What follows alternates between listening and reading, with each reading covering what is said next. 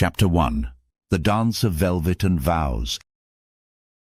They met under the vaulted ceilings of the Citadel Hall, where chandeliers hung like captured constellations and every whispered promise was a weapon waiting to strike. Selene Veylor moved like smoke through the crowd, her gown a shade darker than morning. She wore no jewels, she was the jewel, the shimmering proof that House Veylor had survived the quiet purge when so many others had burned. Survival had a cost. She carried it like a blade hidden in velvet, honed sharper with every breath she took. Around her, courtiers laughed too loudly, their mirth thin and brittle, their lips stained with lies. Every smile was a trap. Every glance a weighing of worth. Eyes followed her like hounds. Some with envy, others with suspicion. She caught glimpses of stewards in dark crimson livery, bearing the sigil of the Dominion Triumvirate, a triskelion of iron thorns. Watching. Weighing. The Dominion rules everything, the court, the church, the houses, and it rules by fear, not truth. And my father serves them. So does every house that still smiles at their table. And among the courtiers, Selene spotted Lady Riona Thorne. Lady Riona Thorne stood like a promise no one could afford to keep, all gold and grace, with a mind sharp enough to cut silk mid-fall. She smiled like a saint, whispered like a spy, and watched Selene not with hatred, but with calculation. Riona did not destroy enemies, she made them destroy themselves. Her gaze brushed over Selene, lingering a heartbeat too long. Her lips curved in a smile that held no warmth, a promise, perhaps. Or a threat. Selene inclined her head in perfect civility and moved on, heart steady, smile unbroken. "You look stunning, my dear," Riona said as Selene passed. Selene smiled, flawless, empty, practiced, and did not stop walking. And across the room, leaning with idle arrogance against a marble pillar, was young Lord Cassian Merrow. Cassian, the enemy. The temptation she could not afford. The one man her house had sworn to destroy. His gaze found hers through the press of lords and ladies, pinning her in place more surely than any blade. He lifted his glass in a mocking salute, the tilt of it lazy, almost insolent. He was not supposed to be here, his family had been stripped of lands, titles, and dignity after the failed rebellion. Cassian was the last heir of his house since the silent purge claimed his father's life. His presence tonight was an act of open defiance. A dare, flung like a gauntlet at the feet of the court. Selene's blood hummed with warning. If her father, or even worse, the Minister of Shadows saw her looking, if any of them caught even the faintest quickening of her heartbeat, it would be over. Treason. Death. Not just hers, but House Veylor's final fall. And yet, when Cassian pushed away from the pillar and began threading his way through the golden throng toward her, Selene found she could not move. Could not breathe. Could not look away. They met not in words, but in the shared silence of those who understood, this would ruin them. This would damn them. And still, when Cassian bowed low and offered his gloved hand, Selene placed hers atop it without hesitation. The orchestra shifted into a slower cadence, a waltz built not for joy but for spectacle. Selene felt the weight of 100 gazes pivot toward them as they took the floor, spinning beneath the chandelier's cruel, unblinking eyes. Her heart hammered. At the edge of the hall, she caught Riona again, murmuring behind a silk fan with another courtier. Their gazes slid to Selene, sharp as knives. "You shouldn't be here," she murmured as Cassian drew her into a slow turn, their bodies too close, their hands too sure. Cassian smiled, a wolf's smile polished to courtly charm, but in his eyes, something raw flickered, exhaustion, grief, a hollow place not even arrogance could mask. "Neither should you. I haven't betrayed anyone," she said softly, her pulse thudding. "No," he agreed. "You're just the one destined to betray yourself." The words cut deeper than they should have. Selene set her jaw, her steps sharp and flawless, keeping time even as her thoughts frayed. Around them, the court whispered. The scent of wine and wax and ambition pressed close. Stewards moved like dark currents at the room's edge. Eyes narrowed. Daggers were drawn, some no longer just in metaphor. "You've caused a scandal just by showing your face. Your presence alone is a crime now." The Lord's triumvirate will demand blood. Let them demand, Cassian said, his voice low, meant for her ears alone. They can have my blood, when they earn it. And mine? She asked, before she could stop herself. For a heartbeat, Cassian's hand tightened fractionally at her waist. His gaze burned into hers with something far more dangerous than defiance, something closer to devotion. Recognition of the same breaking inside her. No, he said. Yours is the one thing I will not give them. The dance ended with a flourish. The court applauded, some too eagerly, some with knives glinting behind their smiles. Selene curtsied, Cassian bowed. For the span of a breath, she thought they might part ways, play their roles, pretend none of it had happened. Then a hand brushed her sleeve, discreet, almost accidental. Cassian slipped a folded scrap of parchment into her palm. Midnight. The Winter Gallery. The handwriting was unmistakable, and the parchment still held the scent of him. Selene barely blinked as she tucked it into the folds of her gown, expression serene. To refuse would be safe. Wise. Loyal. She was Veylor. Daughter of legacy. Servant of power. Not a fool. And yet, as she stepped away into the swirling sea of politics and poison, Selene already knew she would go. The Winter Gallery. The bells of the inner court tolled midnight, each chime heavy as a sealed fate. Selene moved like a shadow through the abandoned halls of the citadel, her steps soundless against the marble. Her gown was gone, traded for a cloak the color of deep wine, the hood drawn low over her hair. No attendants. No guards. No alibis. Every step carved the path of her own undoing. If anyone saw her wandering alone at this hour, the rumors would write themselves before dawn, and the executioners would not lag far behind. The Winter Gallery was the oldest part of the palace, left untouched by rebuilding after the purge. Here, the stones still bore the scars of ancient sieges, murals faded into ghosts, histories the Dominion would rather erase than honor.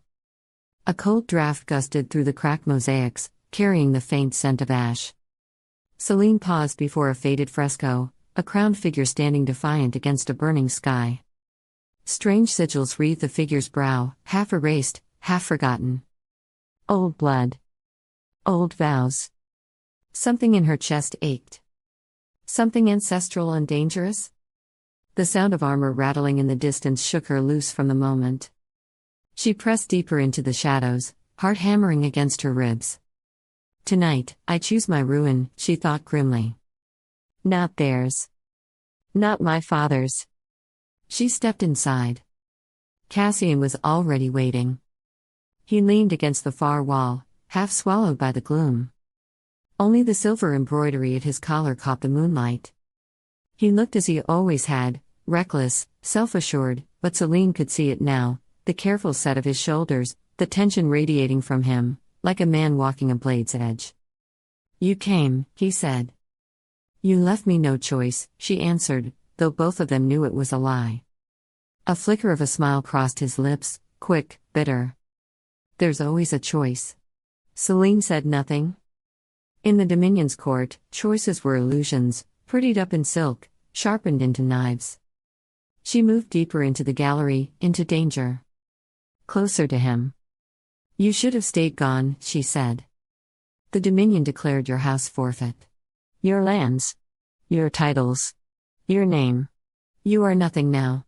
And yet, Cassian said, pushing off the wall, here I stand. And here you are.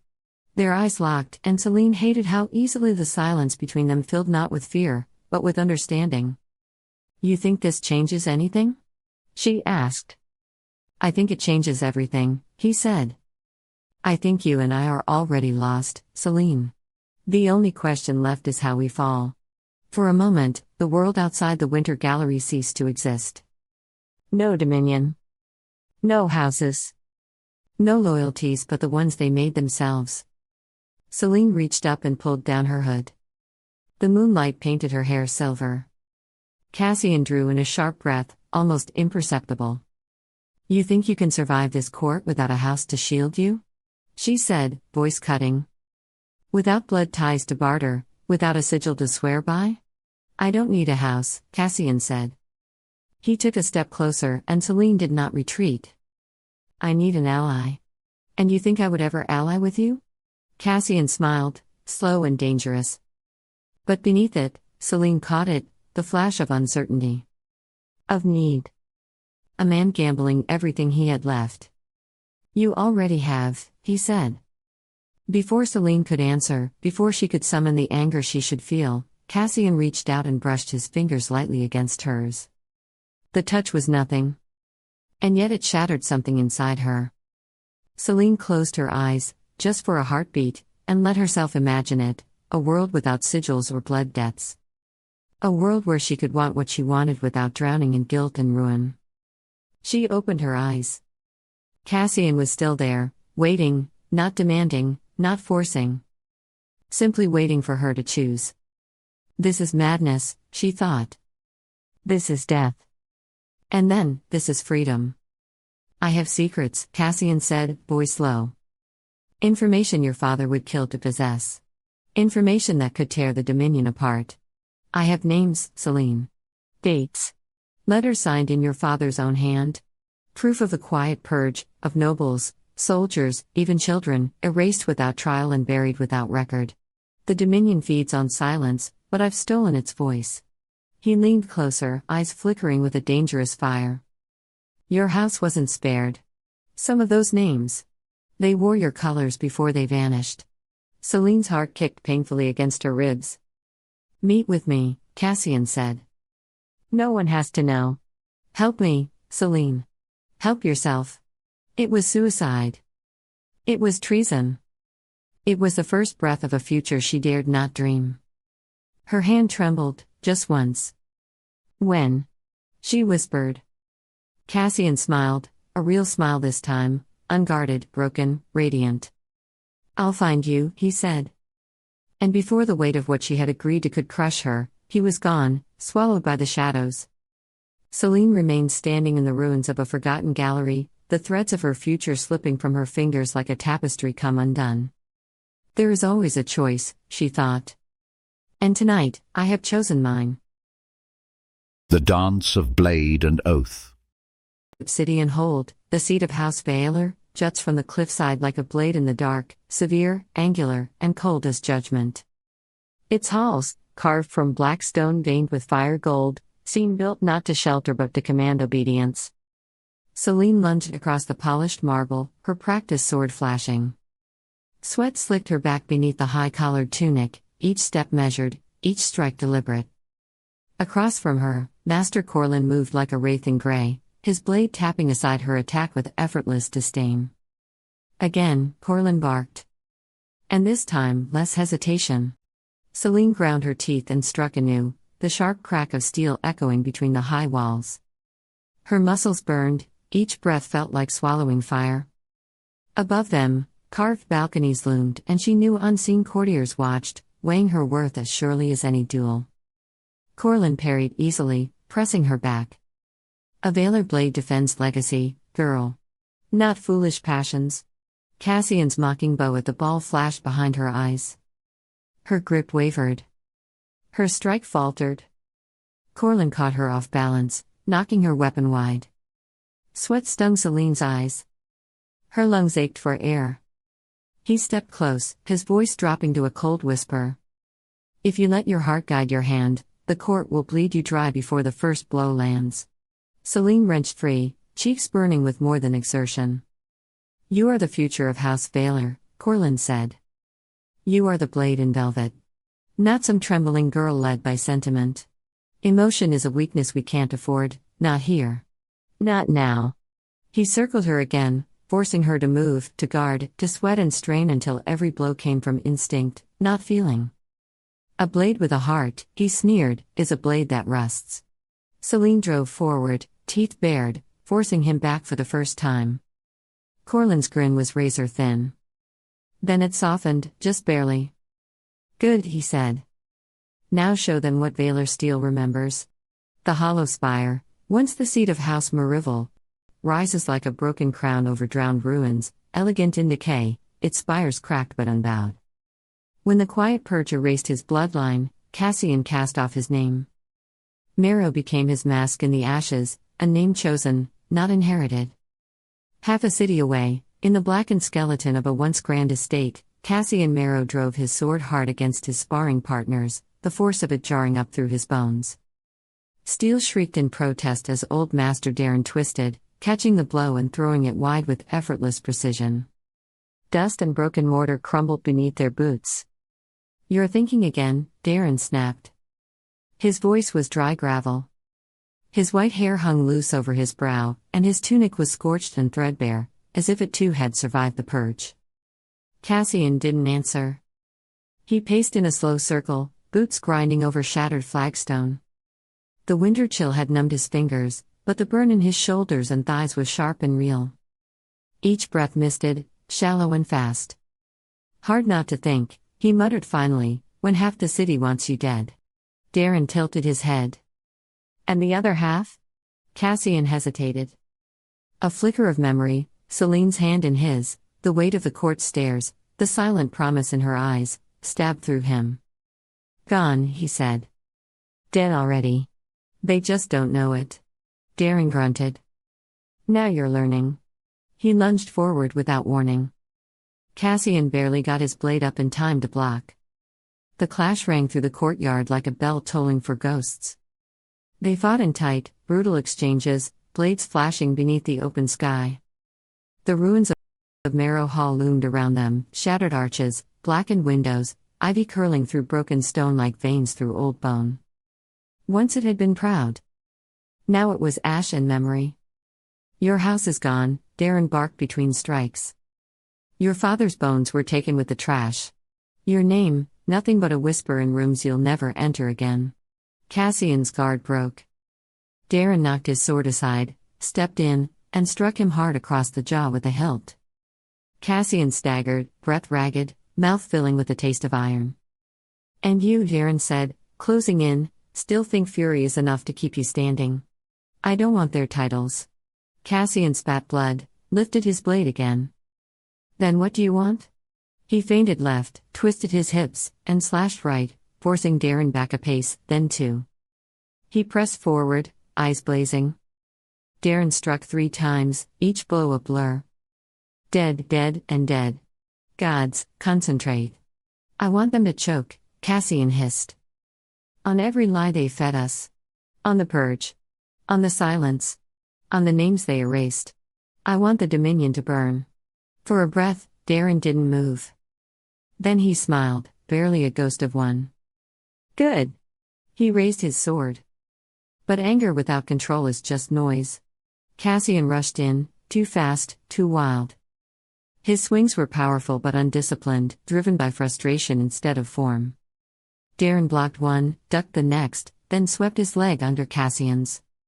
The younger man hit the ground hard, the air blasted from his lungs. "Again," Darren said flatly. Cassian lay still for a moment, staring up at the colorless sky through the broken ceiling beams. His chest rose and fell in ragged rhythm. "Is that your grand plan?" Darren asked after a beat. "To burn fast, to die spectacularly, and what? Hope someone tells your story afterward." Cassian rolled onto one elbow, glaring. "It's better than rotting in silence." Darren studied him. Something colder settled in his eyes, not cruelty, but the weight of survival. "Maybe," he said. "Or maybe it's just another way to lose." He offered no hand to help Cassian up. Only words. "Whatever you're planning, it's not enough to hate them. You have to want something more than revenge. You have to want yourself alive." Cassian didn't answer. He stood slowly, wiping his mouth with the back of his sleeve. Darren gave him one last look, measuring, cautious. "You're not your father." A pause. "That's not a warning. It's a chance." He turned, walking toward the edge of the courtyard. "Get stronger, Cassian. Or don't waste your breath being clever. Breaking things is easy. Building them, that takes blood." Cassian stood alone in the cold, broken estate. His fingers curled around the hilt of his sword. This wasn't about dying for a cause. It was about making them remember why they feared his name in the first place. Steel rang in Selene's ears as Corlin drove her toward the courtyard's fountain. Legacy, girl, he snapped. Every step you take, every smile you offer, every blade you draw, it is not yours. It is Veylor's. She countered, faster now, each movement flowing with purpose, not anger. Cassian wiped blood from his split lip, raising his blade again under the sagging bones of his family's ruined hall. No banners left to die for, Darren said, circling. Only ghosts whispering in the cracks. Selene locked blades with Corlin, their swords straining between them. And if legacy demands you kneel to monsters? She hissed. Darren barked a short, harsh laugh as Cassian drove him back against a shattered pillar. Then you spit in legacy's eye, Darren said. You survive. Selene pivoted, feeling her tunic cling to her slick skin, muscles screaming for rest she would not grant. Cassian dropped low, sweeping Darren's legs. Dust clouded the air as they crashed to the ground, blades locking. Selene dropped to one knee, panting, as Corlin stepped back, offering no hand. She stared into the rippling surface of the fountain. Her reflection swam back at her, bruised, breathless, unbroken. Across the city, Cassian pressed a bloodied hand against the cracked stone, his reflection broken into 100 jagged pieces. Tonight, they would meet again. 2 blades. 2 legacies. And a choice no blade could defend them from. An abandoned watchtower. The city sprawled beneath them, a ruin painted in silver and shadow. Selene stood atop the broken parapet of an abandoned watchtower, the cold night wind tugging at the edges of her cloak. Far below, the lanterns of the lower quarters flickered like dying stars. Above, the heavens stretched vast and pitiless. She should not have come. Yet when the folded scrap of parchment had fallen from her sleeve, another clandestine note slipped by Cassian's unseen hand, she had known she would. Rooftop. 1 hour before dawn. Trust me. And so she had slipped away from the warmth of her house's guarded walls, from duty, from caution, drawn by a thread she dared not name. Her arms still ached from hours of punishing drills, sweat-drenched and relentless beneath the barracks' lanterns. Her knuckles were scraped raw from sparring with Corlin. A dark bruise blossomed just above her hip, where his wooden blade had caught her off balance. She knew from the way Cassian moved, stiff, guarded, that Darren had left his own marks. Theirs were different battles, but the pain they carried was the same. Footsteps echoed on the crumbling stair. Selene turned as Cassian emerged, his cloak battered by the wind, hair tousled by sleep or haste. He moved stiffly, favoring his left side, but his eyes found hers immediately, steady beneath the shadows. There were no masks between them now. No ballrooms, no spying courtiers, no brittle smiles. Only 2 souls balanced on the edge of a blade. He said nothing at first, merely crossed the final distance and stood beside her, his hand brushing hers briefly as he settled. They both winced at the contact, bruised fingers meeting bruised knuckles, and shared a glance, half pain, half grin. For a long moment, they simply looked out over the broken city, letting silence settle like a third companion. It looks different from up here, Selene said at last, her voice low. Smaller. Cassian gave a rough laugh and rotated his shoulder with a wince. Everything does when you're standing above it. Especially after it's tried to kill you all night. Sweat still clung to his hairline, half dried. A faint scratch marked his cheekbone, a souvenir from the hours Darren had carved into him. You should sleep, she said, surprising herself. Cassian smiled, a crooked thing, half real, half defense. Sleep, he echoed. When the Dominion tightens its noose every night. When the houses sharpen their knives and call it loyalty. He exhaled, and it caught slightly, bruised ribs, probably. No. I'd rather remember this, he added, voice softer now. The city before it forgets itself completely. Selene followed his gaze to the horizon, where the first threadbare light of dawn bled into the ash-colored sky. She shifted, feeling the pull in her shoulder where she'd overextended during a parry. It won't forget, she said. Not if we make them remember. The words tasted like iron and resolve. Cassian looked at her then, truly looked, as if memorizing the angles of her face, the tight braid falling loose across her collarbone, the faint sheen of sweat on her brow, the defiance stitched into every inch of her. "You're not like them," he said. Selene's heart thudded painfully against her ribs. "You don't know me," she whispered. "I know enough." The wind stirred the silence between them, heavy with all the things they could not say. Selene turned back to the city, willing her hands to stay steady at her sides. Her fingers still trembled faintly from the strain of gripping a blade too long. Cassian stepped closer, so close she could feel the heat of him against the chill. He smelled of sweat, of steel, of something quiet and warm beneath all the war. "When this ends," he said, "if we survive it." He trailed off. Selene dared to look at him, dared to let herself see the thing burning there in his storm-gray eyes. Hope. Fear. Want. She reached out, a reckless, trembling gesture, and brushed her fingers against the back of his hand. They both flinched at the contact, scraped skin against scraped skin. Cassian caught her hand in his, callous fingers closing carefully around hers. Neither moved for a breathless eternity. Then, slowly, he lifted her hand to his lips and pressed a kiss to her knuckles, a touch so light it might have been a promise, or an apology, or a memory in the making. Selene's breath caught. The world narrowed to the space between them, the heat of his mouth against her bruised skin, the thunder of her own heart. "If we fall," Cassian said against her hand, "I want to remember how this felt." Selene closed her eyes, willing herself to carve this moment into her bones. She stepped closer, until their foreheads brushed, until they breathed the same battered air. For a heartbeat. For a lifetime. There was only them, no houses, no banners, no bloody oaths. Only Selene and Cassian, two bodies sore with training, two blades crossing in the dark. When she pulled away, it was slow, reluctant, the ache in her muscles echoing the ache in her chest.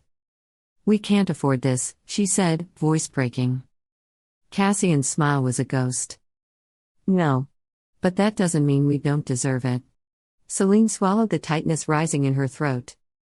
"We deserve a lot of things," she said. "But we'll take what we can." Cassian squeezed her hand once, just enough to sting. "Go," he said hoarsely. "Before the sun finds us."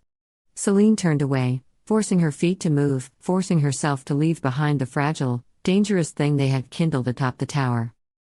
The city was waking below, cruel, hungry, blind. Selene squared her shoulders against the rising dawn. She would meet it with steel. She would meet it with fire. And deep beneath the armor she wore like skin, she would carry the memory of a hand in hers, a kiss against bruised knuckles, and the knowledge that even in a world built to break them, they had chosen each other. Velvet and Ash. The bells of the sanctuary of the divine flame tolled high and hollow across the bruised morning sky. Inside, the great hall shimmered with heat and incense, thick as drowning cloth. Hundreds of candles burned atop gilded altars, their smoke rising like prayers the gods had long since stopped hearing. The noble houses filled the pews in somber procession, silks rustling, armor polished to mirror brightness, faces carved into masks of pious devotion. At the center, in robes of molten gold, stood High Priest Veridin, hands lifted in ritual benediction. He was no soldier. No noble. Yet the weight of his voice could tip courts into obedience or ruin. Veridin held no sword, but the Order of Flame, his inquisitors cloaked in crimson and fire steel, made sure his sermons cut just as deep. "Blessed be the crown," Veridin intoned. "Blessed be the order that keeps the fires of unity alight." Murmured responses rippled through the hall, dutiful as breath. Selene knelt beside her father in the Veylor pew, head bowed, her face a study in serene obedience. Sweat trickled down her spine beneath the high collar of her formal dress. She kept her hands folded tightly, her eyes downcast. Only once did she lift them, a fleeting glance across the marble aisle. There, half shrouded in shadow, stood Cassian Merrow.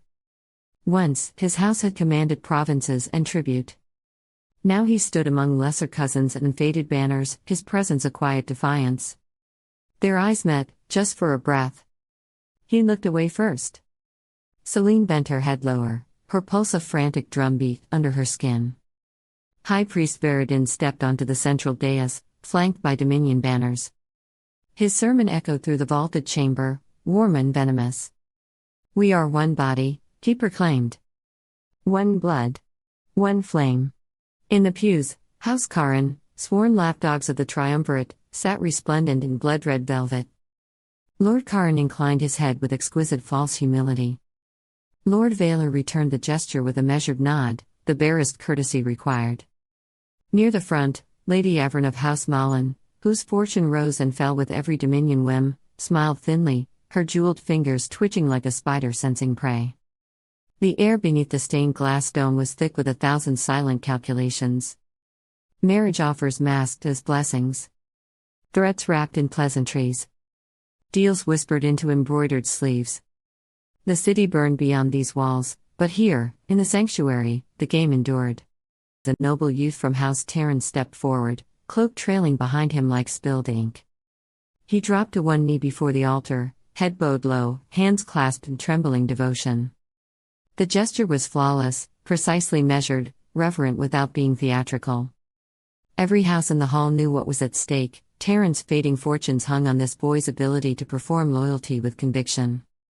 Veridin raised a hand in benediction, his voice smooth and sonorous. "The flame receives the faithful." Behind the kneeling boy, Lord Halaric watched with cold, appraising eyes. Draped in black, gaunt as a crow, he tilted his head ever so slightly toward the Dominion magistrate seated beside him. A look passed between them, quick, wordless, and devastating in its certainty. Selene saw it. She kept her gaze lowered, her posture unchanged, but she noted everything: the angle of Halaric's chin, the magistrate's faint nod, the tightening of a gloved hand on a ceremonial staff. It was a conversation conducted without words, a deal sealed without need for parchment or seal. The boy's kneeling wasn't just piety, it was currency. His house had offered its loyalty like a coin pressed into the palm of power. And power had just accepted it. Selene's fingers curled slightly in her lap.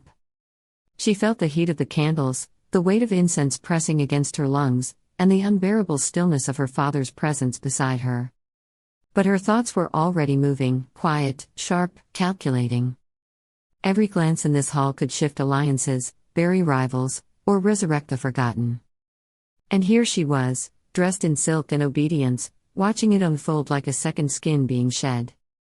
She had learned early, in the Dominion's courts, survival came not through proclamation, but through silence. Through the half-smile, the weighted nod, the gesture that said more than speech ever could. Above it all, Veridin's voice rose again. "Obedience is the path. Sacrifice is the price." Selene's throat burned. She kept her gaze fixed on the marble floor. Cassian shifted slightly, enough for the old man beside him, one of the last Merrow retainers, to grunt a warning. Cassian bowed his head again. Not in prayer. In calculation. He watched. Memorized. Faces. Positions. Weaknesses. When the fire came, he would know where to strike. His gaze flicked again to Selene, her pale hair bent beneath candlelight, her posture carved from duty and defiance alike. His hands curled slowly in his lap, fingers closing tight, as if around a sword that wasn't there. Not yet. But soon.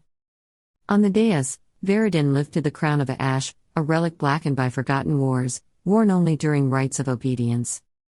"May those who stray be cleansed by flame?" The congregation answered, voices hollow, "May the fire remember." Selene's lips moved, but no sound followed. Cassian did not speak at all. Above them, the sanctuary's stained glass saints stared down, blind, their hands bound in chains of light.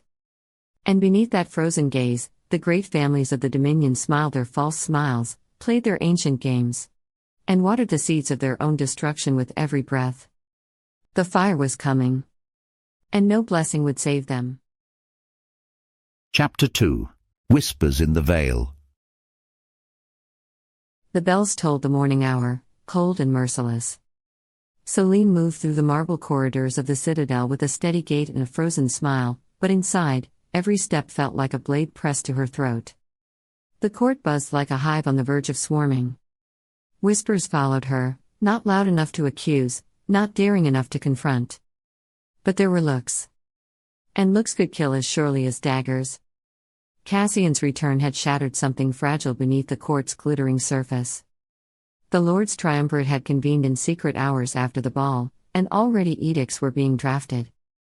One house, one bloodline, would have to pay for this breach of law. Selene knew the names being whispered. She knew hers was among them. She passed a pair of young courtiers leaning too close together, lips hidden behind fans. One tittered behind her hand and murmured, "She danced with a ghost. Or a wolf. Which is worse?" At the grand stair, a steward in black and crimson intercepted her. His bow was low, but his voice was clipped and urgent. "My lady," he said, eyes respectfully downcast. "You are summoned to the solar chamber." Selene felt her blood turn to ice. The solar chamber was no courtly salon. It was a place of decisions and executions. No one summoned there left unchanged. She gave a slight nod and followed, her gown whispering over ancient stone. "Control your face. Control your fate." The solar chamber was Lord Veylor's true throne. Light poured through a wide court skylight, casting hard lines across black stone and gold. At its center stood a steel war table, ringed with sigil projectors and cold stone chairs, no comfort, only control. Here, Lord Veylor did what the court only whispered of, weighed lives, redrew borders, and decided which names history would forget. The solar chamber was an oven of light and judgment. Golden mosaics glared down from every wall, depicting the Dominion's founding victories: dragons chained, cities burned clean, thrones seized by fire and law. The ceiling domed high above in hammered gold leaf and glass, designed to reflect sunlight from dawn until dusk. No shadows were allowed here, only truth or the illusion of it. It was not a courtroom, not officially. The triumvirate did not attend such gatherings. Their power moved through quieter channels: ministers, scribes, bloodless rituals. The solar chamber was where nobles were reminded of their place, and given one final chance to hold it. Selene smelled the sharp sting of burning oil beneath the polished marble, laced faintly with something older, blood, dried and scrubbed but never forgotten. Her father, Lord Veylor, stood by the tall window, posture rigid, a statue carved from legacy and expectation. Across the chamber, wrapped in grey velvet that seemed to drink the light, lounged the Minister of Shadows. Her smile curved like a crescent moon over a cup of poison. A third figure lingered near the far wall, a slender man in arquebus brown, his ink-stained fingers folded neatly at his waist. Talon Pharos, official scribe of the Dominion. His head remained bowed, his eyes never lifting. Selene barely noticed him, then. Later, she would remember his stillness. And the weight of what he heard. She stepped into the center of the chamber and bowed. "You summoned me, my lord," she said, voice steady. "You were seen last night," her father replied, still facing the light. His voice was calm, and somehow that was worse than rage. "Many were seen last night, my lord," she answered carefully. "You danced," said the Minister of Shadows, her voice silk-soaked in venom, with a traitor. Selene smiled, just enough to be infuriating. "I am a lady. Must I also be cruel to the unfortunate?" Selene straightened, spine rigid as glass. "I danced with a man whose name has been stripped from the ledgers. Is it treason to acknowledge a ghost?" A soft chuckle from the minister, low and knowing. Her eyes never blinked. Lord Veylor finally turned to face his daughter. "You are clever, daughter," he said. "But cleverness is a blade that cuts both ways." His gaze was the color of iron, and twice as forgiving. "You will attend the tribunal this evening," he said. "You will stand before the court and denounce Cassian Merrow. Publicly. Unambiguously." The words dropped like iron into still water. Selene did not let her hands tremble. "As you command. Your will is the tide, my lord, I merely drift with it." "Good." His smile was thin. Humorless. "For the survival of House Veylor." She bowed again, deeper this time, then turned to leave. Behind her, the Minister of Shadows whispered, soft enough that Talon Pharos barely needed to raise his quill, "There are no secrets in this palace, my dear. Only debts. Waiting to be collected." Selene walked from the solar chamber with her back straight, her silence absolute. But inside, her resolve cracked like scorched glass. The door closed behind her, and Selene exhaled slowly. A steward brushed past carrying sealed letters, one bearing the black wax of the triumvirate. Further down the corridor, she passed Lady Riona Thorne, who emerged from a side gallery as if by coincidence. Her expression was a work of art, polite surprise, gentle curiosity. But her eyes were knives. "My Lady Veylor," Riona said, all grace and frost. "So early. I do hope your morning council was enlightening." "Of course, my lady." "Do I not look enlightened?" Selene replied, her smile as soft as silk drawn over a blade. "Truth is rarely convenient," she added, voice quiet but steady. "Nor are ghosts," Riona said, her own smile cooling.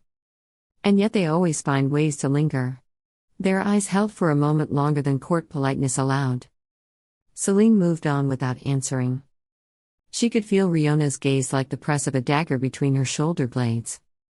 She returned to her chambers with her smile still intact, barely. Only when the heavy oak doors closed behind her did she allow herself a single, shuddering breath.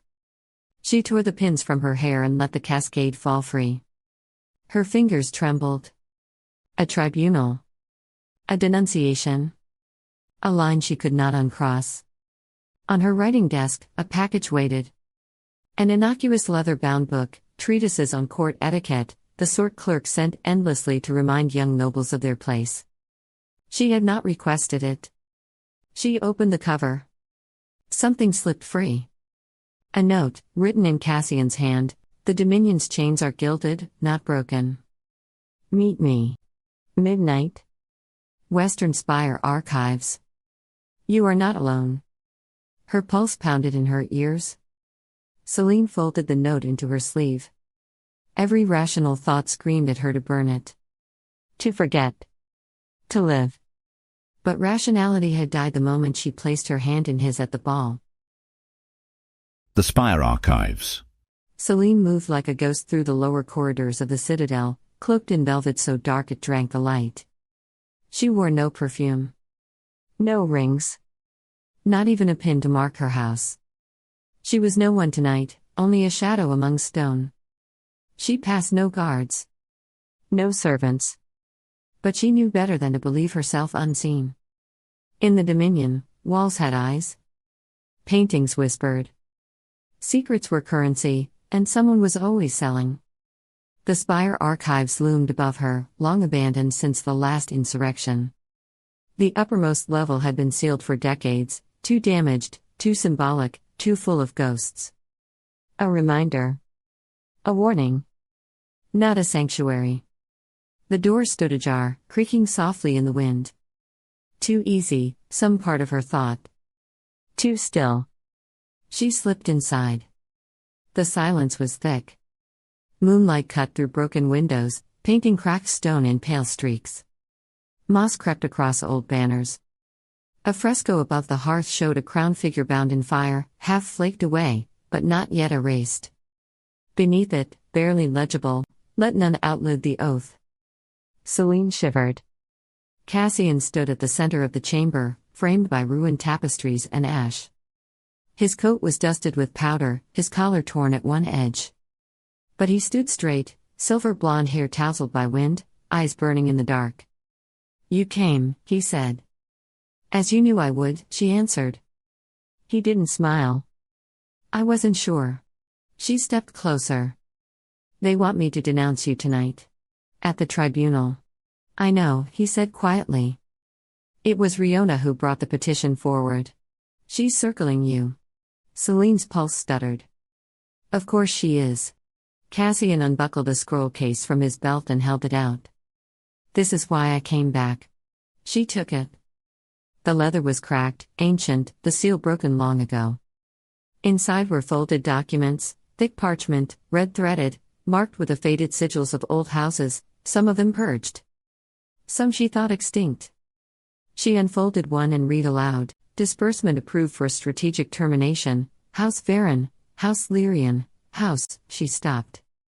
Her voice had broken. Another page.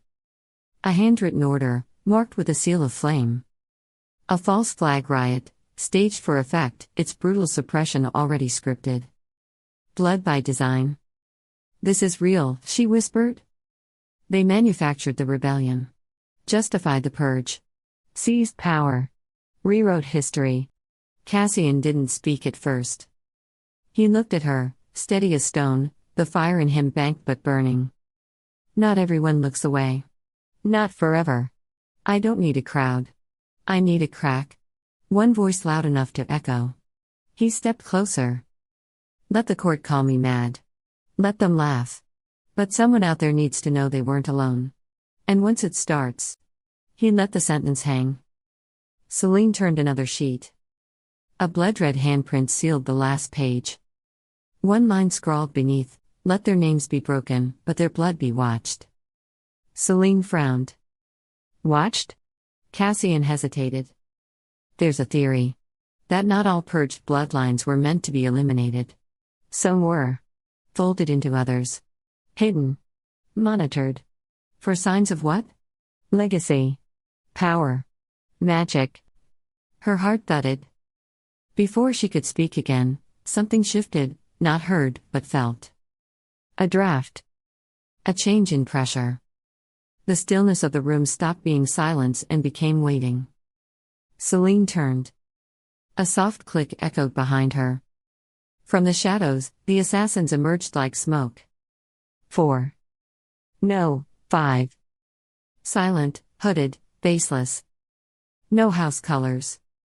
No heraldry. But on the hilt of one blade gleamed a sigil she knew too well, a coiled serpent swallowing flame.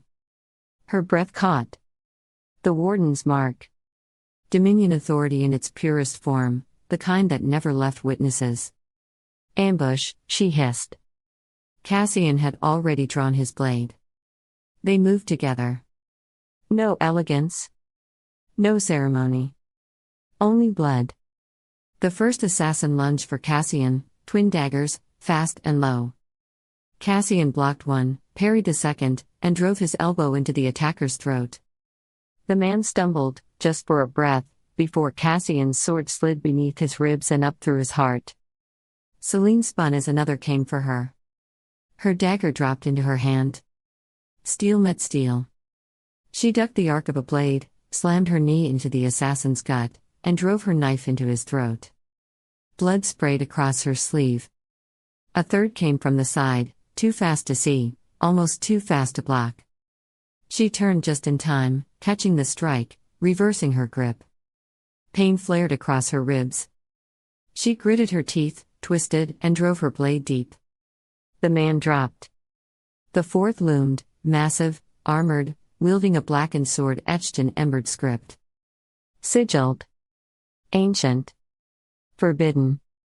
He raised it. Selene lunged, too late. Cassian thrust his blade through the assassin's heart.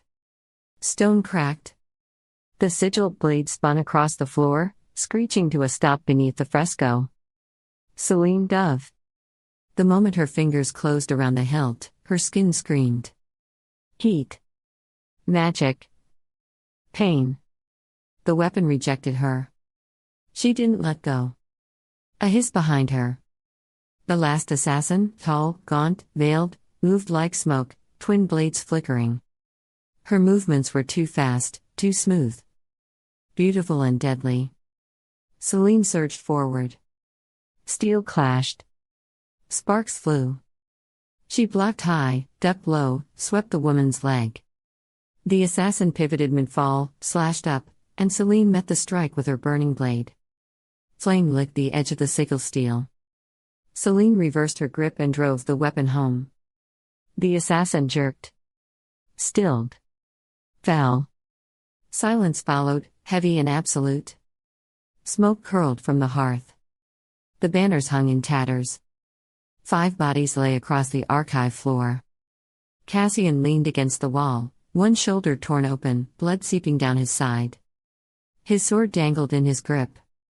He was pale. Breathing hard. Alive. Selene stood in the center of the carnage, the sigil blade still in her hand.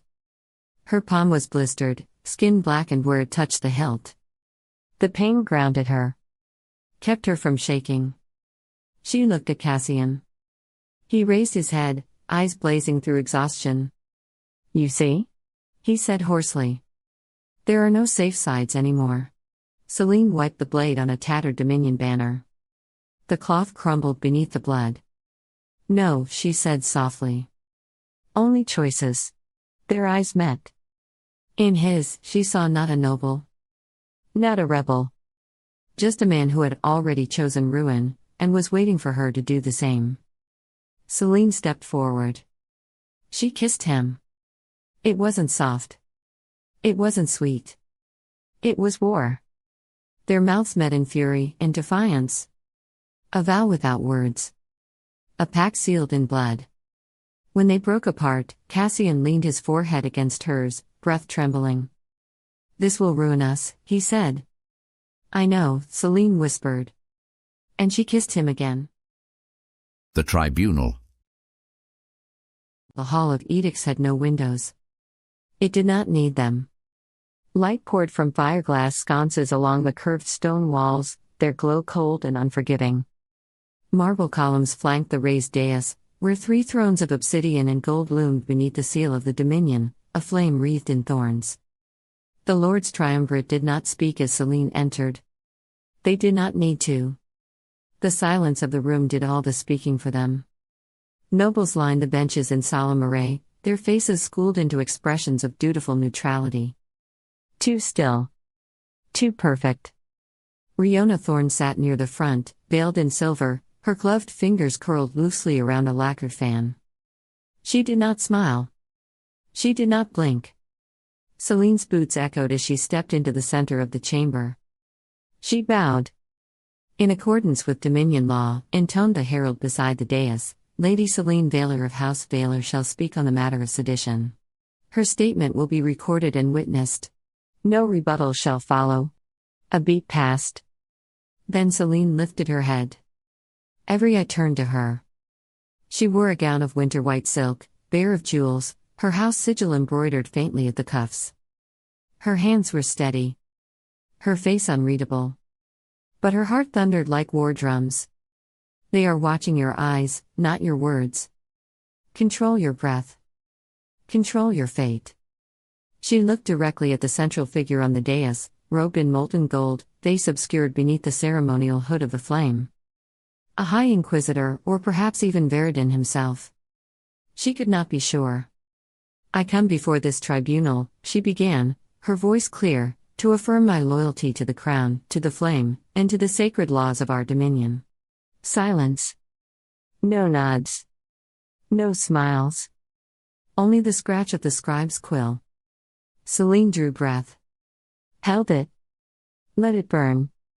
"There was a man at the equinox ball," she said. "One whose name has been erased.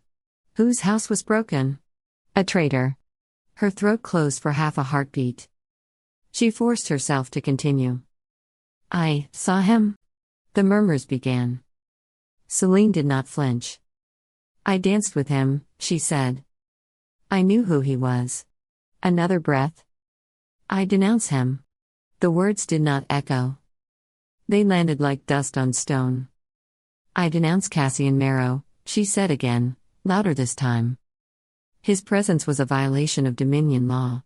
His return, an insult to the Triumvirate. He is a danger to unity and must be treated as such. The murmurs stilled. The hall held its breath. The hooded figure on the dais inclined their head, just slightly. A hand gestured to the scribe. The quill scratched faster. Selene stood tall. Her voice did not waver. But her eyes lingered for a moment too long on the far aisle. On a shadowed alcove where no one was seated. On absence. She had kept her word. Spoken the names. Played the part. And in doing so, betrayed everything that mattered. The tribunal adjourned with no applause. No blessing. Only the sound of robes and boots retreating, one by one, until she was alone beneath the burning seal of the Dominion. House Veylor, the Crimson Chamber. Candles burned low in the long hall of House Veylor, casting flickers of gold across banners marked with the blood-red hawk. The walls were lined with portraits of long-dead ancestors, their gazes unyielding and watchful. Tapestries of conquest and treaties hung in solemn silence. It was not a room built for comfort, but for control. At the head of the lacquered obsidian table sat Lord Veylor, posture straight, fingers drumming a slow, deliberate rhythm against the silver inlay. To his right, Lady Cassira of House Relin, his sister-in-law and emissary to the ecclesiast. Beside her, Councillor Tharn, hunched in furs despite the warmth, hands gloved even indoors. And seated last, cloaked in shadow like smoke given form, was the Minister of Shadows. She hesitated, the minister murmured. Her voice was smooth velvet and twice as suffocating. But she made the public denouncement. Her eyes said otherwise. Lord Veylor replied quietly, lifting a goblet of dark wine. And the court watches eyes far more than words. There are whispers, Cassira said, smoothing the lace at her wrist. Some claim she looked too long at Merrow. Others that she never looked away. How many whispers make a scandal? Tharn asked dryly. One, the minister said, smiling faintly, if it's spoken in the right ear. Lord Veylor rose and began to pace. His boots were soundless against the embroidered carpet, but each step carried weight. She is young. Beautiful. Dangerous in her own way. They want to believe she's rebellious. It makes her more interesting. And more vulnerable, the minister added. The court adores a fragile star just before it falls. Veylor paused at a window, staring out at the pale snow-dusted roofs of the city. His face, always carved from iron, flickered, just for a moment, with something else. She was a quiet child. Never lied unless cornered. Always thought the game would spare her if she played it well enough. Cassira arched a brow. You speak like a father. I am a father, he said. Then, after a beat, but in this chamber, that matters less than survival. Does it? Cassira's tone was unreadable. Sometimes weakness wears a father's face. The silence that followed was tense. Tharn cleared his throat. Shall we assume she's compromised? No, Veylor said sharply. Too fast. He caught himself. We assume she's conflicted. And that makes her useful. For how long? Cassira pressed. Veylor exhaled, long and slow. As long as the Dominion allows us the illusion of choice. And not a breath longer. Then we act while that breath remains, the minister said, her eyes glinting. Marriage is politics in velvet. Lace-wrapped chains. The betrothal to Karin's son, Tharn confirmed. It would silence doubts. Tighten bonds. He's dull, compliant, uninspired, Cassira said, lip curled. Perfect. And Karin is loyal, Tharn added. For now. Announce it at the equinox sermon, Veylor ordered, retaking his seat. His wine sat untouched beside him. It gives her time to accept what must be done. Or to break. And if she breaks? Cassira asked. Then she breaks under Veylor colors, he said, voice flat. Not Merrow's. The room darkened as dawn gave way to overcast gray beyond the high windows. And Merrow? Veylor's jaw tightened. Dead, if he's seen again. He hesitated, then added, but let the ghost haunt her. Let her remember what rebellion costs. Cassira turned away, silent. The Minister of Shadows tilted her head, the candlelight catching her expression, amusement. Or something colder. Or it may stir her into defiance, she said softly. Then we give her something to lose, Veylor said. He meant it to sound decisive. But his hand trembled slightly as he lifted the goblet to drink. The remnants of House Merrow, the hidden war table. Cassian stood over a cracked table, maps and smuggled documents strewn between guttering candles. The room was damp and smelled faintly of mold, sweat, and the metal bite of old blood. Old Master Darren leaned heavily on his cane, scowling at the faded blueprints of the Citadel tunnels. Meven lounged nearby, sharpening a blade with theatrical boredom. A few others lingered in the corners, survivors, exiles, former servants of disgraced houses, loyal to a dream, not a name. She's still within the lion's mouth, Darren growled. If Veylor suspects too much, she won't see another sunrise. Cassian stared at the map, jaw tight. She knows the risks. She chose this. You shouldn't let sentiment cloud strategy, Meven said idly, though her eyes were sharp and bright. We have other operatives. Other names the Dominion hasn't burned from the ledger. Cassian looked up. Not like her. Meven rolled her eyes. Not her. You sound like one of those dreary court poets. Selene knows the court. Knows the rituals. She can move where we can't. And what if she's playing both sides? Asked Bren, a lean-faced smuggler with burn scars across his neck. She still bears Veylor blood. She bears fire, Cassian said. And that burns through bloodlines. Darren coughed, then nodded. She is useful, and unproven. That's dangerous. But sometimes danger is what you need. He tapped a finger on one of the scrolls Cassian had brought. This perch ledger, name signed in shadow. Payments to loyal houses. Falsified records. If it sees daylight, the Dominion crumbles. Meven leaned forward. Then let's publish it. Now. Put it into the open court. Print it. Distribute it. Burn the old order in truth. Cassian shook his head. Not yet. Not until we can protect those who rise up with us. Otherwise, we trade one slaughter for another. We need leverage, Darren agreed. Not just scandal. A crown shame still wears steel. Cassian nodded. Then we wait.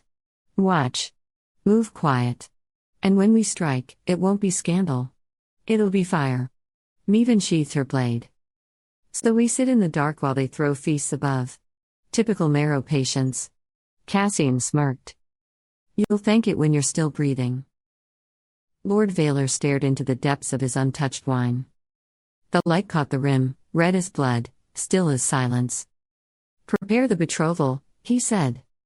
His voice held no tremor, but the pause before it betrayed something colder than doubt. If loyalty must be bought in blood, let hers be bartered. Cassira rose, her expression unreadable, robes whispering across the floor like the closing of a curtain.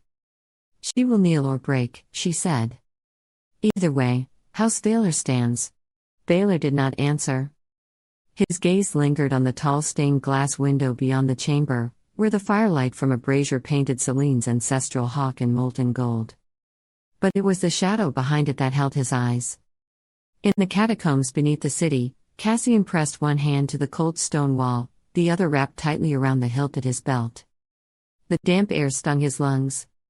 Dust fell in faint trails from the ceiling, like the city itself was beginning to shake loose. She's running out of time, he murmured. Beside him, Darren crouched to inspect a fault line in the foundation. Now he stood beside the son, mentor, exile, keeper of what scraps of honor remained. His voice, when it came, was quieter than the torch flame. We all are. But timing is everything. You strike too early, the blade snaps. Too late. And there's no one left to wield it. Cassian didn't look at him. He was remembering. Years ago, in the training yard of Merrow Hall, firelight dancing on polished stone, Darren stood over him, younger then, his voice rough from command but gentler than the world had ever allowed. You don't draw for anger, he had said. You draw for purpose. One stroke, clean. One cause, worth dying for. Cassian, no older than 10, bleeding from the lip, had scowled and refused to rise. What if I don't have one? Darren had crouched, pulled him to his feet, and said, then your enemy decides for you. Cassian blinked the memory away. The cold of the catacombs felt sharper now. You taught me to wait, he said. You didn't say what to do when it's someone else's noose. Darren didn't answer at first. Then, quietly, then you wait until the rope creaks. He placed a calloused hand on Cassian's shoulder, brief, grounding, real. A gesture he rarely gave, and never without cost. Above and below, the war began not with swords drawn, but with whispered wagers and sharpened hearts. 2 families. 2 strategies. 2 fathers who feared too much to trust the fire they'd raised. And when the fault line broke, it would not split cleanly. It would rip the city in 2. Chapter 3. Masks and Daggers. The court wore masks more skillfully than any masquerade. Selene moved through the marbled corridors of the citadel, her face a flawless study in serene indifference. Beneath the silk and steel of her composure, her mind raced. She felt like a blade drawn too thin, glittering, brittle, ready to snap. Cassian's documents weighed on her more than any jewel. They were still hidden, but not from her thoughts. Not from the way the guards' glances lingered too long. Not from the way stewards had stopped meeting her eyes. The court buzzed like a hive on the edge of swarming. Whispers trailed in her wake like perfume. She could not hear the words, but she knew them. Treason. Betrayal. Merrow. Riona Thorne stood waiting by the upper hall, her gold silk gown immaculate, her smile polished to a lethal shine. A pair of minor nobles clung to her elbows like lacquered shadows, laughing at something Selene had not heard. Riona turned as if just noticing her. "Lady Veylor," she said warmly, voice like winter sun. "Congratulations." Selene stopped, offering a shallow nod. "For what, Lady Thorne?" Riona's brows lifted in practiced surprise. "You haven't heard?" "Oh dear." Lord Veylor announced it this morning during the morning audience. A betrothal, to Lord Ulrich Durin. Selene's stomach turned to ice. Durin. A house raised by Dominion decree. Loyalists. The triumvirate's dogs in noble skin. Riona stepped closer, her voice just above a whisper. "It's a wise match. After all, your house must be seen reaffirming its allegiance. Especially after recent scandals." Selene's smile was razor-thin. "Yes. Wise. As all weapons are." Riona's eyes glittered. "Oh, Selene. You always had such a poetic tongue. I do hope you find happiness, or at least obedience." She swept away, her gown trailing behind her like a comet. Selene didn't move. Couldn't. A marriage. An alliance to the very architects of the Quiet Purge. A leash, made of silk and dynasty. This was no union. It was a verdict. She escaped the audience hall just before the midday bell, descending a lesser staircase toward the Old Scroll Annex, a dusty, seldom visited place meant for overworked scribes and forgotten bureaucrats. She wasn't followed. Not obviously. Inside, the shelves towered. Narrow aisles wound between stacks of binding ledgers and brittle scrolls. The air smelled of dust and red wax. Selene found the scribe she had been watching for. He was young, with ash-brown hair pulled into a leather tie and sleeves smudged with ink. He looked like all Dominion scribes, quiet, polite, invisible. Talon pharaohs. He didn't bow. Just glanced at her, then returned to reshelving a bundle of folded parchment. "You shouldn't be here," he said softly. "Neither should you," Selene replied. He paused. Then extended a worn slip of paper. Not Dominion parchment, older. Cracked. Not marked with any official seal. A single phrase had been scrawled on it in tight, careful hand: "Kestrin did not die. She became fire." Selene stared at it. She knew the name, Kestrin Balin, a noblewoman executed during the Purge. No record survived. No memorial. No mention of fire. "What is this?" she asked. "Something they missed," Talon said. "Or something they wanted someone to find." "Why are you helping me?" His smile was faint. Sad. Because the Dominion remembers too well, and forgets too selectively. Before she could ask more, he turned and disappeared between the stacks. Selene tucked the note into her sleeve. Another thread. Another ghost. Later, as the sun dipped below the city's broken spires, she moved like a shadow through the lesser halls of the citadel, passing shuttered salons and worn statues whose names had long since been chiseled away. The guards didn't see her. Or perhaps they did and chose to forget. Tonight, she was not Selene Veylor, dutiful daughter. Tonight, she was something else entirely. Ash Oaths. The meeting place lay beneath the east wing, an abandoned bathhouse, long crumbling, long forgotten. Once, nobles had lounged here in scented steam, their schemes woven over warm waters and gold-spilled laughter. Now, moss devoured the walls, and the cracked mosaics shimmered like drowned stars.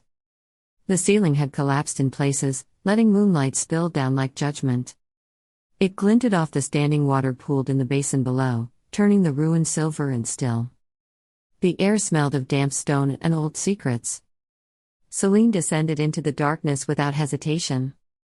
Cassian was already waiting in the drained pool, his silhouette cut sharp against the light. He looked like something from an older story, a prince carved from ash and oath, standing where history had failed. With him stood two others. Meven, tall, composed, braided hair tight as armor. She wore no sigils, no colors, only clean linen and leather, the uniform of someone who had no time for vanity. Her eyes, pale gray and piercing, missed nothing. Kale, younger, with healer's hands and a soldered scowl. He leaned against a shattered pillar like he owned the ruin. But his eyes flicked to Selene with open mistrust. Selene crossed the threshold, every instinct warning her, this was the real step. Not the dance. Not the kiss. This. You came, Cassian said. Selene inclined her head. I said I would. Kale scoffed. Words are cheap in the Dominion. Meven's gaze cut sharper than any blade. So are martyrs who think rebellion is poetry. Selene met her stare without flinching. Survival requires choices. I've made mine. Meven's expression shifted, not softening, but acknowledging. We'll see.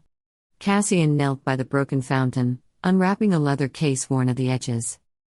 Inside, the proof they had risked everything to steal. Records of the quiet purge. Names. Payments. Orders sealed with blood and buried in fire. Selene crouched beside him, scanning the parchments with practiced eyes. She recognized house seals long considered extinct. Notations beside some names read only, assimilated, bloodline preserved, sigil reassigned. Her fingers paused over one name. Kestrin Balin. Talon found that, Cassian murmured. She was supposed to be executed. But there's no record of a body. No final ledger entry. Just a transfer. To where? Cassian's smile was thin. No one knows. Kale leaned in. This one's my favorite, he muttered, tapping a page. A payment order to a triumvir's cousin. For burning down their own estate. Selene's stomach turned. She felt a cold certainty settle deeper into her bones. The rebellion wasn't a reaction. It had been designed. A purge scripted like theater. What the hell are they doing? What's the plan? Meven asked. Selene rose slowly. We find others who hate the triumvirate more than they fear it. We give them a reason to stand. Or a reason to burn. What is they don't? Kale arched an eyebrow. And if they choose wrong? Selene didn't blink. Then we burn them with the rest. For a moment, silence held. Then Meven stepped forward, drawing a thin dagger from her belt. She twirled it once, the blade catching moonlight, then offered it hilt first to Selene. No rebellion lives without trust, Meven said. Nor without consequences. Selene felt the weight of the blood oath still pulsing at her wrist, the one she'd sealed with Cassian in shadow and silence. Now, another bond waited. Not of affection, but of intent. She took the dagger. Drew the blade across her palm. Blood welled, dark and defiant. Meven followed. Then Kale. 3 wounds. 3 choices. Together, they pressed their bloodied hands to the cold stone of the broken fountain. Something stirred. Not just ritual. Not just symbol. Magic. Ancient. Waiting. The old stones drank their blood like rain. The cracked mosaics flickered faintly, the colors deepening for a breath, as if remembering something long buried. Selene felt it rise, a low, thrumming chord beneath her skin. The world did not change. But something in her did. Not loyalty. Not even rebellion. Vow. Cassian stepped back, watching, his expression unreadable. Meven withdrew her hand and looked at the blood-stained stone. We are bound now. In blood. In betrayal. Kale smirked. May the gods pity anyone who tries to unbind us. Selene stood silent. Her palm throbbed. The cut had already begun to close, but the mark remained. There was no unbinding. Not from this. Only forward. Later, alone, she slipped back through the overgrown palace gardens, the scent of crushed herbs rising with each step. She paused at a broken balustrade, staring down at the city. The Dominion's banners still hung over the spires. Regal. Rigid. Stained red in the moonlight. But cracks had begun to spread. And within her, something had shifted, not just anger. Not just purpose. Claim. She would not simply oppose the Dominion. She would become the fire that swallowed it whole. Even if it cost her everything. Especially if it cost her everything. The Square of Crows. The wind tore through the Square of Crows like it remembered better days. Once, banners had flown here, velvet and bright, stitched with lions, thorns, and flame. Children had run laughing through market stalls. Musicians had played for nobles beneath awnings of silk. Now the air stank of lie and command. The gallows had been raised again, its timbers old but still sturdy, and the stones beneath had forgotten music. Dominion soldiers lined the square like cold iron fence posts, visors low, halberds braced. The crowd gathered in wary silence, not out of loyalty, but obligation. To be seen. To be safe. To not be the next name read aloud. A clerk in grey robes stood atop the execution platform, voice flat as parchment. A Dominion captain loomed behind him, helm beneath one arm, the other hand resting on his sword pommel with deliberate ease. The clerk's voice cut across the square. By order of the triumvirate, those summoned must declare their fealty to the Dominion Empire or be marked as irreconcilables. His scroll unfurled like a withered tongue. High Bailiff Tamarin Grist. A gaunt man stepped forward. He knelt, muttered the vow, and was waved off. Archivist Dallin Fair. Another. Kneel. Mumble. Gone. The names went on. More knelt. Some hesitated, but none refused. Until General Marathorn, former commander of the Ember Division. Loyalist of House Veylor. Present yourself. The square exhaled all at once. She stepped from the shadow of a crumbling colonnade at the square's edge. No entourage. No banner. Just a woman wrapped in a cloak the color of soot, boots scuffed from long marches. She walked slowly, deliberately, through the parted crowd as if the earth remembered her weight. Marathorn looked like a soldier carved from stone and scar. One eye clouded by an old wound. A long crease down her jaw. Fingers curled into fists even as she walked with the grace of someone who had once commanded 1,000. Her cloak bore no insignia, but a faded patch stitched near the collar still showed the flame sigil of the old Ember Division, barely visible, but unmistakable to those who remembered. She mounted the platform without waiting to be summoned again. "I am here," she said. The clerk licked his lips. "Do you swear loyalty to the Triumvirate and the Dominion Empire, under the eyes of, no?" The word cracked the air like a whip. Gasps rippled outward. A child began to cry, quickly hushed. Soldiers shifted. Halberds creaked. The captain stepped forward. "General Thorn, I was a general," she said. Before this empire forgot what loyalty truly meant. She turned her back on the Dominion officer, turned her back, and addressed the square. "I swore oaths once," she said, voice rising. "To protect this realm. To uphold the banners we were born beneath. Not to silence. Not to purges. Not to cowards who burn records and call it peace." She raised her scarred hand. "I will not kneel. Not for this sham court. Not for any who hang their laws on hooks of fear. Let the record show I stood." The clerk began to speak, but his voice faltered. The captain did not hesitate. He stepped forward and drew steel. "Then stand and die, traitor." Mara looked him in the eye. "I wore that word like armor when your kind were still learning which boot went on which foot." "You'll hang," he snarled. She smiled, slow, dry, tired. "Then I'll hang clean." The captain raised his blade. But before the strike, a voice rang out from the crowd, "Ash remembers." Another answered, louder, closer. The flame returns. The crowd surged. Not a riot, not yet, but a breaking of silence. A murmuring swell, as if breath had returned to lungs long held shut. The captain barked orders. Dominion troops advanced. The crowd pulled back, but not in fear, in fury. The edges boiled with movement. Smoke rose from somewhere unseen. And in the chaos, Mara Thorne moved. She leapt from the platform with a grunt, rolled beneath an advancing halberd, and vanished into the smoke curling off a fallen brazier. A soldier lunged, too slow. By the time the captain shouted again, she was gone. Gone, but not forgotten. Someone began hammering an old flame sigil into the gallows post with a shard of metal. Someone else knelt to tie a red strip of cloth around their arm. The clerk dropped his scroll. The square was no longer quiet. The day they learned to bleed. The city held its breath. Selene crouched in the ruined bathhouse long after the others had gone, the blood of her oath drying tacky against her palm. The broken mosaics beneath her feet shimmered faintly in the moonlight, their drowned colors whispering of things lost and forgotten. Around her, silence pressed heavy as a cathedral roof, and even the wind outside seemed to hesitate.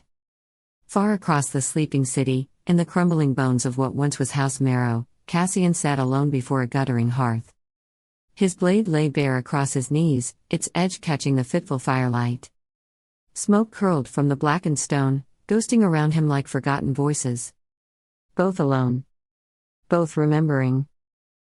Selene, age 12, Red Garden, House Veylor. The Red Garden had been her favorite place once. Rows of crimson roses sprawled across polished white stone, caged by walls of black marble. The fountain sang soft melodies, and the air had smelled of thyme, crushed mint, and sun-warmed velvet. In the afternoons, Selene would sit beneath the weeping ash trees and pretend she was somewhere else, anywhere else. That day, the peace was shattered. She remembered the steward dragging a girl into the courtyard by her hair, a girl no older than Selene herself, wearing a hand-me-down dress 2 sizes too large and shoes worn to the bone. The courtiers watched from shaded balconies, fans fluttering, smiles hidden but eyes sharp. She had stolen bread. Selene, half hidden among the ash trees, had known she should stay silent. But when the girl was forced to her knees before Lord Veylor, tall, immaculate, his crimson cloak trailing like spilled blood, something had cracked inside her. She had stepped forward. Small. Trembling. "Please, father," she had said, her voice barely a whisper against the heavy heat. "She's only hungry. Mercy is strength too." The garden fell silent. Lord Veylor's smile was a slow, cold thing, not anger, but disappointment, the kind that cut deeper. "Take the girl to the stones," he had said. Selene had begged. Screamed. Tried to pull the steward's hand away. They made her watch anyway. The stones were old, worn smooth by centuries of executions. Ritualistic, blood-sanctioned by ancient oaths. No blade, only the press of the stone, the old way. Slow. Crushing. Selene remembered the sound, not a scream.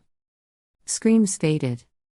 It was the crack of bone, the wet, final sound of hope dying. Later, when the sun had set and the blood had dried black in the cracks of the garden, Lord Veylor had knelt before her. He took her bloodied hands in his grip firm but not cruel, as though she were a precious heirloom he was polishing. "Remember this, child," he had whispered, the air between them smelling of roses and iron. "A heart is a blade turned inward. Mercy kills faster than any dagger." Selene had not cried. She had learned. Cassian, age 14, west wing of Merrow Hall. The hall had once been filled with music. Cassian remembered laughing feasts, banners stitched by his grandmother's hand, 1,000 tiny moments of pride and belonging woven into the very stone. It ended in fire? The Dominion did not knock. They arrived at dawn, clothed in silence and steel. The guards of House Merrow fell quickly, too few, too scattered. The great windows shattered inward with the force of Dominion siege spells, shards raining like frozen tears. Cassian had stumbled through the smoke-choked corridors, the air tasting of burning silk and terror. He found his brother, Roan, proud Roan, heir of Merrow, in the shattered courtyard. Roan had fought them. Sword flashing silver, blood slicking the cobbles. Cassian saw him fall. Not cleanly. Not honorably. A Dominion captain, face hidden behind a featureless mask, had broken Roan's sword hand with a mailed gauntlet, then pressed him to the stones with one heavy boot. Cassian remembered surging forward, a scream locked in his throat. A soldier caught him around the ribs, hauling him back. "You would have lived," the captain said, driving his sword into Roan's chest with mechanical precision, "if you'd learned when to bow." The blood spread across the courtyard like spilled ink, drowning the Merrow crest. Cassian had not bowed. He had watched. Helpless. Rage burning brighter than grief. He had asked, later, whispered it into the ruins, into silence. Where had his father gone? No one ever answered. Lord Merrow had vanished before the siege began. Just gone. That was the Dominion's gift. Not death. Erasure. Later, when the hall stood empty and blackened, Cassian had wandered through the wreckage, boots crunching over fallen banners, over heirlooms shattered and left to rot. He picked up a piece of the broken gate, a splintered wolf carved from oak, and tucked it into his coat. A promise. He would never bow. He would make them remember what they had tried to erase. Present Selene pressed her scarred palm against the broken fountain stone, grounding herself against the rising tide of memory. Far away, Cassian tightened his grip on the worn hilt of his blade until his knuckles whitened. Both bore marks invisible to the court's polished eyes. Children taught that kindness was weakness. That loyalty was obedience. That survival was bought in blood. The bathhouse around Selene seemed to exhale, a cold breath stirring her tattered cloak. Above, the ruined ceiling showed slices of ash-colored sky. Selene stood slowly, the dried blood on her palm cracking like an old seal breaking. She would not be that frightened child again. She would not kneel. She would carve her own future from the bones of the old world if she must. Across the city, Cassian rose to his feet, sliding his sword back into its battered sheath. The embers at his feet sputtered and died. He did not look back. Tomorrow, the loyalty trials would open their jaws to devour the weak, the wavering, the inconvenient. Selene and Cassian would not go to the altar like lambs. They would bring the fire. The city's bells tolled midnight, heavy and hollow. And somewhere between the stones and the stars, two blades were being honed. Not by choice, but by the Dominion itself. The day they learned to bleed was the day the Dominion signed its own death. Neither of them would forget. Neither of them would forgive. And neither of them would bow. The door opened. The others filed in, Cassira first, graceful and watchful, Counselor Tharn, coughing into a scented kerchief, and last, the Minister of Shadows, her presence cold enough to silence the room without a word. Veylor straightened. "Sit," he said, and they did. He reached for his goblet of wine, turned it once in his hand, then set it down untouched. Her eyes said otherwise, Cassira noted. "She's not a spy," he said quietly. "Not a traitor. Then what is she?" Tharn asked. Veylor looked at the flickering hearth, at the shadows stretching long behind the portraits of his ancestors. "She's my daughter," he said. "And she's standing at the edge of a fire I lit." Cassira frowned, her voice softer than usual. "You think she's in love with Merrow. I think she sees something in him that reminds her of herself," Veylor said. "And that terrifies me more than any alliance." A long silence. Then, the minister's voice, smooth as ever. "If she breaks with us, she breaks entirely." "She won't," he said. "Too fast. Too sure. The kind of lie a man tells when he's already counted how many ways it can go wrong." "She's a Veylor," he added. "But she had her mother's eyes. And her fire. She was never going to be a piece on the board." Still, he turned back to the game. "We'll proceed with the betrothal to Karin's son," Veylor said, the words burning like ash in his mouth. "Quietly. Announced at the equinox. We'll frame it as strengthening house unity." "She'll resist," Cassira said. Let her, he said. So long as she resists under our banner, not his. He paused. Then added, almost to himself, she doesn't have to love the man. Just survive him. And if she runs? Tharn asked. Veylor's jaw tightened. His voice dropped to a whisper. Then I'll be the one who has to send the order. Another silence fell. The minister watched him closely. Empathy is dangerous, my lord. So is hope, he said.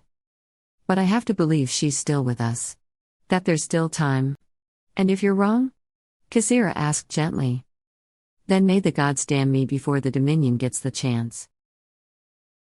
When the chamber emptied, Veylor remained. He picked up the queen piece again.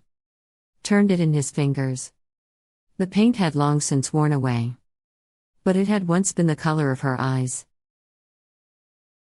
Chapter 4. The Trial and the Thread. The loyalty trials began at dawn, and even the sun seemed reluctant to rise. Selene stood among the gathered court in the marble amphitheater of the judgment circle, her breath fogging in the bitter air, the cold biting through the thin soles of her slippers. Around her, nobles clustered like jeweled carrion birds, swathed in fur, masked in indifference, their silks and sashes a blur of bloodless luxury. But Selene saw what they truly were, not proud, not faithful. Afraid. The amphitheater's oculus yawned open above them, letting in the sky the color of steel and old grief. Wind screamed through the circle like a voice torn from the world's throat, carrying the sour tang of ash and sanctified blood. Echoes cracked off the whitewashed walls, boots, sobs quickly swallowed, the heavy drag of chains across ritual stone. The thrones of the triumvirate loomed above them, unmoving, untouched by the cold. They were flanked by house banners, armored guards, and silence. Beside them stood the Minister of Shadows, cloaked in storm-gray velvet, her gloved hands folded like a spider awaiting prey. And at her right hand, Lord Veylor, resplendent in crimson and coal-black. His face carved from Dominion law. His daughter's existence reduced to a political blade. Selene's pulse beat beneath her skin like a war drum. She did not look at her father. The first accused was dragged into the center of the circle, a minor lord, thin and trembling, half frozen in a threadbare coat. His name barely registered, Lord Oren Veylor, nephew of a perched line. Selene had seen him once before, polite, forgettable. He had asked no dangerous questions. Made no defiant speeches. His crime was absurd. Suspected withholding of grain tithes. A missing ledger. An unsanctioned correspondence with a merchant family in the outer reaches. Everyone knew the truth. This was theater. Riona Thorne stepped forward from the edge of the dais, golden and cruel as always, a figure carved from perfection and policy. Her voice rang out like a bell too bright for morning. We gather today not for vengeance, but for harmony. Not to punish, but to preserve. A lie so smooth it tasted like honey. She laid out the case in perfect order, not in fact, but in optics. A noble who had let his faith in the Dominion wane. A threat not in rebellion, but in hesitancy. And in hesitancy, there was rot. Lord Veylor was forced to kneel. The Minister of Shadows stepped forward. She did not speak. She only touched his forehead with a gloved hand and nodded once. 2 guards dragged him through the black curtained arch at the amphitheater's edge. He did not scream. He did not look back. Selene's hands clenched inside her sleeves. Her nails bit into her palms. Remember this, she thought. Remember what it looks like when they kill you quietly. When they make it polite. A few seats down, Talon Pharaoh stood in the outer ring, scribe's tablet in hand. He made no mark as the man was taken. But his eyes flicked to Selene once, and then to the spot where Lord Veylor had vanished. Later, she would realize what he'd slipped under the bench before leaving, a scrap of parchment, torn from a Dominion census. It listed all survivors of House Veylor. The last name had been smudged out, and beneath it, a new one written in cleaner ink. Merged into House Duran. Status, assimilated. No longer independently tracked. Selene folded the paper with slow precision, tucked it into her glove, and felt the world tilt. They weren't erasing enemies anymore. They were consuming them. The loyalty trials continued. Another name. Another accusation.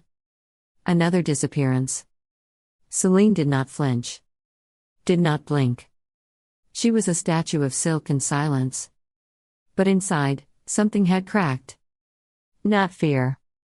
Not grief. Conviction. That night, the chapel waited. A ruin of shattered glass and ivy-cloaked marble, once consecrated to old gods, now forgotten.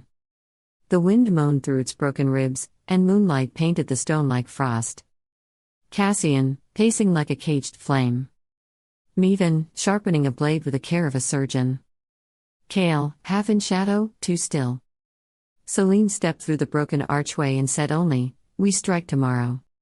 Ash and offering. The chapel had once been a jewel of marble and glass. Now only ruins remained, ribs of stone arching toward the stars, ivy curling through shattered windows, the altar long stripped of icon and sanctity. Dust lay thick on every surface. The wind whispered through the silence like breath through broken teeth. It was, in its way, perfect. Cassian paced near the hollowed font, fury radiating off him in heatless waves. His coat was open, his hands stained faintly with ink and old blood, parchment burned still fresh beneath his nails. "This cannot continue," he said for the third time. "They drag innocence into the light and call it law. If we wait, we die in fragments." Meven leaned against a fallen pillar, slowly sharpening a dagger on a whetstone that sang with each pass. "Then strike. Bleed them. They're not gods." "They might as well be," Kale muttered from the edge of the ruined nave.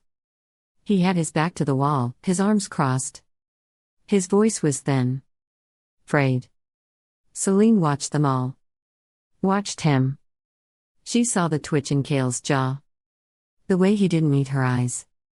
The way he glanced, once, toward the chapel door as if gauging the distance. Not fear. Not exactly. But guilt. "Cassian," she said. He turned, breath sharp. She held out her hand. He passed her the scroll case without question. Inside were the false documents, forgeries crafted from the Dominion's own patterns, but seeded with truths too volatile to deny. Secret correspondences between the Minister of Shadows and a house thought neutral. Payment ledgers marked with blood-stamped seals. Plans to arrest rebels who had not yet rebelled. "A spark," Selene said. "Nothing more. But enough to light the kindling." Meven narrowed her eyes. "And we're sure the courier is loyal?" Cassian smirked grimly. "He's loyal to House Verlin, which is loyal to nothing but vengeance." Selene tucked the scroll back into its case. "Tomorrow's feast. The high offering. We let the court hand the blade to itself." Kale shifted, drawing a sharp breath. "And if it goes wrong?" Selene's voice was ice. "Then we bleed." The high offering feast.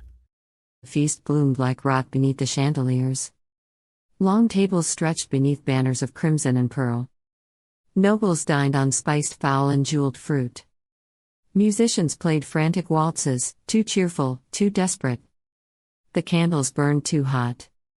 The wine too red. It was all a performance. Even the food tasted like theater. Selene moved like a blade through the crowd, dressed in a gown of midnight blue that bared her shoulders and her intent. Beneath her skin, the blood oath pulsed faintly, not painful, but alive. Like a second heartbeat. A warning. Across the room, Cassian moved with equal precision. His coat hung open, his expression unreadable. He smiled when required. Whispered where it helped. Neither looked at the other. They didn't need to. They had placed the truth where it could not be ignored, not delivered to the Minister of Shadows, but planted beneath his seat. A trap within reach of every noble eye. The scrolls contained internal Dominion orders, stolen pages from the Quiet Purge, lists of names, signatures, edicts of silencing. A record of atrocities carried out by the very hand that now lifted his wineglass in toast. Let the court see the blade in its own hand. Let them panic. Let them devour each other. At the height of the meal, as the offering was brought forth, a ceremonial tray stacked with golden reliquaries, scrolls, and tokens of devotion, the courier moved. Quick. Quiet. Exact. He crossed behind the dais and slipped the scroll case into the velvet-lined compartment beneath the Minister of Shadow's chair. Not to deliver. To expose. He turned. He took 2 steps. Seize him, barked a Dominion officer from the second-tier balcony. The feast shattered. Gasps spread like wildfire across the hall. Chairs scraped back. Steel hissed from scabbards. A musician screamed and dropped her violin in a shriek of strings. Red liveried guards surged forward.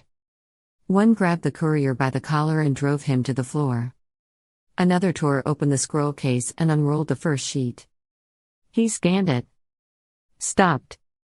These are internal orders, he said slowly. From the quiet purge. Lists of executions. House names. Entire bloodlines marked for silence. He faltered. Signed by the Minister of Shadows. And countersigned by the Solar Throne. The hall fell into stunned silence. Then erupted. Nobles pushed back from the tables. Some shouted denials. Others pointed, wide-eyed, at the dais. A woman from House Arvalon rose, trembling. My sister's name is on that list. The minister stood. Not hastily. Not in fear. He reached for the scroll. You will all dismiss this farce, he said coolly. Forgery. Lies. Planted treason from a known heretic. But his voice was too calm. Too prepared. He wasn't surprised. Selene, watching from the crowd's edge, felt the plan slip sideways. The documents had landed. The truth had hit, but not cleanly. Not as planned. Too many had seen, yes. But some had expected. The Dominion had been ready. Across the chaos, Selene locked eyes with Cassian. The Minister of Shadows stood with unsettling calm. He did not lunge for the scrolls. He did not deny the signatures. Instead, he lifted a hand to still the guards, and looked directly at House Arvalon's trembling matriarch. Loyalty, he said, voice velvet smooth, is tested by what we are willing to overlook. He turned slightly, addressing no one and everyone. And some among us have failed. At his gesture, 3 nobles were seized by guards, one shrieked, the others fought. Blood hit the marble. Accusations twisted into executions in the span of heartbeats. Gasps turned to screams. Chairs overturned. A second violin snapped in 2 as its player fled. They weren't just ready for this. They were waiting. Selene's stomach turned cold. The plan had sprung the trap, but not the one they thought. Across the chaos, she locked eyes with Cassian. A moment passed. No signal. No word. Only a breath. Run. Moments after the alarm, the bells weren't ringing. They were screaming. Not the polite tones of court summons, but the sonorous chimes of chapel rites. These were the Dominion's iron gongs, struck by fire hammers, reverberating through the stone like bones cracking. Each toll was a sentence. Heretic. Traitor. Kill. Selene ran. The corridor was pitch dark, lit only by flickering sconces fed by whale oil and witch flame. Each step echoed, swallowed, echoed again. She and Cassian raced past flaking sigils, old prison doors sealed with melted lead, furnace tunnels that bled steam into the walls. Heat warped the air. Dust clung to her throat like old lies. Behind them, the boots came closer. Steel on stone. Dozens. No, hundreds. Dominion Guard. Inquisition elites. Shadow priests with mirrored masks and drawn blades. Not a patrol. A hunt. Cassian stumbled, catching himself against the wall. His coat was torn, one arm pressed to his side. Blood slipped through his fingers and spattered the stones beneath his boots. You're bleeding, Selene hissed, dragging him forward. So is the Empire, he growled. A bolt cracked past her head and shattered a torch. Sparks burst. An old Dominion banner caught fire. The flames twisted the sigils into black runes. Selene didn't look back. Above them, the palace, the sanctum, was firelit and full of smoke. High Inquisitor Veridin stood barefoot on the golden inlay of the Hall of Chains. The robes of his station hung loose, swaying like the smoke of burnt offerings. His skin gleamed with oil and ash. Beneath his feet, the names of fallen houses were etched into obsidian, scraped clean with every new purge. He raised his voice, but not high. Not shouting. Not theatrical. He didn't need to shout. His voice was measured apocalypse. Light the flares. Seal the northern halls. If they reach the catacombs, collapse the entrances. A knight in crimson armor hesitated. My lord, some of the exits, Veridin moved. Not fast. Not theatrical. Just close. He pressed a hand to the knight's chest, and whispered an old prayer. The knight convulsed. Screamed. Dropped. Smoke curled from beneath his breastplate. Veridin turned to the rest. His hands still shimmered with mirrored blood. You are not here to serve justice. You are here to prevent contagion. His eyes gleamed in the firelight. Burn everything that bleeds and doesn't kneel. Back in the tunnels they turned a corner, down into the old aqueduct spine, a tunnel veined with dead water and calcified memory. Kale was just ahead. Selene reached for him, Kale. But a blast of golden smoke poured through the tunnel ahead. A dominion flare, sigilled, consecrated. The light burned white-hot. When it cleared, Kale was gone. Not fallen. Not struck. Gone. Vanished like chalk in a storm. Selene lunged forward. But the space he had occupied was wrong. The air bent. Something watched her from the smoke. Not a man. Not a guard. A presence. Cassian grabbed her shoulder. Not now, he gasped. He knew the risk. She wanted to scream. Instead, she ran. By the time they reached the bolt hole, crawling through a sewage channel, collapsing through a rusted grate, Cassian's shirt was soaked through.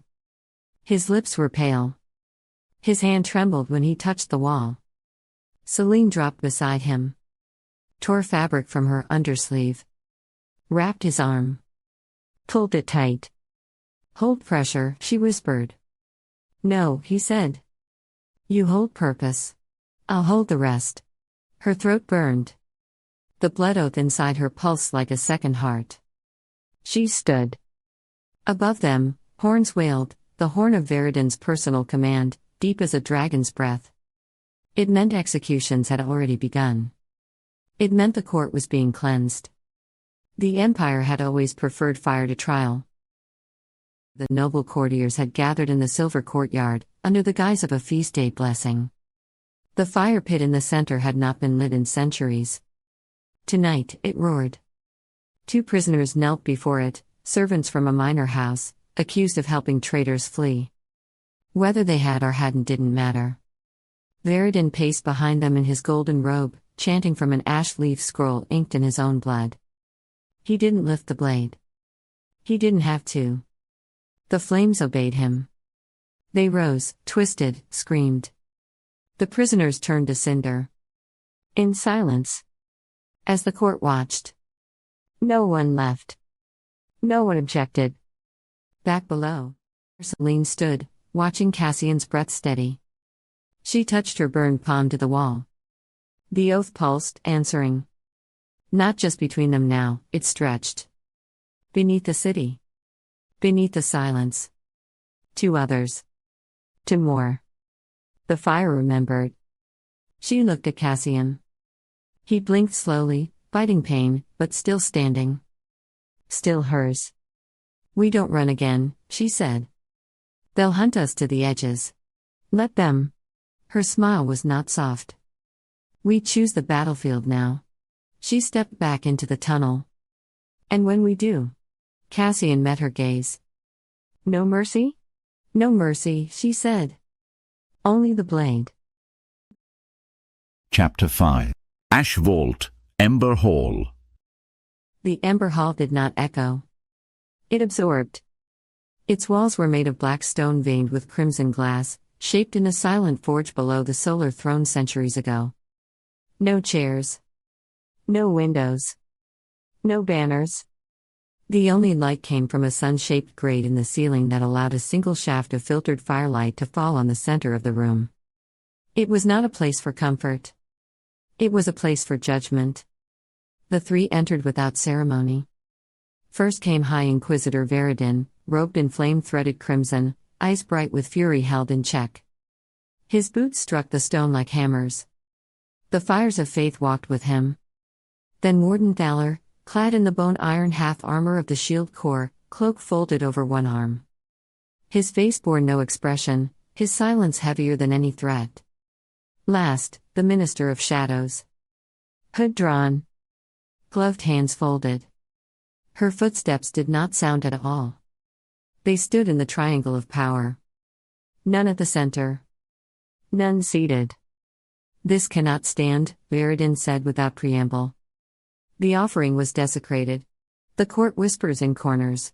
Heretics parade the truth like banners, and half the noble houses have begun pulling their oaths tighter, as if they expect a blade. "Because they do," the minister replied smoothly.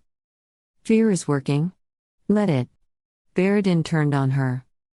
"Selene should have been exposed weeks ago. You stayed my hand. You insisted on her denouncement, and she gave it. Publicly.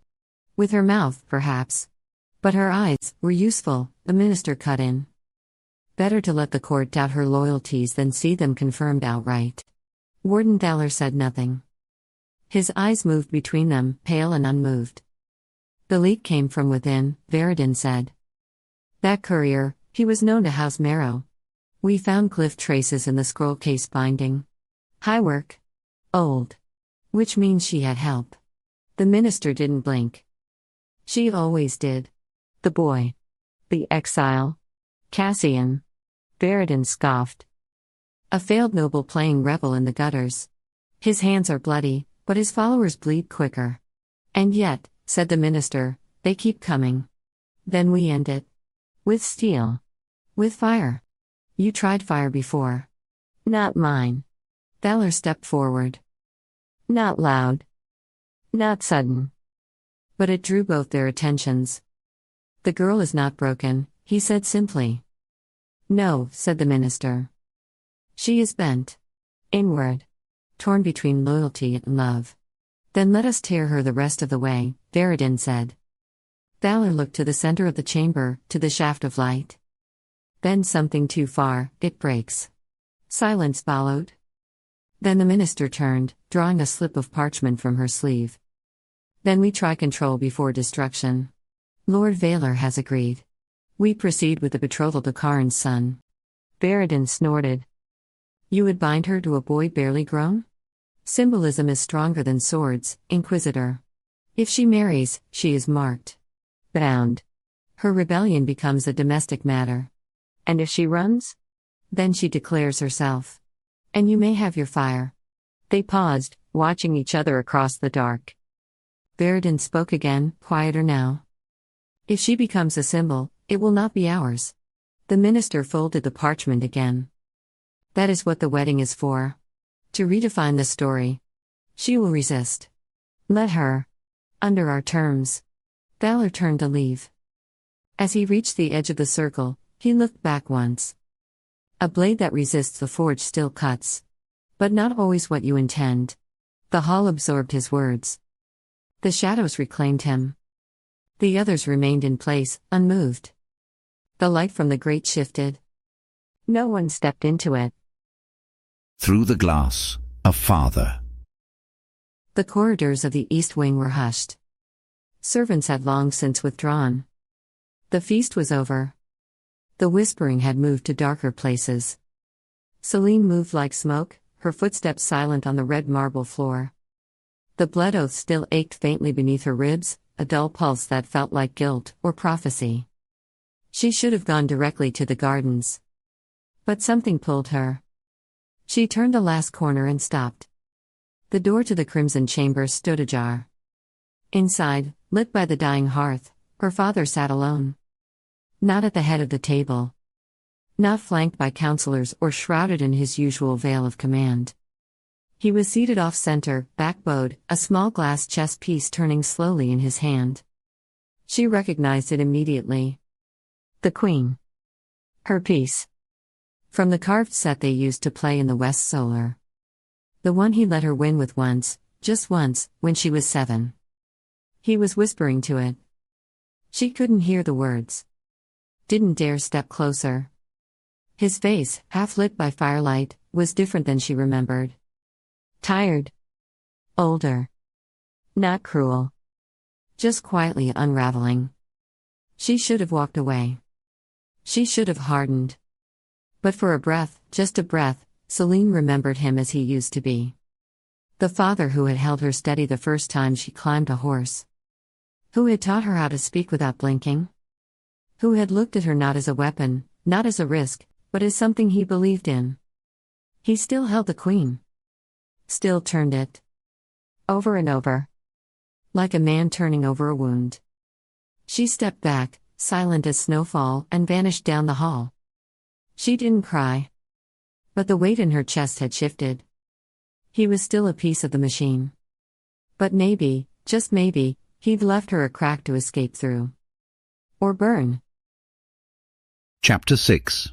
Blades in the Dark. The citadel breathed like a living thing, all stone and bone and cold malice. Selene crouched in the damp hollow of a ruined chamber beneath the east wing, her cloak sodden with dust and sweat, the iron taste of fear sharp in her mouth. Above them, through floors and walls, she could hear it, the hum of music, the murmur of courtiers, the distant clash of goblets. Tonight was the night of oaths. Once, it had been sacred, a solemn renewal of the pacts that bound noble houses to the Dominion's heart. Now it was just another performance, gilded and hollow. Above, the nobles laughed and pledged false loyalty on blades dipped in bloodwine. Below, Selene prepared to betray everything she had ever been taught to protect. Cassian knelt across from her, checking their worn satchel, steel, rope, wax-sealed flints, a single oilskin of accelerant. And the desperate scrap of a plan. "Are you sure about this?" he asked, voice low. Selene met his gaze without flinching. "There's no path left but forward."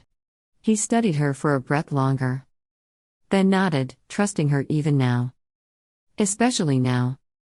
The blood oath between them pulsed faintly beneath her skin, not pain, but heat. A reminder. Our fates are bound. Together, or not at all. Selene rose, brushing dust from her palms. Her heart beat slow and savage in her chest. "We move," she said. They slipped into the forgotten corridors like wraiths, every step a prayer, every breath a rebellion. The vaults of House Veylor lay buried beneath the east wing, guarded by magic, steel, and blood. Selene had memorized the paths as a child, tracing them with chalk and whispered oaths. She had been raised to inherit them. Tonight, she would betray them. At the outer doors, she pressed her palm against the inlaid sigil. Ancient runes flared to life, burning briefly gold beneath her skin, then dimming again, sullen. Angry. The locks groaned open like something waking from a bad dream. Cassian slipped inside first, sword drawn. Selene followed, her heart hammering against her ribs, her hand tingling where the sigil had branded her touch. Inside, the vault was a cathedral of secrets, towering shelves of iron-bound tomes, scrolls sealed in cracked leather, crates stamped with the faded sigils of dead houses. The air was cold and dry, tinged with dust and something sweeter, the slow, inevitable decay of legacy. "Where?" Cassian whispered. Selene led him toward the sanctum at the center, where the oldest ledgers were kept under false titles. Her inheritance. Her betrayal. "The ledgers of Concord," she said. "My father hid them among treaties that no one dares question." Their fingers flew over scrolls and bindings. Every whisper of parchment sounded deafening. Every second dragged like a blade across flesh. Minutes passed. Or hours. Then, "I have it," Cassian breathed. He held up a slim ledger, bound in black leather, plain, unremarkable, except for the faint shimmer of warding spells along the spine. Selene cracked it open. Inside, payments to outlawed houses, signatures of dead triumvirs, encoded orders for rebellion and purge alike. Proof. Treason. Enough to bring a lord of the triumvirate to ruin. Selene let out a slow, trembling breath. "Let's go," she said. They were halfway to the exit when it happened. A soft metallic click from the stairwell above. Selene froze. Her hand drifted to her belt, fingertips brushing steel. Cassian turned, sword half raised. Figures bled from the shadows, Dominion guards in black steel masks. Silent. Methodical. Her breath caught like a knot in her throat. Kale, who had once drawn sigils with her in candlelight, laughing softly when she got the angles wrong. Kale, who had held the southern flank beside her during the siege of Noctal. Who had once whispered, "If this house falls, I'll fall with it." He stood now in full Dominion black, blade at his side, the house crest removed from his shoulder. A soldier. A traitor. Or maybe the loyal one after all. "I'm sorry, my lady," Kale said. His voice was quiet, almost reverent. "Truly. But you chose the wrong side." His eyes didn't hold triumph. Just weariness. A kind of grief. Selene's voice barely rose above a whisper. "You could have warned me." "I tried," he said. "You stopped listening." The blood oath between Selene and Cassian flared white-hot, betrayal burning into her ribs, into her bones. Kale's voice had barely faded when another sound rippled through the vault, not a whisper this time, but the cold, measured thump of boots against stone. Footsteps. Heavy. Unhurried. Cassian pivoted toward the stairwell, sword lifting, breath held. He shifted slightly closer to Selene, his body angling to protect her without blocking her line of sight. She noticed. Her chest ached. Then Lord Veylor appeared. He descended like judgment made flesh, his crimson sash catching the low light like a blade drawn in slow motion. He did not wear armor. Only his house robes, dark, immaculate, formal, with a ring of antique keys at his belt and a single gleaming clasp at his collar, the sigil of House Veylor, stitched in silver thread. He looked older than he had hours ago. The weight of history sagged from his shoulders. And yet, in his eyes, clarity. Resolve. The vault seemed to lean inward, as if the walls recognized him. "Leave," he said to the guards. His voice cut the vault like a guillotine. Silence followed. "My lord?" Kale asked, faltering. "They're traitors." I said leave." The guards shifted, confused. One took a hesitant step back. Another raised their weapon, then lowered it, uncertain. Then Veylor's gaze found Selene. She remembered being small, running those vault corridors, clinging to his hand as he showed her heirlooms in velvet-lined drawers. She remembered the night he placed a rook-shaped pendant in her palm and said, "You must learn to sacrifice." Her fingers twitched now, as if still holding that cold metal piece. Veylor's voice dropped to something colder than steel.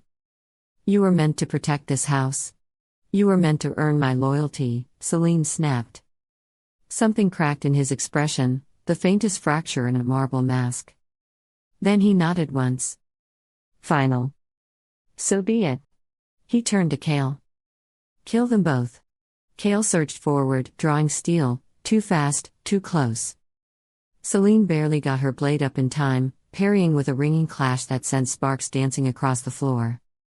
Their blades screamed against each other. Cassian lunged at the nearest guard who hadn't yet retreated, driving him back into a shelf of scrolls. Paper burst into the air like startled birds. Veylor raised a hand. Arcane glyphs flared at his wrist, words bound in blood and name. Shelves groaned and collapsed as ancient protective spells twisted into offensive force. The very stone of the vault buckled as pressure built in the air. Selene dodged a collapsing column of ledgers. Her boot slid on parchment, and she nearly lost her balance before slamming into Kale's chest, her dagger flashing upward, missing his throat by inches. "You swore to me," she shouted. Kale grunted, deflecting with a vambrace. "And I'll die for that oath, but not tonight." Cassian cried out. A blade had grazed his arm, but his stance didn't falter. Blood welled through his sleeve. He pivoted, brought his sword down in a clean arc that split a guard's spear in half. "Selene, now," he shouted. She ducked under Cale's next swing, rolled toward the sanctum doors. Cassian was already backing toward her, sword sweeping in broad, warning arcs. Veylor raised his hand again. More glyphs. More power. The vault shook. Stone cracked. Shelves fell like dominoes, scrolls unraveling midair. Cassian grabbed Selene's arm. Together, they sprinted for the exit, ledger clenched to Selene's chest, Cale's voice shouting behind them, Veylor's final command echoing off the stones: "Burn the vault if you must, but do not let them leave with that book." They reached the outer doors, the exit now half buried in debris from the collapsing vault. The sigil plate flickered, unstable, damaged by the force of Veylor's spell. Cassian slammed his shoulder into a fallen beam, clearing a narrow path. Behind them, Cale roared orders. More guards spilled into the chamber. The vault was choking on dust and firelight. Selene glanced at the ledger in her arms, black leather, still warm from her grip. The proof. Everything they came for. Everything they couldn't keep.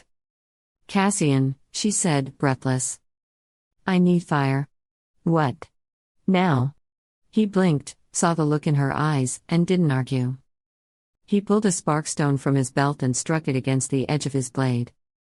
Selene tore the cover from the ledger. The warding spell cracked, not just a shimmer, but a sound, like ice breaking over a grave. She dropped the book onto a shattered stone pedestal and dragged the spark across its spine. Flames leapt high. The fire caught with terrifying speed, fed by old parchment, ancient oils, powdered enchantments. The ledgers combusted with a hungry shriek, the very magic within them turning to heat and smoke. Cale screamed behind them, "No." The guards hesitated, thrown by the sudden inferno. One of them backed into a shelf that collapsed in a burst of sparks. The fire was more than heat, it was revelation undone. Legacy incinerated. Selene's lungs burned. Her eyes stung. Cassian took her hand. "This way," he shouted, pulling her toward the narrow breach in the wall, a forgotten maintenance tunnel marked only in the oldest blueprints. The fire roared behind them. A tower of flame and collapsing secrets. And in the flickering light, Selene turned once, just once, to look back through the smoke. Veylor stood at the edge of the fire, motionless. Not trying to flee. Not calling for water. Just watching her. As if in that moment, father and daughter understood what had truly been lost. He didn't try to stop her. He never had. Then Cassian dragged her into the dark, and the vault, and everything it held, vanished behind a wall of fire and ash. Interlude. He returned to his study before the hour turned, alone. No guards. No summons sent. No servants called. He dismissed them all with a nod. He poured a glass of ember wine, his father's vintage, and sat beneath the carved arch of his family's ancestral wall. Outside, bells tolled gently through the fog. He opened an old box on his desk and removed a single chess piece, the queen. The paint was chipped. The ivory worn. Selene had once stolen it as a girl and declared it hers. The queen should never wait, she had said. She should lead. He set the piece down before him. A knock. 3 soft taps. Familiar. Expected. 3 cloaked figures entered, silent, graceful, almost reverent. They were dressed in mourning black, faces veiled. One carried a blade folded in velvet. One carried a silver file. One carried nothing at all. The Minister of Shadows never sent letters. They stood before him. "You've read the names," Veylor said. "You know I stayed my hand." The blade bearer nodded once. "I loved her," Veylor said. "That was my only crime." No one answered. The room was quiet as breath. He took a final sip of wine. Then folded a piece of parchment. Wrote a single word. Left it beside the queen. "Selene." The blade slid clean. There was no scream. Only the thud of a body that had long since accepted its fall. The raid. The raid came at midnight. No warning. No pretense of justice. Only the thrum of Dominion boots on broken cobbles and the hiss of steam rifles charging in the dark. Mara Thorne had known they would come. Not if, when. She'd stayed anyway. The granary had once stored wheat for House Veylor's winter larders. Now it held ghosts. Cracked beams, scorched rafters, the scent of mildew and soot. A war widow slept in the loft with her infant. A weaver crouched near the old grain chute, trembling through prayers he no longer believed in. 2 boys, barely 10, curled beneath a tarp like bundled wire. A wounded courier watched the boarded windows with wide, broken eyes, his sling still marked with the flame thread of the old Ember Division. Mara stood watch near the furnace, her bad leg braced against a rusted crate. One hand on her dagger. The other on the pipe that led toward the alley, their only way out. When the knock came, it wasn't a knock at all. It was a detonation, a blast that tore through the front wall and filled the space with splinters and smoke. Someone screamed. The baby cried once, then went silent. Dominion voices barked from outside, secure the perimeter. Thorne is inside. Alive if possible. Broken if not. Mara didn't hesitate. She pulled the tarp from the boys and shoved them toward the chute. Down. Quiet. Run when you hit dirt. Don't stop. She turned to the widow in the loft. Go. The woman stared, frozen, until Mara shouted again. She moved. The door shattered inward. Gas hissed. A Dominion soldier in scaled black armor charged through the smoke, too fast, too confident. Mara met him with the crate's iron edge. It cracked across his helm. He staggered. She followed with her elbow, teeth broke, blood spattered. Another soldier came in behind him, swinging wide. Mara ducked and drove her knee into his gut. But the third caught her, a blow to the ribs that knocked the breath from her lungs. She reeled, slammed into the stone wall. Then came more. Boots. Barked orders. Chains. She fought like memory. Like pride itself. Her dagger flashed once, a throat opened. Then pain, a blade across her side. A shock stick to her thigh. Hands grabbed her arms, wrenching them back. The world tipped sideways. Her knees hit stone. Her bad leg buckled. Still, she didn't scream. Instead, as they forced her upright, she locked eyes with the Dominion captain stepping through the smoke. A tall woman in raven black armor, a high silk command sash and a face like glass left too long in frost. You're her? The captain asked flatly. Not what you expected? Mara rasped. I expected someone who knew when they'd lost. Mara spat blood at her boots. You've only won when no one's left to remember. The captain didn't flinch. She nodded. And then they beat her. Not to kill. No, death would have been mercy. This was punishment. A lesson. They broke her nose. Struck her ribs until every breath was blood. Her hair was torn loose, her coat ripped down the back, and her wrists manacled so tight she bled through the steel. She was still conscious when they dragged her from the granary. Civilians had gathered, drawn by noise, or smoke, or dread. Some stood in windows, faces half lit by torchlight. Others lined the street, silent and unmoving. Not cheering. Not weeping. Just watching. The Dominion captain turned and barked an order. This is what treason looks like. Mara, head lolling, lifted it just barely. Her one good eye scanned the faces. Found a girl, no older than 12, standing barefoot in the gutter. Her eyes were wide. Her fists clenched at her sides. Mara held her gaze. Remember, she mouthed. Then they dragged her through the mud. The next morning, the granary was sealed. Burned, some said. Wiped clean of names. But in the alleys beyond the square, the first mark appeared, a lion's head chalked in black on a cracked cistern wall. By dusk, there were more. A crown broken in ash. A dagger with no hilt. And the word scrawled again and again, she stood. We remember. The message. The sun had barely risen. The light was pale and cold, leaking in through the slatted windows of the eastern antechamber like a breath held too long. The fire had not been fed since before midnight, and the coals glowed faintly beneath the ash, stubborn in their dying. Selene sat on the stone bench by the hearth, still dressed in the same blood-slicked tunic from the night before. Her gloves lay beside her. Her hands were raw and silent.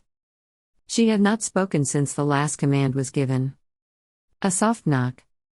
Then the door opened without waiting for her answer. Talon Pharaoh stepped inside. No armor. No formal address. Just him, wrapped in a grey cloak that smelled faintly of damp and night. He held a letter in both hands, sealed in red wax. The wax was cracked. He didn't speak. He only held it out. Selene took it. Her fingers left a faint smear of dried blood on the parchment. She opened it. There were only a few lines. No signature. Lord Veylor is dead. House remains. Heart is quiet. No rights. She read it again. And again. The fire did not crackle. The room did not move. Something shifted in her chest, slow and cold and sickening. Not pain. Not yet. Just the rearranging of something vital. The sudden knowledge of an absence she had spent years preparing for, but had never fully believed would arrive. Her father was dead. Her father was dead. Not the Lord of House Veylor. Not the Chancellor of the Dominion. Not the man who had arranged her silence, her marriage, her future. Just her father. The man who had held her steady when she first tried to climb. Who had taught her how to bluff, how to speak without blinking. Who had let her win one game of chess. Only one. But he'd smiled. She had seen him. Not 2 nights past. Alone in the Crimson Chamber, whispering to the Queen Peace. He hadn't looked like a man preparing to die. Unless he had known. Unless he had already been sentenced. She stared down at the letter. She did not weep. The tears sat behind her ribs, thick and sharp, but did not rise. Talon sat across from her without asking. He said nothing. Just waited. That was the mercy of him. Finally, Selene looked at him. Her voice, when it came, was hollow and hoarse. Who? He didn't lie. Minister's order. Quiet knives. Her breath hitched. Just once. She looked back to the fire. The letter curled in her hand. She didn't let it go. She let it blacken slowly, edge by edge. They made it look clean, Talon said. Of course they did. The fire caught the last line, no rights. Selene stood. Her legs ached. Her spine felt heavier than it had last night. She walked to the desk. Picked up the Queen piece. She had kept it close, tucked among the things no one was allowed to touch. She turned it over once in her fingers.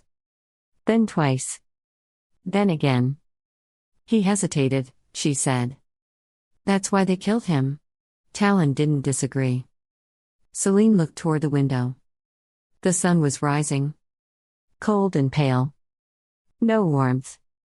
He wasn't brave, she said. Not the way we needed. Not for what comes next. She closed her hand around the Queen. But he remembered who I was. At the end. That's something. Silence stretched. What will you do? Talon asked. Selene looked down at the piece again. Her fingers shook once, just once.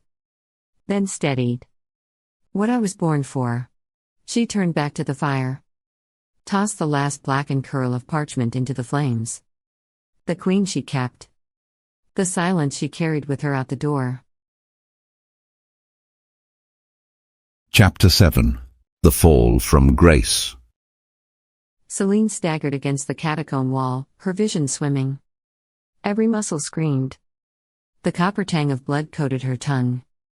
Her cloak clung to her in damp, frayed tatters, and cold sweat glued her hair to her temples. Somewhere behind her, Cassian cursed under his breath, clutching his side where a dominion blade had slashed deep. Both alive. Both bleeding. Barely. Above them, the citadel roared. Bells told the hunt, deep, endless knells that split the night into ragged shards. Somewhere, banners were lowered. Orders barked. Names cursed into the stone and sky. Selene Veylor, traitor. Cassian Merrow, condemned. The proclamations would already be flying through the court, scribed and sealed. House Veylor disavowed. Merrow outlawed anew. Their faces plastered on parchment for the hunters to tear apart. She pressed a bloodied hand against the rough stone, forcing herself upright. Move. Breathe. Survive. We have to go, she rasped. Her voice scraped raw in her throat.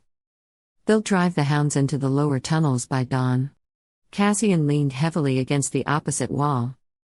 Pale, blood soaking through his ruined tunic, but grimly upright. They've sealed the inner gates, he said. There's no going back. Selene met his gaze, exhausted, defiant, burning. The blood oath between them pulsed faintly beneath her ribs, not pain but an aching reminder. We are not alone. We are not broken. We're not going back, she said.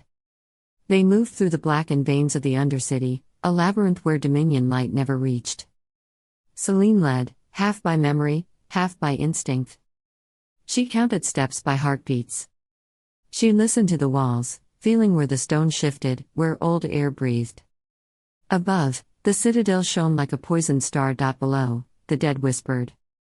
The deeper they descended, the colder the air grew. Moisture wept from the stones. Mold choked the broken arches. The only sounds were their own ragged breaths and the relentless, ghostly echo of the bells. Hours passed. Or perhaps it was lifetimes. When at last they stumbled into the ruins beneath the eastern wall, half collapsed, abandoned even by the rats, Selene collapsed behind a fallen column, dragging Cassian down beside her. He groaned as he hit the ground, his breath rattling. Selene tore strips from her ruined cloak, pressing them hard against the gash along his ribs. You should have let me fight harder, Cassian muttered, his voice ragged. Stopped you from burning the proof. Selene bound his wound with brutal efficiency, blinking against the sting of her own tears. You stopped me from dying tonight, she said. We lost a ledger. Not the truth. For now, Cassian said bitterly. Selene pressed her hand to his chest, feeling the fierce, stubborn thrum of his heart against her palm. Still alive? Still fighting? Still hers. Footsteps scraped against the stone nearby. Selene's dagger was in her hand before she could think. A shadow detached itself from the ruined archway, slim, wrapped in coarse traveling leathers, face half-shadowed. Mevin. Her hair was hidden under a rough scarf. Her mouth was curved into a wry smile, amused, dangerous. You look terrible, Mevin said. But at least you're breathing. Selene didn't lower her blade. You followed us. Mevin shrugged, unconcerned. Half the court wants your heads. I want something more valuable. She tossed a bundle to the ground, rough-spun clothes, forged papers, city passes marked with the seal of a minor house. Selene stared at it. Get out, Mevin said. Disappear. Heal. Fight another day. And the price? Selene asked. Mevin's smile sharpened, wolfish. When the Dominion falls, she said, I want a seat at whatever rises from the ashes. Selene's fingers tightened around the dagger hilt. Every instinct screamed distrust. Mevin was a survivor, clever, cold. Her loyalty was a coin flipped in the dark. But Cassian stirred weakly beside her, and the ache of the blood oath burned in Selene's chest. This wasn't about pride anymore. It wasn't even about vengeance. It was about winning. Selene tucked the blade away and straightened. Agreed, she said. Mevin gave a mocking little bow, cloak flaring like dark wings, and vanished into the ruins. Selene watched her go, the air tasting of ash and old betrayal. Trust nothing, she thought grimly. But use everything. Ash and Awakening. Dawn crept slowly over the ruins of the city, bleeding gray and sickly light across the broken stone. Selene crouched behind a fractured pillar, Cassian slumped beside her, both of them swathed in rough-spun cloaks that still smelled of Meven's hand, smoke, herbs, and something ancient. Beyond the crumbled archway, the slums stretched like a broken crown around the citadel's gleaming walls. Smoke curled from half-collapsed chimneys. Filthy water pooled in the alleys. Rats scurried across shattered cobbles. Here, beyond the Dominion's silk masks and gilded proclamations, the world rotted openly. Selene tightened her hood, hiding her face. Every instinct screamed that even the shadows were dangerous. Behind them, the citadel loomed, pale stone gleaming cruel and proud under the rising sun. Banners still flew from its highest spires, crimson stitched with gold, Dominion sigils yawning wide like the mouths of hungry beasts. The bells had fallen silent. They think we are dead, Selene thought. Good. Let them believe it. Cassian stirred, gritting his teeth as he pushed himself upright. How bad? Selene asked softly. He flashed a grim smile. Still breathing. Selene nodded once. No room for pity. No time for weakness. They had survived the purge. Survived the betrayal. But survival was not victory. Not yet. Meven's forged papers burned against Selene's ribs, tucked close to her heart. Fake names. Forged lives. Temporary lies to buy real time. The blood oath pulsed faintly under her skin, not warning, not pain, but a steady thrum. A vow remembered. A battle yet to come. They moved at dawn's edge, slipping through the decaying streets like ghosts. Past vendors hawking spoiled goods under tattered awnings. Past men who watched them with the dead, hollow eyes of the starved. Past children with sharp faces and sharper knives. This was the other face of the Dominion, the one the court pretended did not exist. The price of power paid in forgotten lives. Selene felt the fury coil tighter with every step. They crossed the final bridge at the slum's edge, where a broken aqueduct spilled filthy water into a bone-dry canal. Beyond, the eastern gates yawned open, not guarded, for there was nothing outside the citadel that the Dominion feared. Nothing yet. Selene and Cassian slipped through without challenge. No banners. No cheers. Only the wind. Beyond the walls, the world stretched wide and broken. Ruined villages sagged against the hillsides. Ash-choked fields stretched to the horizon. The remnants of old wars scarred the earth, trenches, burned towers, stone roads leading to nowhere. Selene pulled her hood lower against the rising sun. She felt the citadel at her back, a weight, a memory. Cassian drew up beside her, breathing hard but steady. For a moment, they simply stood there, two fugitives, blood-stained and hollowed and alive. Cassian glanced at her, exhaustion and stubborn defiance etched into every line of his face. We have nothing left, he said hoarsely. Selene turned, threading her fingers through his, grounding herself, grounding him. No, she said. We have each other. And it was enough. It had to be. Chapter 8. Ashes of the Crown. The slums beyond the citadel stank of lie, smoke, and slow despair. Selene moved through the crooked alleys with her hood pulled low, boots silent on broken stone. Beside her, Cassian limped beneath the weight of his cloak, every step pulled from clenched teeth and iron will. In the slums, no one cared who you'd been. Only what you could offer now. They passed ruined murals defaced with ash. Propaganda posters, once demanding loyalty to the triumvirate, had been overpainted with crude symbols, a broken crown. A flame with no name. Words scrawled in charcoal on doors and crumbling walls, ash remembers. The flame returns. Bend or burn. Ghosts of rebellion haunted the alleys. Rumors of nobles who had fled. Of prisoners who never reached the gates. Of voices whispering truths beneath the rot. Selene said nothing. But something stirred in her chest. A thread pulled taut. Their shelter was a tenement above a tanner's shop, where the stench of hides clung to everything. The walls swept with damp. Rats ruled the rafters. The mattress was straw and mold and stubborn hope. It was miserable. Filthy. Perfect.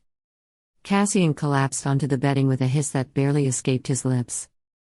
Selene dropped beside him, breath shallow, fingers quick as she unwrapped the bandages at his side. The wound was healing, barely, but angry red lines spread from its edges. Heat pulsed beneath the skin like coals buried too deep. Selene cursed under her breath, fumbling for their last vial of boiled water. "I need salve," she muttered. "Cleaner water. Herbs. This is." Cassian caught her wrist. His grip was weak, but his voice was steel. "Selene." She looked at him. Really looked. He was burning up, but his eyes were clear, and full of something harder than pain. "Rest," he said. "We can't," she snapped. "You're getting worse and I let us here, you saved us." He smiled faintly, and it broke her. Because it was the smile of a boy who had once stood in a ballroom and asked for a dance. And of a man who had followed her into fire. "Then let's make them bleed first," he said. Selene swallowed the ache. Not at once. 2 nights later, she sat in the smoke-thick shadows of a tavern called the Shattered Crown. It was carved into the bones of a ruin, a broken hall with charred rafters and walls that leaned like drunk kings. Smoke curled thick through the beams, heavy with sweat, rot, and secrets. Every conversation was a wager whispered beside a knife. At the center of the room, someone had nailed a rusted diadem to a cracked wooden post. The crown hung crooked, pierced and bleeding rust. A joke. A warning. A prayer. Selene nursed a mug of bitter beer, listening. The whispers came fast now, purges, disappearances, lists of the irreconcilable. Not just thieves or agitators. Nobles. Dissenters. Ghosts. She caught the name in a lull between dice rolls and threats, Marathorn. A once loyal general. Rumored dead. Rumored worse. Selene's hand tightened around the mug. If she was alive, if she was being moved tonight, across the room, Cassian leaned against the scorched beam, hood shadowing his fevered eyes, scanning exits like a wounded wolf. When the tavern noise surged again, he crossed to her and slid into the seat beside her. "Second bell," he murmured. "West Gate." "They're moving her then." Selene's eyes met his. Fierce. Steady. "Then we stop them." Back in the tenement, Selene cleaned the blade Cassian handed her. Each stroke against the whetstone steadied her heartbeat. Each flicker of steel whispered, "You are not prey anymore." Cassian sat across from her, pale and sweating, but the fire in his eyes had not dimmed. "You don't have to do this," he said. She looked up. One brow arched. "You could leave," he continued. "We both could. Cross the border. Disappear. Let the world burn without us." "And you'd go with me?" she asked. Cassian didn't answer right away. Then he shook his head. "No."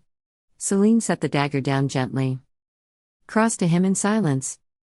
Sank to her knees. Touched his fevered face. "If we fall," she whispered, "we fall together." Cassian's hand trembled as it cradled the back of her neck. Their foreheads touched. Breath mingled. The blood oath pulsed, not pain. Promise. And then he kissed her. It wasn't sweet. It wasn't clean. It was desperation and defiance and something that tasted like a vow. When they broke apart, the candle guttered low. "No more running," Cassian said. Selene smiled. Fierce as fire. "No more hiding."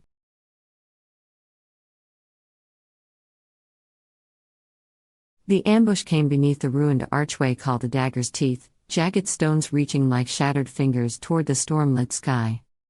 The convoy rumbled slow and careless, iron-bound carts pulled by steam-choked engines. Torchlight flickered on armor and iron. Guards marched beside the wagons, visors low, boots sure. The prisoners didn't cry out. They'd long since learned silence. Selene moved through the dark like a phantom. Her dagger kissed the throat of the first guard, no sound, no mercy. He fell like a dropped sack. Cassian was slower. He grunted as he lunged, his wound tearing open with a hiss. His blade still found its mark, but blood soaked his side. He staggered. Selene caught him. Foreheads touched again, one breath. "Stay up," she breathed. "I'm not done," he growled. The battle was brutal. Dominion guards fought with precision, not panic. One barked clipped orders. Another, a woman with a cracked helm and haunted eyes, fought like she welcomed death. Selene met her in sparks and steel. "Run," she warned.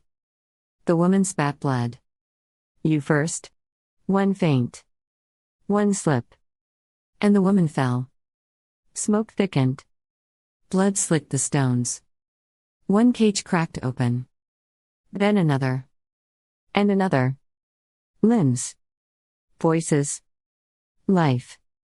From the final cart, a figure stepped down. Tall. Scarred. Eyes like razors beneath matted hair. She moved with a soldier's grace. Stood with a storm's silence. Selene's breath caught. "General Thorn," she said. The woman blinked. A slow, sharp smile. "You know my name. We heard you were dead." "I was," Mara Thorn said. "Then I got better." Cassian coughed behind them. "We need fighters." Thorn looked at them. "The blood. The broken. The fire." Then she bowed, not low, but enough. "My name is General Mara Thorn," she said. "And if you're building a rebellion," a pause. A grin like flint sparking steel. "You just found your first army." At dawn, Selene stood atop a broken wall overlooking the slums. Below her, the city stirred. Not to bells or orders, but to shouting. To gathering. Fires burned where Dominion banners had fallen or fled. And in the streets, 100 voices murmured, names, oaths, memories. Mara Thorn stood in the square, barking commands, rallying the forgotten. Strips of cloth became banners. Kitchen knives became swords. Prisoners became soldiers. Cassian stood beside Selene, cloak wrapped tight, blood soaking his bandages. He looked at her, not with pity, but with pride. "We're not nobles anymore." Selene turned to him, wind tugging her hair. "No," she said. "We're something worse. A beat. Together, rebels." And from that high wall, watching the city rise, Selene felt the fire catch. Not fear. Not guilt. Purpose. The Dominion had taught her how to kneel. Now, it would learn how she burned. Chapter 9. The Fire That Follows.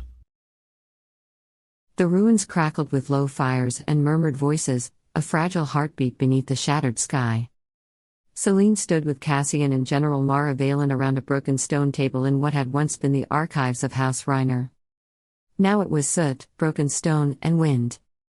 The shattered dome above had once held painted constellations. She could still see flecks of gold, swallowed now by ash. A crude map, stitched together from memory and scraps, lay between them. Candlelight guttered low as if straining to witness their resolve. Their shadows stretched long over the stone, crooked giants preparing for war. They had no crowns. No banners. Only the fire in their lungs and the weight of the impossible in their hands. Mara stabbed a dagger into the map, the tip striking a blotched mark near the western edge of the lower city, 2 streets beyond the charred bones of the old amphitheater. "The Dominion's west outpost," she said. Her voice, gravel-thick and iron-sure, cut through the ruins' hush. Used to be a grain haul back when the old trade lines ran clean. Now they've packed it with rations, medicine, and powder, enough to keep 3 regiments standing. We take it, we carve out their stomach. Starve them. Choke their siege. Cassian's arms were folded, eyes narrowed. There's a ridge behind it. Dominion artillery's got a clear sweep of the ground. If they see us coming, we'll burn before we breach the outer wall. They won't see us, Mara said. She scraped the dagger's edge along a faded ink line, running like a crack beneath the map's surface. The Ashwell tunnels still run under that sector.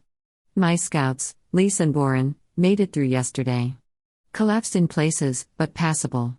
If we move at dusk, time it with a shift change, We can gut the outpost before they blink. Selene leaned in, tracing the path with her eyes. The map looked like a wound, ragged edges, bruised lines, stitched guesses masquerading as strategy. Their forces were little more than desperate names and borrowed glyphs. Exiles. Street-born orphans. Scribes who now carried swords. A dream stitched together by fire and desperation. 30 fighters? She asked. No more? 30's all we can sneak through the tunnels, Mara said. Any more and we clog ourselves. The strike has to be fast, loud and gone before they know where to swing. And the signal towers? Selene pressed. If even one beacon lights the ridge, we'll have stormfire raining down. I've got 4 runners who know the spires, Cassian said. Street-born. They've worked under Dominion noses for years. They'll cut the lines, climb the towers, kill the lookouts if they have to. Selene studied him. No bravado. No optimism. Just cold reality behind his gaze. And the escape? She asked. The tunnels run north under the river gate, Mara said. But if they collapse? Cassian's voice was dry. Then we hold the alley. Long enough for Reka to bury the depot. Selene looked up at the name. Reka, former Dominion architect, now their saboteur. The woman had once designed grain vaults and firebreaks. Now she was repurposing her own knowledge to destroy what she'd built. We'll use silent powder, Mara added.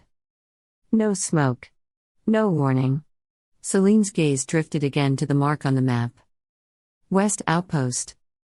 But that wasn't its name, not to her. It was the Hall of Harvests. She'd visited once with her father during the late summer trade season. She remembered the workers, kind-faced, red-handed from lifting apple barrels. She remembered climbing the mural stairs and pointing at the painted arch overhead, vines, firebirds, stars. She remembered the gold flecks, like seeds in the stone. The mural had been burned away. The arch melted with acid. The firebirds turned to cinders. This is what patience brought you, she thought. What diplomacy failed to stop. Her fingers hovered near the dagger Mara had buried in the stone. They trembled, once. She steadied them. If we strike, she said, the Dominion will retaliate. Viciously. Harder than before. Yes, Mara said. And when they do, the people will know we were never just whispers in shadow. They'll see fire. Rage. Resistance. Cassian looked at Selene again. Silent, but steady. His belief in her didn't shine like a torch, it burned low, reliable, like an ember kept alive beneath ash. You could still step away, she thought. Wait. Survive. Let someone else light the pyre. But her house was gone. Her father's blood still stained the palace stones. Her name had been erased from the domes of power. Politics had failed. Compromise had bought only silence. Let it end here, not in quiet, but in flame. Selene reached out and closed her hand over the dagger. The hilt was warm, not from the fire, but from the iron in Mara's hand. From the blood of other choices already made. Her voice was steady. Cold with resolve. We strike. Mara nodded once, like the pull of a trigger. I'll alert the ashbound. We move before moonrise. Cassian exhaled through his nose, slow and sure. His mouth twitched, just slightly, a ghost of pride. A flicker of what might someday become hope. Above them, a gust of wind passed through the ruined dome. Ash whispered through the air like falling snow. The candle flames danced. Somewhere distant, thunder murmured, or maybe it was just the city shifting in its sleep. There would be no turning back. Later that night, as armor was strapped on and knives checked twice, Selene walked the upper ledge of the ruins alone. The streets below were half buried in shadow, flickering with the dying red of cook fires. She could hear laughter from a distant alley, sharp, wild, and desperate. Not joy. Just the madness of those with nothing left to lose. The ashbound moved quietly in the dark, preparing not with ceremony but with necessity.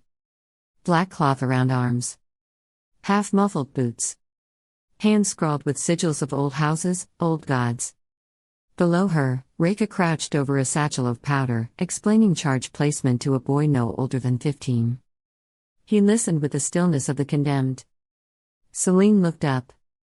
The stars had been absent for weeks, swallowed by smoke and Dominion lantern light. But she imagined them still there, waiting. Watching. The fire that followed would not ask permission. It would not bow. It would take the city in both hands, and remake it. The assault. The signal came in the form of flame.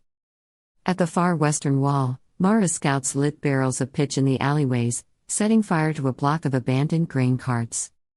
Black smoke spiraled upward, a decoy blaze designed to draw Dominion eyes to the rear. A moment later, thunder ripped the air.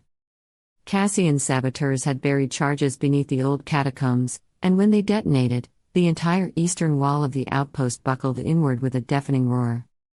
Stone shattered. Dust billowed. The ground beneath the Dominion garrison shivered.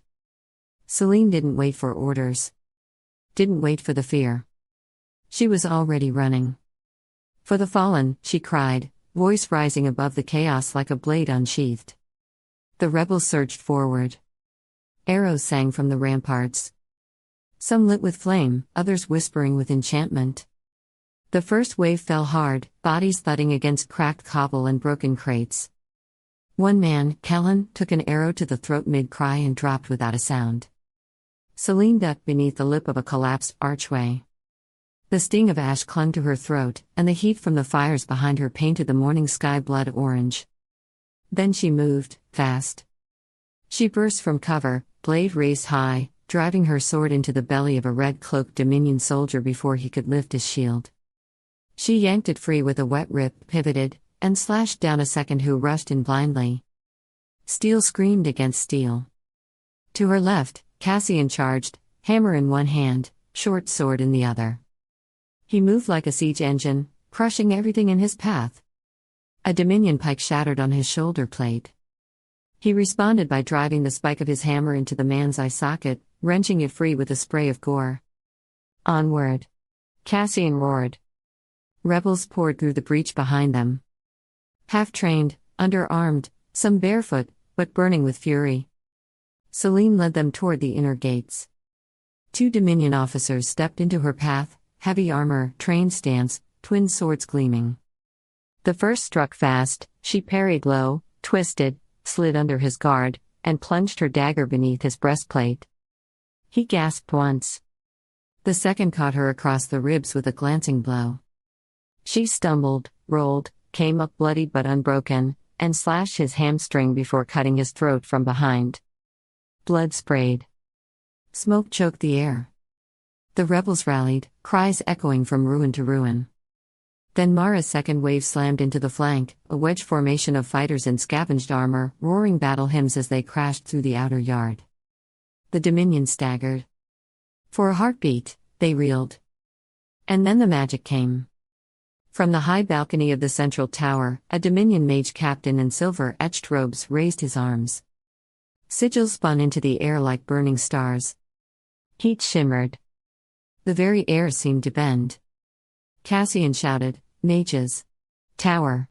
Selene looked up just as a ring of fire erupted from the sigils, exploding outward in a wave of molten force. She threw herself behind a fallen statue, dragging a bleeding rebel, Jaron, wide-eyed and coughing blood, with her. Behind them, 2 others weren't fast enough. The fire incinerated them mid-scream, leaving nothing but smoking bone and blackened steel. "Get them down," Selene growled. "Too far," Cassian shouted. "No clear shot." The mage began weaving again. This time the sigils glowed blue, ice and air. A storm spell. If it finished, half the rebels would freeze mid-charge. Then came the final card. "Now!" Mara's voice bellowed from the southern gate. From beneath the earth, a sealed drain grate burst open. Joran sappers, filthy, masked, blood-caked, erupted into the courtyard from the tunnels. They carried hooked blades, short axes, and fire-glass bombs. They moved with surgical hate. They struck from behind. One leapt onto the tower stairwell and hurled a charge into the mage's flank. It detonated, a burst of glass and fire, sending the spellwork spiraling out of control. The mage captain turned, half his face melted, screaming as Jorn himself rammed an iron spike through the back of his neck. The tower pulsed once. The sigils vanished. Silence followed. Then Selene rose. She was covered in soot and blood. Her ribs ached. Her breath came in short, raw gasps. But she charged again, and the rebels followed her into the mouth of the beast. The inner courtyard became a killing ground. Steel met steel. Blades clashed. The screams were endless. Bodies fell and didn't rise. The air was a storm of iron and ash. Selene parried a halberd swing, lost her footing, rolled over a corpse, and slammed her pommel into a Dominion soldier's throat. As he choked and fell, she drove her sword through his chest and left it there, yanking a fallen spear from the ground to fight on. A rebel beside her, Meredith, screamed as she was run through. Selene grabbed her, stabbed her killer in the gut, and caught Meredith's body as it collapsed. The girl was already gone. Behind her, Cassian and Mara fought back to back, covered in blood. Mara had a cut across her scalp, and Cassian was bleeding from his thigh, but neither stopped. Mara caught a Dominion soldier's sword on her bracer and gutted him with her offhand blade. "Push," she roared. "They're breaking." A group of Dominion soldiers fled into the barracks. "Don't let them regroup," Cassian shouted, hurling his hammer into the door before it could shut. It cracked inward. Rebels surged after them. Selene forced herself to keep moving. Her legs were jelly, her vision a red smear. Every heartbeat felt borrowed. She stumbled past Jaron's corpse, saw another boy, Thomas, dragging a wounded rebel out of the line of fire with tears in his eyes. And still the Dominion held the upper tower. 2 archers remained. One notched a flame-tipped arrow and aimed for her. Then a black-feathered bolt took the archer in the eye. He fell, limp. Across the yard, one of Cassian's runners, Nyla, stood atop a shattered barrel, already notching another bolt. "Clear," she shouted. The second archer fled. Selene staggered to the tower steps. Smoke. Blood. Screams. At the top, the last Dominion officer, a captain with gold on his pauldron, drew his sword. "You don't know what you started," he said. Selene said nothing. She stepped forward and fought. The duel was short and brutal.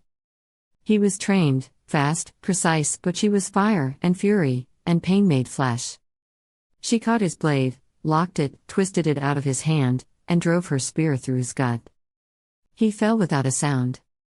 Selene turned, dragging herself to the tower's edge. The Dominion banner still hung there, red and gold, soaked in the blood of her people. She took it in both hands, ripped it from its post, and hurled it down into the flames below. It caught fire midair, curling, shriveling, turning to ash as it fell. The courtyard had gone still.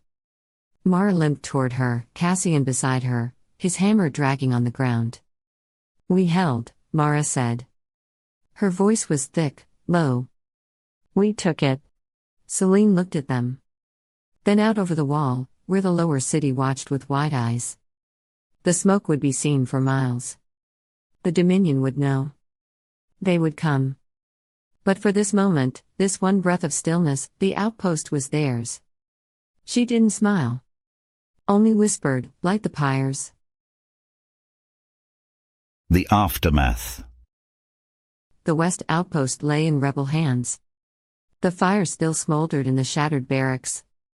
Blood pooled between the cobbles. Arrows jutted from corpses like weeds in broken soil. Selene stood in the courtyard, surrounded by the wounded, the weary, the victorious. Her cloak hung in tatters. Her hands were slick with blood, some of it hers, most of it not. Her body was a map of bruises and burn welts. She didn't move. Couldn't. Not yet. Cassian limped toward her, dragging his hammer like a memory behind him. A shallow cut bled from his cheek. He touched her shoulder with blood-streaked fingers. "You still standing?" "Barely," she said. "You did it." Selene looked around at the ruined outpost. Smoke curled through shattered windows. A half-burned Dominion banner lay at her feet, trampled into the dirt. "No," she said softly. "We did." For a moment, they just stood in the silence. Then someone, a young rebel boy, bloodied but alive, raised a cry, "Selene! Selene!" Others picked it up. A chorus, cracked and raw and defiant. "Selene! Selene! Selene!" She turned away from it. Her eyes scanned the fallen. Jaron. Mayrith. Thomas. Dozens she didn't know, but would never forget. They hadn't died for a chant. Mara strode past the gathering crowd, her armor scorched, her expression grim and proud. "They'll remember this," she said. "The day the fire rose. We broke their line. Now we break their will." Selene said nothing. She moved toward the western watchtower, its steps blackened with ash. Slowly, deliberately, she climbed to the top. The city spread out below, rooftops, alleyways, and smoke. Watching. Waiting. Where the Dominion banner had once flown, she stood. She drew her sword, battered, blood-stained, and raised it high. The setting sun caught the steel. A line of fire against the dark. Her voice rang out like a bell of war. "This is our fire," she shouted. "Let it burn everything that holds us down." The rebels roared below her. A sound that shook the stones. From the north, signal towers flickered, the Dominion had seen the blaze. From the east, thunder rumbled, maybe a storm, maybe marching boots. But in this moment, beneath a bleeding sky, Selene felt it, hope, in fire. In ash. In blood. The rebellion had truly begun.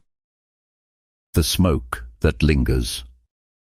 Night fell heavy over the ruined west outpost. The fires had died to embers. The screams faded to silence. Only the wind remained, low, constant, threading through the shattered stone like a morning song.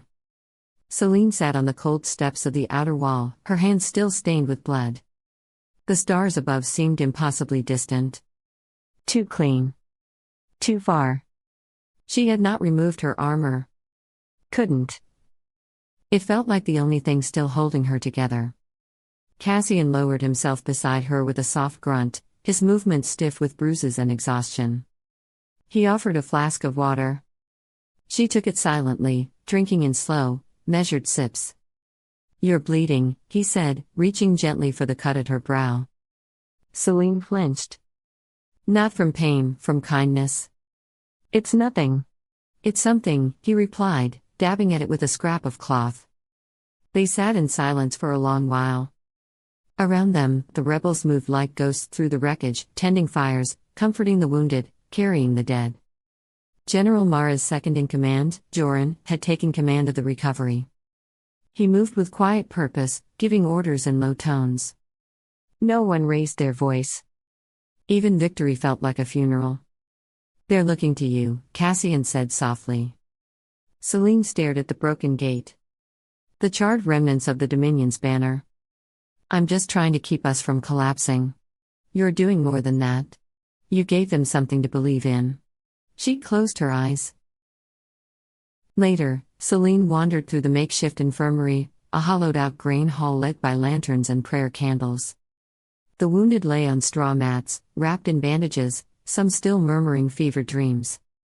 A young girl sat beside her brother's cot, holding his hand. An old man whispered thanks to the stars. A healer sang softly to a soldier missing both legs. Selene knelt beside one cot, where a boy no older than 15 slept, his arm crushed and splinted. He had carried messages through the outpost under fire. She reached out and adjusted the blanket over his chest.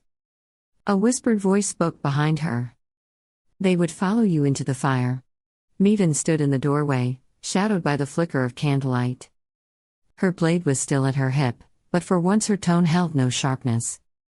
"Then I need to make sure there's still something left on the other side," Selene murmured. Meaden crossed the room, pausing beside her. "You think this was the end of a battle? But it's only the beginning of your burden." Selene didn't respond. Meaden's eyes softened, barely. "Sleep tonight. Or you'll start thinking you're invincible." That's how leaders die. Then she was gone. Selene found herself back atop the tower near midnight. Cassian waited for her there, cloaked against the wind. He didn't speak. Just opened his arms. She stepped into them. They held each other for a long time, wordless, motionless, wrapped in silence and smoke. No fire. No blade. Just the thudding of hearts and the weight of survival. When Selene finally spoke, her voice cracked like old stone. I thought I'd feel joy. I thought this would taste like victory. Cassian kissed her temple. Victory is bitter before it's earned. She turned into his embrace. And for the first time since the rebellion began, she let herself cry. The wind carried the scent of ash and hope across the ruined city. In the quiet that followed fire, something else began to grow, resolve. The warden's call. The incense in the warden's chamber was not sweet. It was charred myrrh and ironroot, ground and burned in long black bowls that lined the stone walls. The smoke coiled in lines, never drifting free. Dominion discipline controlled everything, even air. High Warden Cauldron stood before the flame-etched seal of the triumvirate. His armor was unmarked obsidian, his helm gripped in one gauntleted fist. Bald, pale, and statue still, he stared down at the blood-stained map on the long command table.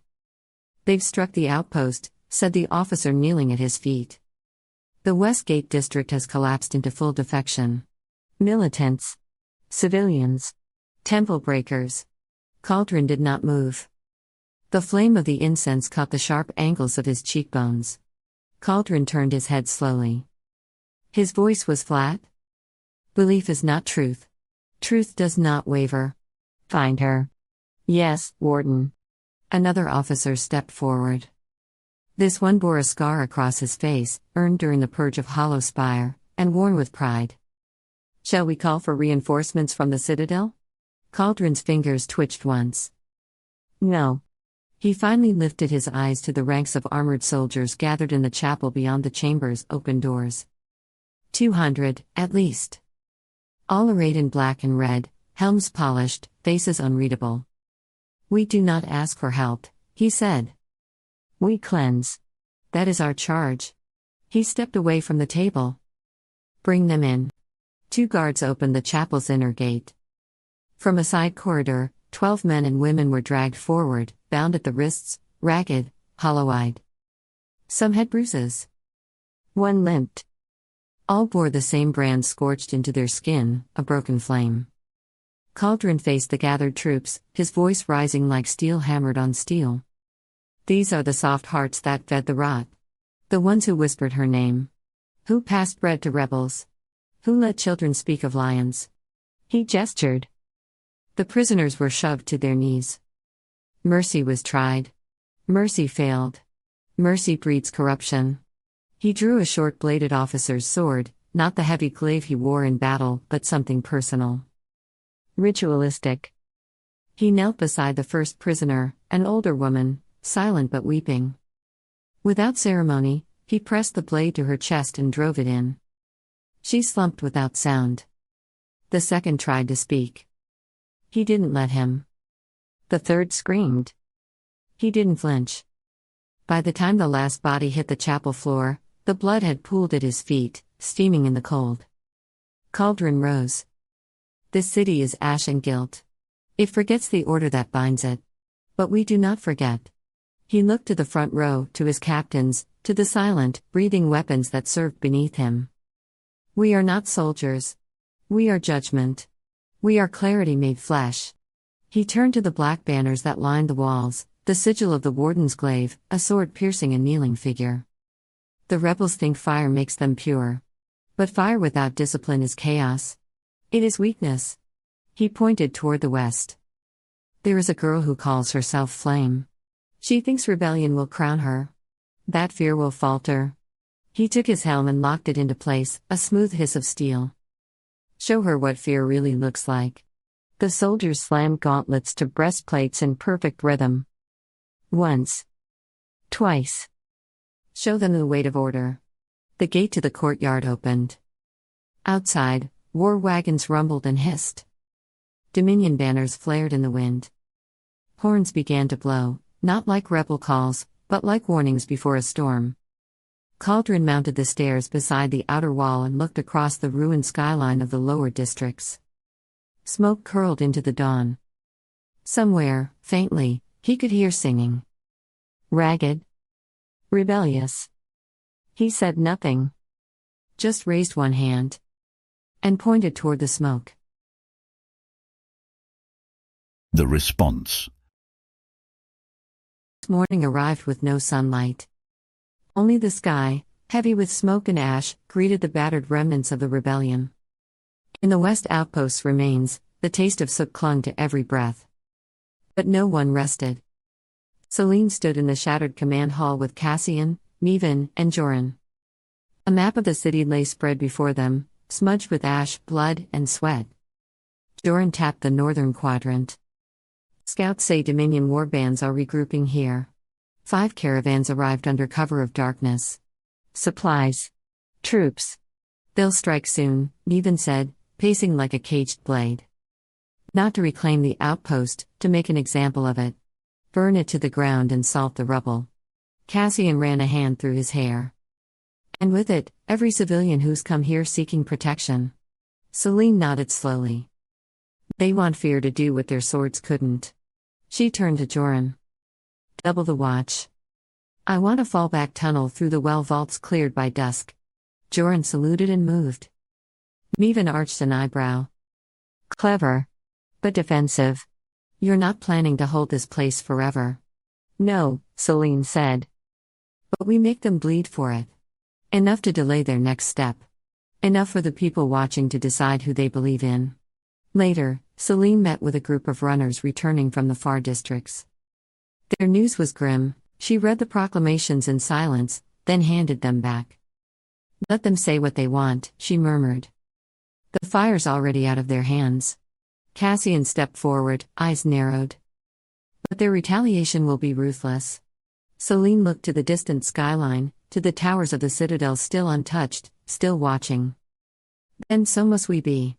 By evening, Merrow returned from the rebel sympathizer network with another report. They've begun rounding up suspicious citizens in the mid-districts, she said grimly. Public trials. Fast executions. They're making martyrs out of anyone who even looks like they whispered your name. Selene's jaw tightened. Then it's time we remind the people why they whispered it in the first place. She looked around at the room, soot-covered faces, weary eyes, hearts full of ash and defiance. Tomorrow, we strike again. Not to win. Not yet. But to remind them we're still alive.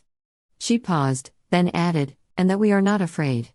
Outside, the firelight flickered across the crumbled walls. And in the hearts of the people, resistance burned hotter than ever. Beneath the ashen sky. The wind carried dust through the crumbled tower, its open arches framing the night sky like broken cathedral windows. Selene climbed the narrow stairwell, the stone slick with soot and ash. Her legs ached. Her ribs bruised. The blood on her gloves was dry now, but it hadn't all been hers. She stepped into the ruined lookout and found Cassian already there. He stood near the edge, watching the city burn in silence. Fires dotted the lower districts, some theirs, some the Dominion's. The stars above were faint behind the smoke, but present. Defiant. Like them. He turned as she entered, and for a moment, neither of them spoke. The quiet between them was a presence, heavy, crackling with everything they'd carried but never said. I wasn't sure you'd come, he said. Selene walked to him and looked out over the city. I needed to see it from here. To remember why we fight. Cassian's mouth twitched, not quite a smile. To remember that we're still human? Selene met his gaze. That we still feel. Still bleed. Still burn. The space between them closed like breath drawn in. Cassian reached out slowly, brushing a streak of ash from her cheek. His fingers lingered there, warm against her skin. We could die tomorrow, he said softly. Selene's eyes didn't flinch. Then let us live tonight. He kissed her like a man falling. Not with haste, but with hunger, the kind that builds beneath armor, behind walls, until it must be answered. Selene kissed him back with the fire of someone who had nothing left to lose, only something left to claim. Her hands found his shoulders, his jaw, the back of his neck, memorizing the lines of him. They pulled each other into the center of the tower, into the remnants of stone and moonlight, until the world narrowed to touch and breath and fire. Cassian unfastened the buckles on her chest plate with care, not urgency. His hands, calloused and bruised, moved like he knew every piece of her, not just her body, but the weight she carried. The pain. The grief. Selene pressed her palm to his chest, where his heart thundered. "You make me remember what hope feels like, even when I don't believe in it," she whispered. He leaned into her hand. "You make me want to be more than just angry." Clothes fell away like old titles, like broken chains. They moved together slowly at first, cautious, reverent. But that gave way to urgency, to the truth of what they had never said aloud. In the open air, on stone still warm from fire, they claimed each other, not with possession, but with devotion. They did not speak. There were no declarations. Only breath and flesh and the soft gasp of discovery. Selene's fingers traced every scar. Cassian kissed every bruise. Their love was not perfect. It was not gentle. It was real. It was the kind born in blood and fear, in sacrifice and fire. Something raw and unyielding. A promise not of safety but of choice. When it ended, they lay tangled in one another, cloaks beneath them, bare skin against stone.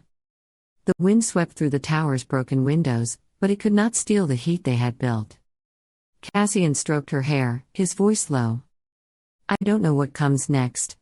"No one does," Selene murmured. "But I know this, whatever we face it together." He looked at her, and in his eyes she saw not the rebel, not the weapon, not the heir of a broken name, but the man who had chosen her again and again, even when the world tried to make her unlovable. Selene traced the line of his jaw with a fingertip. "You're mine, Cassian Merrow." Not as a claim. As a truth. He caught her hand and kissed it. "And you're mine, Selene Veylor." Flame and fury. Heart and blade. They stayed there long after the fires dimmed and the sky lightened into the pale lavender of morning. Not speaking. Not sleeping. Chapter 10. The Warden's Price. Smoke curled into the sky from the shattered ruins of the West Outpost, a black banner drawn across the dawn. It was the first Dominion stronghold to fall in a generation. And with it, something stirred in the city beneath the citadel, something louder than whispers, stronger than fear. Hope. Not the fragile hope of prayers and silence. The dangerous kind. The kind that fought back. Selene walked through the lower city at dusk, cloak pulled tight, eyes lowered. But the people had already begun to look up. Mothers murmured stories to their children, not of saints, but of rebels. Old men sharpened blades that had gathered rust for years. And here and there, scrawled in soot or scratched into stone, was a simple symbol, a circle split by a dagger. She passed a child no older than 6, crouched in the gutter, twisting scraps of red cloth into a doll's sash. When the girl caught Selene's glance, she smiled, a crooked, gap-toothed thing, and tucked the sash away like a secret. Selene's throat tightened. Hope. Terrible, burning hope. Cassian found her near the cracked fountain square. His fingers brushed hers in passing, a touch, a tether. "Word from the North Districts," he said. 2 outposts raided. Supply lines torched. Even the ferrymen are refusing Dominion tolls. Selene's pulse skipped. Too soon. Too fast. "We're not ready," she said. "They are," Cassian answered quietly. "They've waited their whole lives for someone to tell them it's allowed. To hope." So had she. That night, they gathered in the ruins of a chapel blackened by fire, stone ribs arching overhead, stained glass long shattered. Rain fell in uneven rhythms through the broken ceiling, dripping onto the altar where maps lay scattered like old bones. Wax smeared the corners. Blood dotted the edges. In place of holy relics, there were supply routes, weak points, troop estimates, the liturgy of war. Marathorn, hard-eyed and unflinching, stood at the altar like a battle priest. She leaned over the maps and dragged her dagger through a red-marked corridor, a narrow artery between two districts. "We hit the south gates," she said. Her voice was gravel and steel. "Cut the citadel's spine. Without their reserves, the high bastion falls." It was sound. Strategically sound. A blow that could shatter the Dominion's grip on the city core. Selene stood a pace behind, still streaked in ash, her hair damp from the rain. Her hand rested lightly on the hilt of her blade, though her body sagged with exhaustion. Hours later, the candlelight was lower now, the chapel colder. The burn on her side throbbed in quiet rhythm with the falling rain. But something in her hesitated. It was the right move, politically, tactically. And yet, she felt it coming. A change in the air. The cost. The answer. The chapel doors slammed open. Wind roared through the open archway. Rain curled across the stones. Marathorn entered without ceremony, her dark cloak soaked through, her boots caked in city mud. 2 scouts trailed behind her, pale, wide-eyed, and shivering like dogs kept too long in the cold. Marathorn didn't speak. She crossed the chapel floor with long, sharp strides and tossed a scroll onto the altar. The wax seal was black as coal, imprinted with the Dominion's triple crown insignia. Cassian stiffened beside Selene. Mara's mouth tightened. Selene didn't move. "He's here," Marathorn said. Her voice was low, steady. But even that steadiness couldn't hide the undertow of fear. "The warden," she added. "A name." And yet the air grew colder, as if the chapel stones themselves recognized it. Selene reached for the scroll. Her fingers were steady, but only through will. She cracked the seal and unrolled it. No titles. No preamble. Only a line: "For every act of rebellion, 10 lives shall be taken. Submit or burn." Beneath it, a list. Names. 37 of them? Selene read them. Each one. Her mouth moved, but no sound came. Children. Midwives. Bakers. A teacher who once taught her letters. No crimes. No trials. Just a warning. Carved in flesh. Amari Turn. She remembered her. Bent-backed and sun-wrinkled, always carrying orange peels in her apron. She'd worked in the palace kitchens, once. Called Selene Little Storm. Now she was payment. The silence grew dense. Even Mara didn't speak. Marathorn stepped forward. They were rounded up at dawn. Hang from the old aqueduct. No announcement. Just display. Cassian's jaw clenched. He looked away. "The warden doesn't need to crush our army," Marathorn continued. "He just needs to break the people's will. Make them fear us more than they hate him." Selene closed the scroll. Her hands trembled once, then went still. She folded the parchment with a slow, deliberate precision and placed it on the altar like a prayer no god would answer. Outside, thunder cracked. Water ran down the chapel walls like tears. No one moved. The war room, if it could be called that, had frozen around her. Even the rain seemed to pause. Mara was the one who broke the stillness. "We can't let this dictate our strategy," she said. Her voice was low, firm. Not heartless, just practiced. "We strike the citadel. We show strength, not weakness. If we hesitate now, we lose everything." Selene didn't answer. She looked again at the map. The route Mara had carved into. The artery into the heart of the Dominion. Blood for blood. But she also saw the names. Laid bare. Still echoing in her head. Jaron. Mayrith. Thomas. And now Amari. What did it mean to lead? To burn? To survive the fire, you said? She felt Cassian's gaze, quiet, waiting, patient. He always waited for her to choose. The rain thickened. Somewhere distant, a bell rang, a false alarm, or maybe just wind through broken copper. Selene stepped to the altar. She picked up a small blade, not hers. It had been left beside a map, or an offering. And she carved a line of her own into the route Mara had drawn, a new path. Flanking. Harder. Slower. Through the old workers' quarter. Past the aqueduct. Then we do both, she said. Her voice was iron. Mara blinked. Both? Selene nodded. We strike the citadel. But we pass through the quarter they bled this morning. We show the people we saw it. That we carry it. That we answer it. Cassian's voice was quiet. You'll lose time. We'll gain loyalty, Selene replied.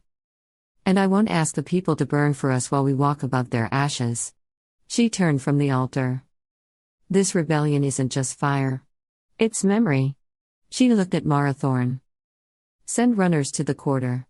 Tell them to leave their doors open. Then to Mara, prepare the second route.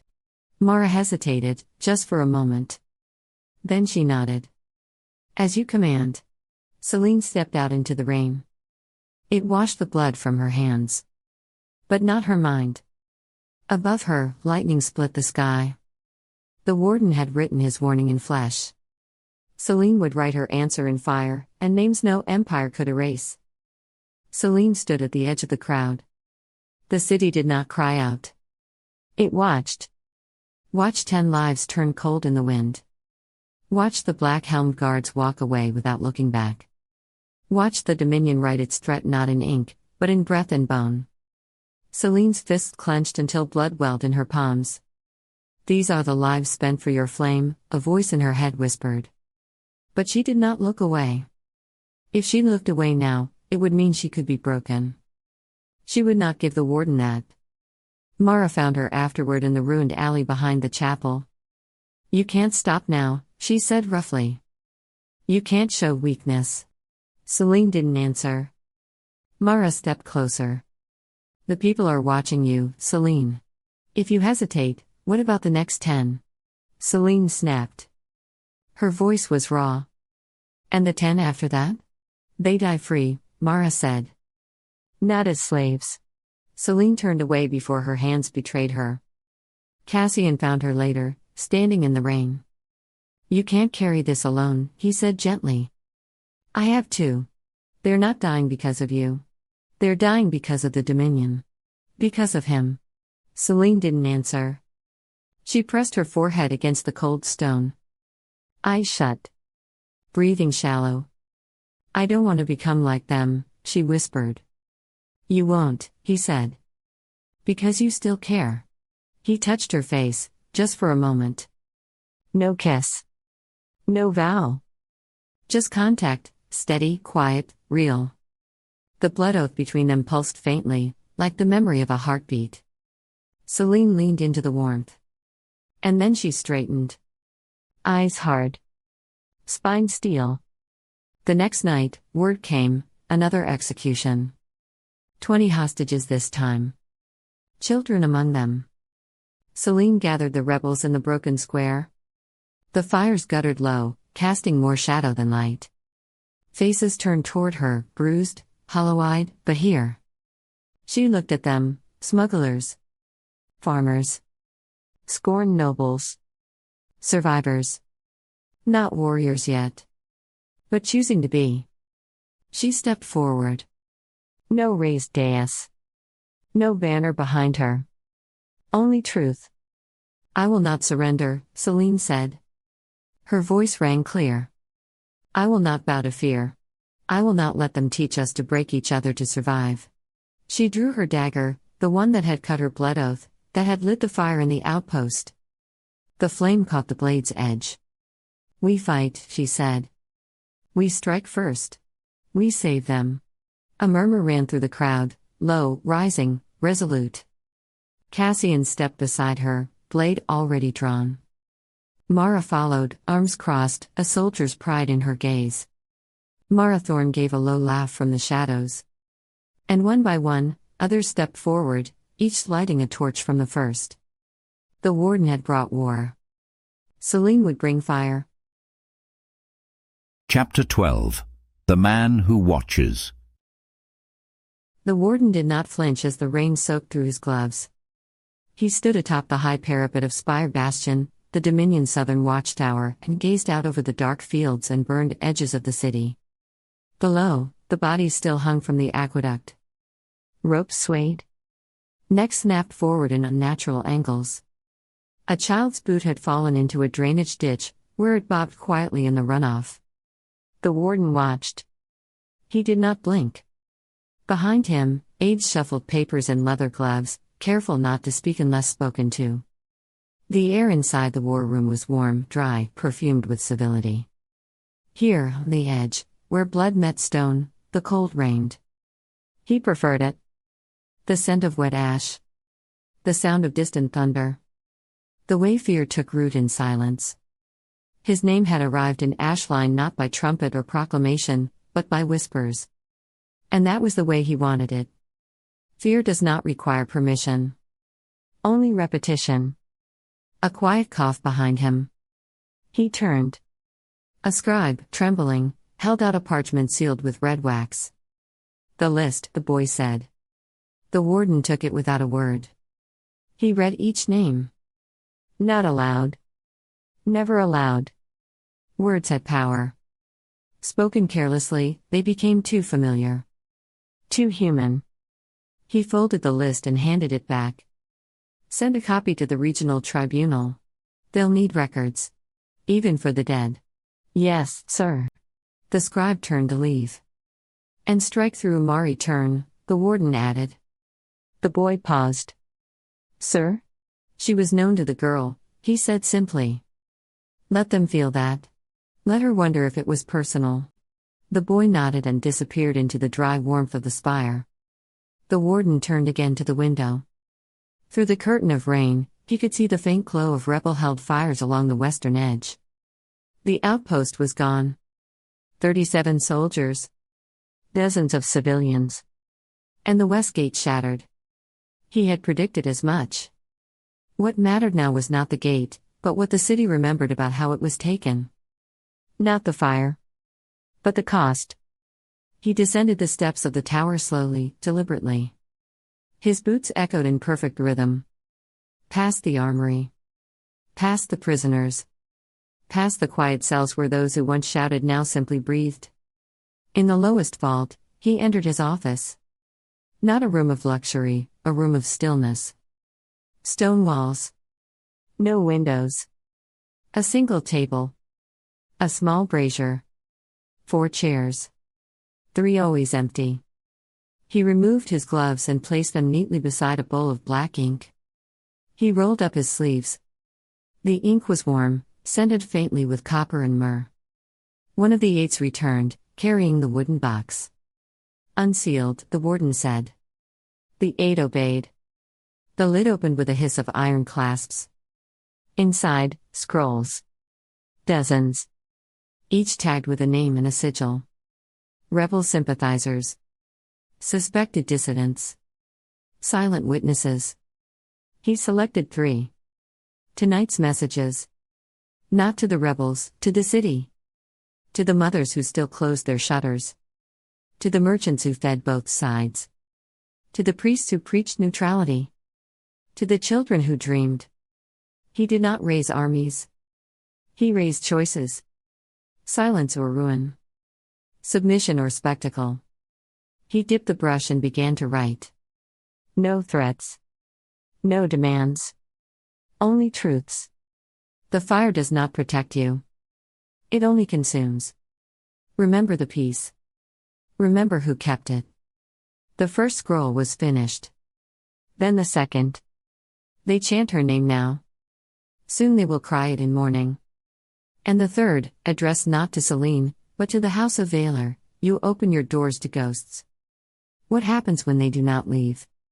He paused only once, when the ink nearly smudged. A flicker of anger. Rare.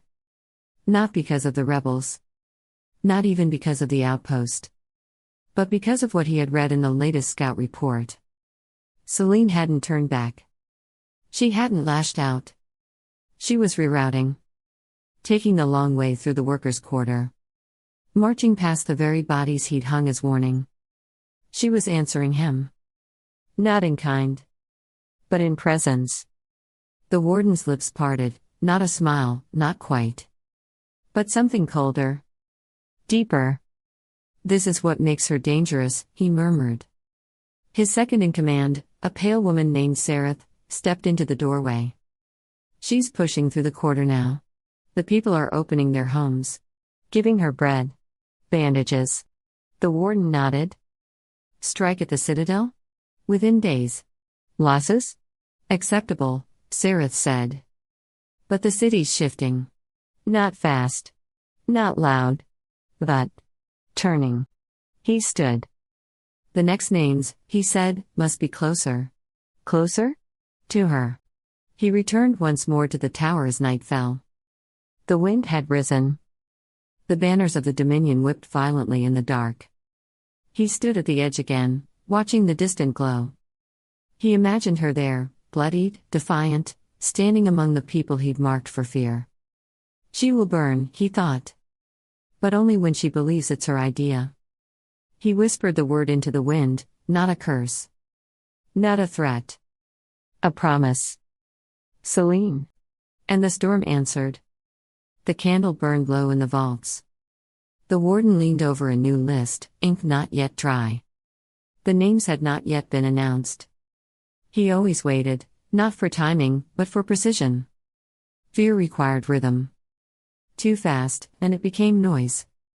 Too slow, and it decayed into hope. Across the table sat Sareth, silent. She'd learned well not to interrupt his silences. They chant her name, he said at last. Like it means something. Sareth's lips barely moved. It does. To them. The warden looked down at the list. Then at the ink-stained gloves in the brazier, burning slowly. The scent of myrrh and copper curled upward. Then we take names from the chant. He dipped the brush again.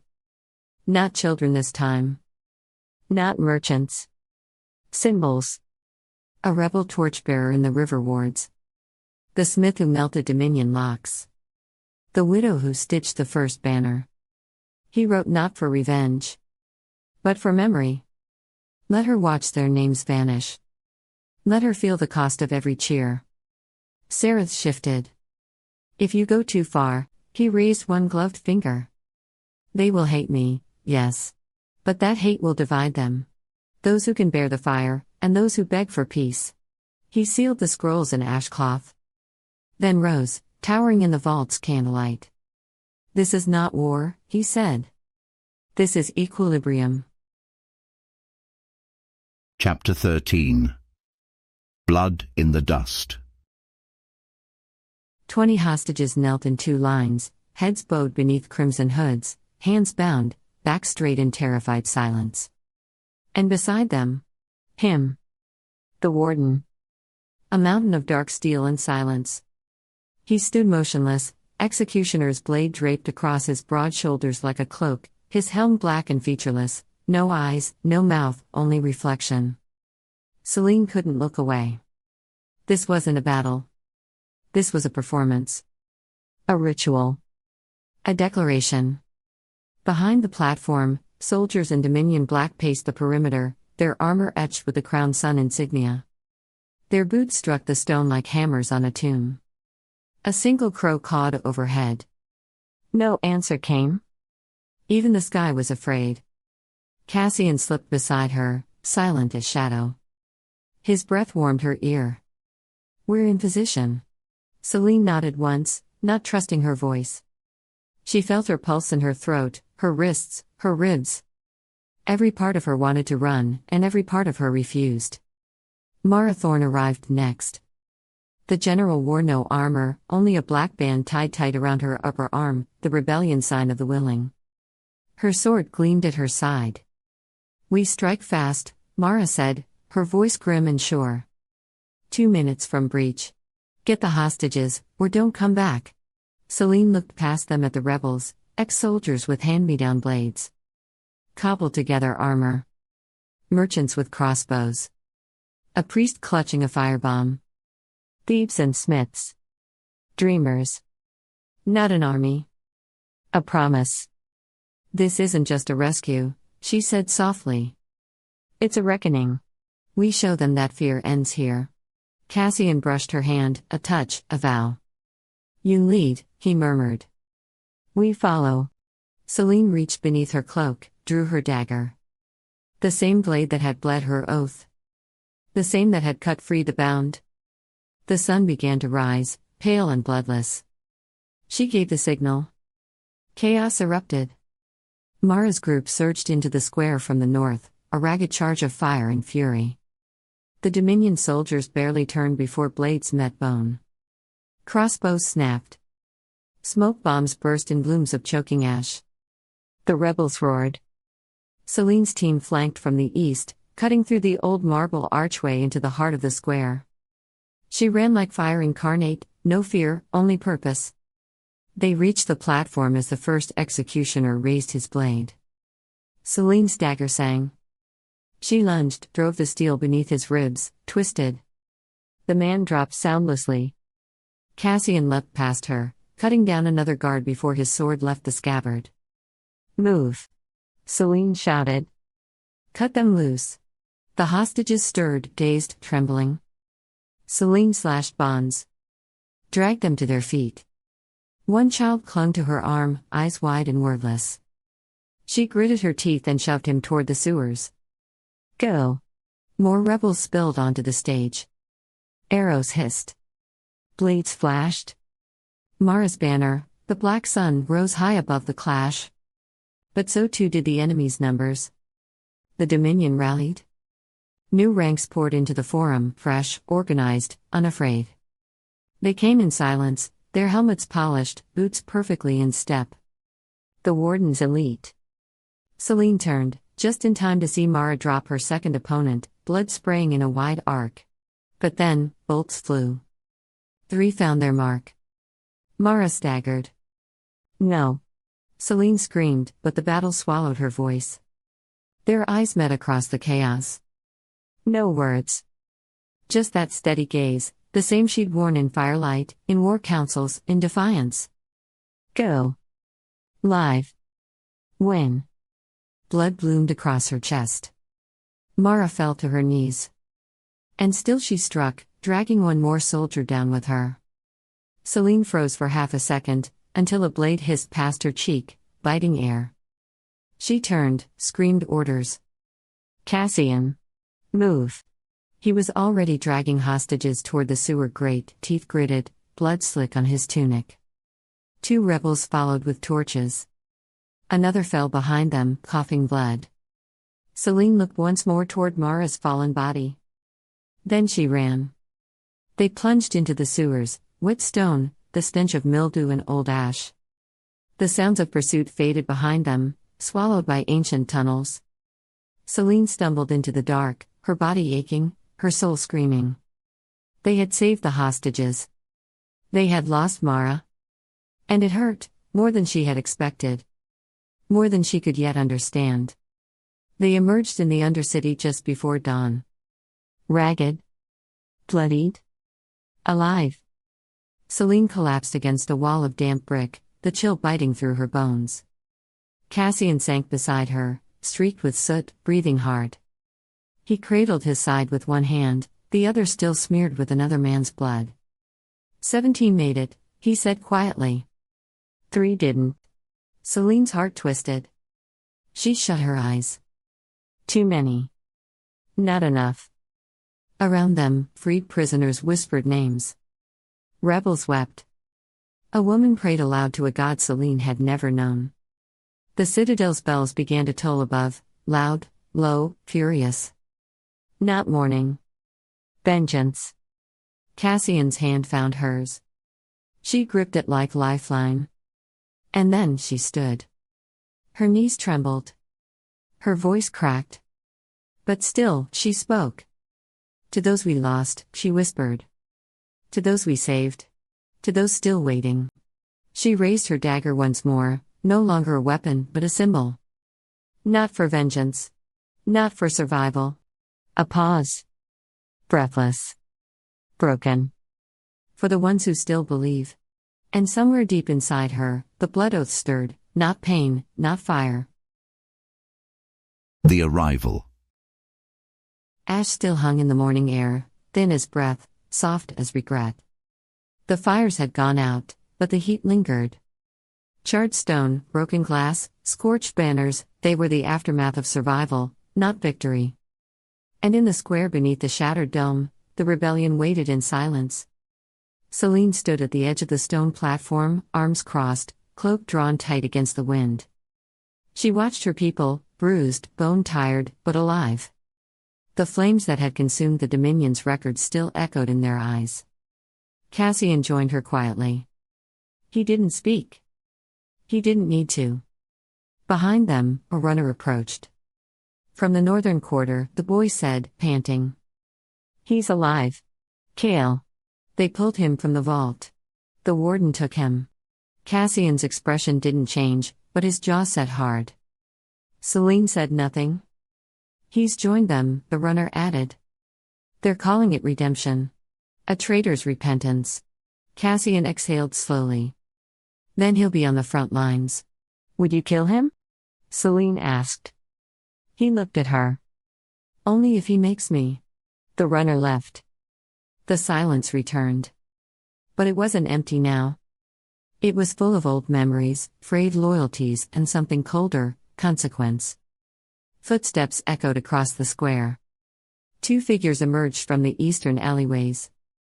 The first was tall, lean, wrapped in a travel-stained cloak. Duran, the blade master, moved like water over stone. He carried no banner, but the sword at his side gleamed like old judgment. The second was broader, heavier, with a deep scar across his cheek and a perpetual frown carved into his face. Corlin, former blade master of House Veylor, now a defector. He limped slightly but carried himself like a boulder refusing to fall. They stopped before Selene. We came as soon as word reached us, Duran said. This city bleeds. But it breathes. Corlin grunted. We saw the fire from the ridgelines. If you're burning it down, someone better be ready to hold the blade. Selene nodded. We need discipline. We need fighters who can survive what's coming. Then you call the right ghosts, Duran said. Not ghosts, Cassian muttered. Knives. The two men exchanged a look. Perhaps a fragment of mutual respect, or just sheer exhaustion. Selene turned to the square. Train them. Shape them. We hold the outer wards until the next wave. Duran bowed his head slightly. Corlin cracked his knuckles. We start at dusk. If they can't hold a blade, they'll learn to block one. Selene let the moment linger. Then she walked to the edge of the platform and looked out over the battered city. Ash drifted like snow. But in the distance, dawn was breaking. She didn't speak again. She didn't have to. Let the city breathe. Let the rebellion remember why it lived. Let the fire wait. For now. That night, after the last drills, Duran and Corlin sat by a low fire near the edge of the camp. Sparks drifted upward, swallowed by the dark. Neither spoke at first. The silence was not awkward, it was earned. Shared. Finally, Corlin reached for a battered flask and passed it across the fire. You still move like the court never fell, he muttered. Duran accepted the flask but didn't drink. And you still hit like you're trying to break the world. Corlin snorted. Maybe I am. The fire cracked. Wind whispered through the ruined stone. Duran stared into the flames. I thought I'd buried this part of myself. The teaching. The fight. But it doesn't die, does it? It just waits. Corlin looked away. It dies when we do. Duran turned his gaze to the tents. Some of them won't last a week. But a few. A few have that edge. The ardent girl. The twins with the iron grips, Corlin said. The one with the stutter who doesn't blink, Duran added. The redhead who tripped in the mud but still held her stance, Corlin muttered. That one's trouble. The good kind, Duran replied. They both nodded. The fire shifted. For a moment, neither looked like a warrior, just two tired men with too many ghosts. Why did you come back? Corlin asked. Duran thought for a moment. Because she reminded me what loyalty used to mean. And because the fire hasn't gone out yet. Corlin took a long drink. She's young. Idealistic. This kind of hope usually gets people killed.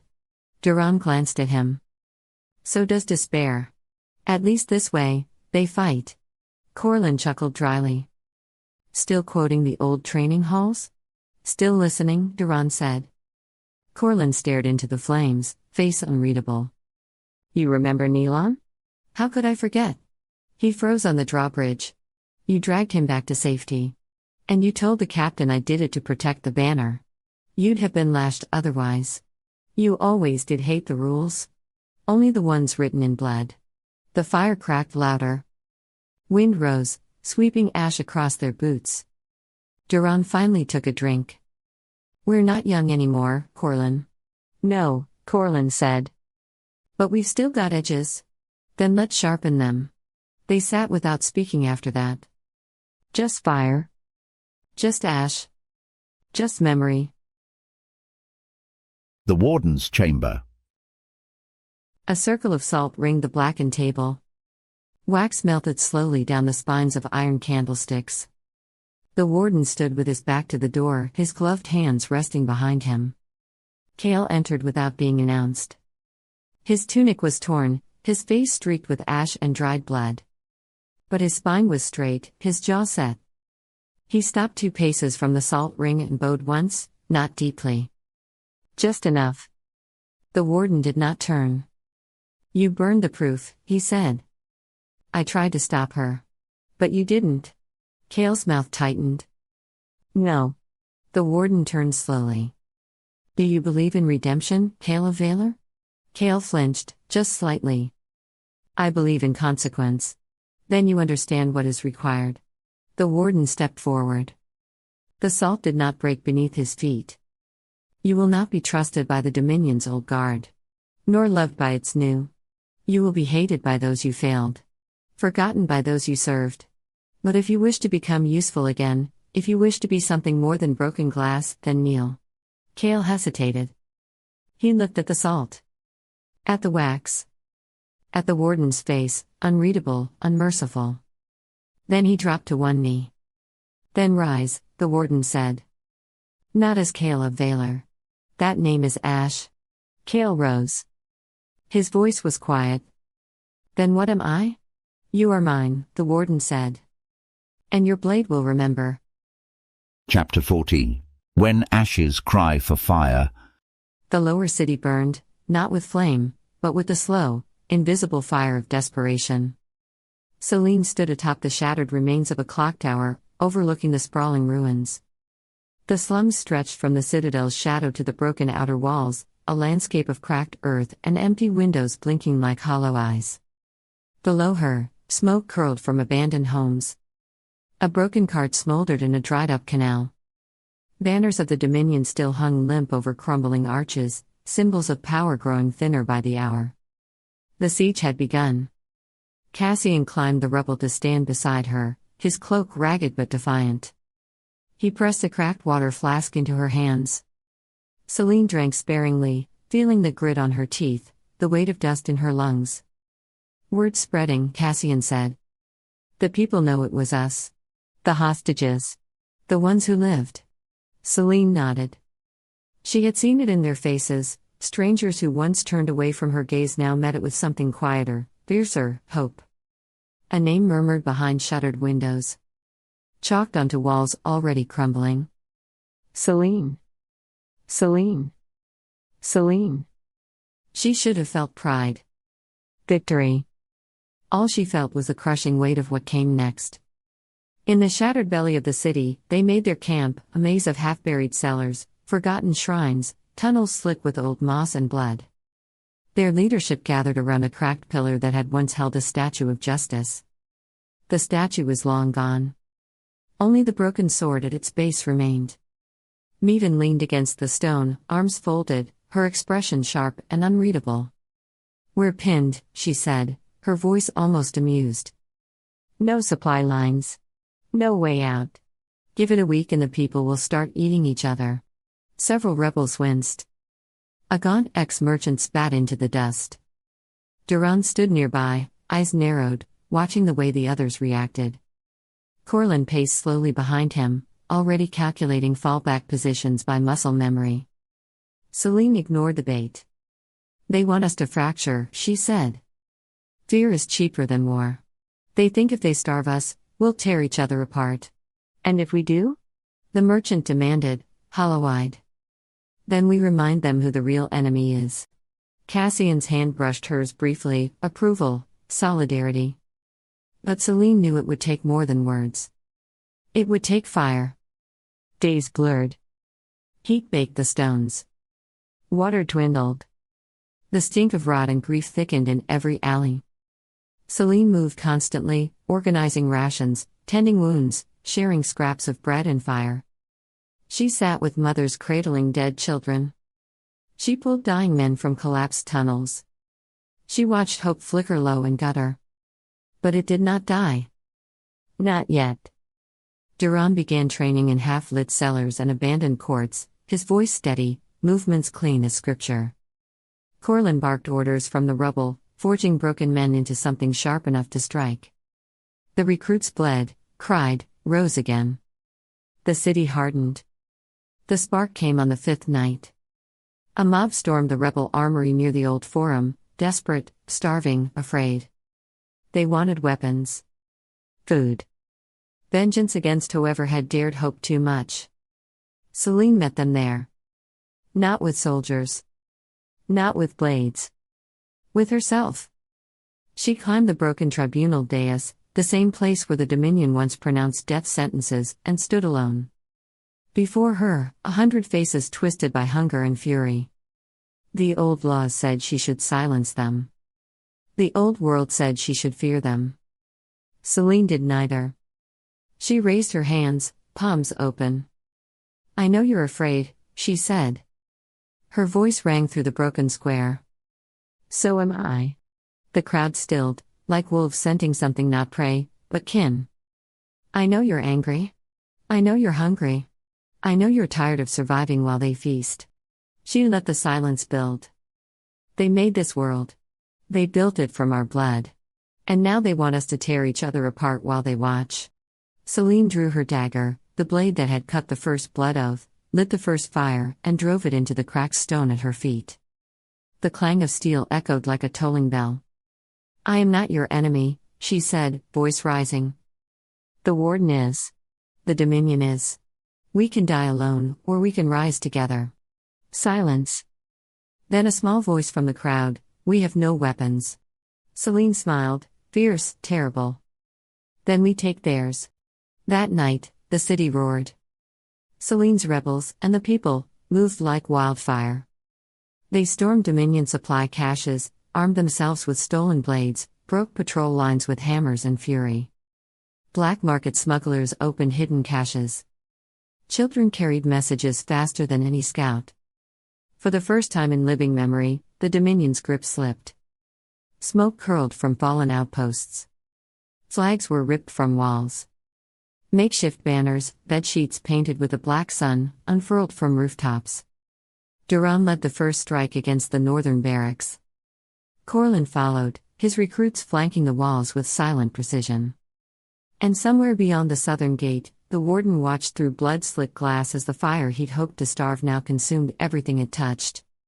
Selene stood atop the broken forum once more, her cloak snapping in the rising wind. Below her, the city was alive. Cassian stood beside her, bloodied, breathing hard, proud. She could feel the blood oath between them like a second pulse, anchoring her against the coming storm. Selene raised her voice to the heavens, the old tribunal once more hers. "We are not prisoners. We are not broken. We are the fire that will burn the chains away." The city answered, a roar that shattered stone, that made the old gods turn their heads. The Warden thought he could starve them into submission. Instead, he had taught them hunger. And now, they would devour him. Chapter 15. The Siege Burns. Dawn broke over the lower city like the lighting of a funeral pyre. Smoke bled from cracked chimneys and shattered rooftops, rising in ragged banners that painted the sky with soot and sunfire. The air tasted of ash and iron. The streets, once silent beneath Dominion rule, were alive now, haunted by rebels slipping through shadows, readying blades scavenged from the dead and desperate. Children ran between walls with stolen messages and knives too large for their hands. Dogs barked in the distance, echoing like war drums. Somewhere, a bell tolled, not a call to prayer, but a warning. A reckoning. Selene stood in the nave of a half-buried temple, its roof long collapsed, its altar scorched black by fire and time. Once a place of supplication, it now bore the scars of war, bullet-pocked pillars, ash-choked icons, a stained glass window shattered into teeth. Before her, a map of the lower city was pinned across the cracked altar stone, stained with old blood and older oaths. The altar had once belonged to the god of judgment. Now, it served her. Around her gathered the rebellion's flame-bearers, Cassian, Mevin, Corlin, Duran, and the hardened captains who had survived siege, execution, and the death of General Mara. None bore titles. Only scars. They stood in grim silence, armor patched with cloth, eyes lined by fatigue, resolve coiled tight beneath their skin. The Dominion holds choke points here, and here, Selene said, tapping the map. Her voice was low, controlled, not to sound calm, but to keep the room steady. They've split the city into starving quarters, each more desperate than the last. If we break them simultaneously, we open a corridor to the river, Cassian finished. Resupply. Reinforcement. A way out. Mevin leaned on a crumbling column, arms crossed, mouth tight with contempt. And into a trap. The warden's already baiting us. That river path's too clean. Too easy. He wants us to run. Corlin folded his arms. His tunic was still damp with drying blood, his side hastily wrapped. Then we take the long path. Harder to track. Harder to stop. Duran stepped forward, pointing at a barely visible thread on the map. The priest burrows still exist. Not mapped, not patrolled. Old routes. Very deep. We move unseen, Mevin said. If we rise from beneath their boots, we burn from below. Selene looked up from the map. Her gaze met each of theirs in turn, flint on flint. Then we bait him, she said. Her hand drew new lines, not along known roads or established siege paths, but through the underways, forgotten tunnels, storm drains, crypt spines beneath the old districts. We strike where he doesn't think we still exist. We don't fight his war. We fight ours. A pause. Then Duran spoke, quiet but firm. We'll need 4 teams. Coordinated. If one fails, the others fall into isolation. Cassian nodded. I'll take the second flank with Varric and the Whisper Hands. We've mapped the eastern drain routes. Corlin exhaled through his nose. I'll take the west. That's where they'll press hardest. They'll expect a charge. I'll give them one, long enough to cover the others. Mevin's voice was drier than ash. And I'll slip past them while they watch your martyr show. I have 24 ghosts in the wallworks. Give me 2 hours, I'll be standing in their kitchens.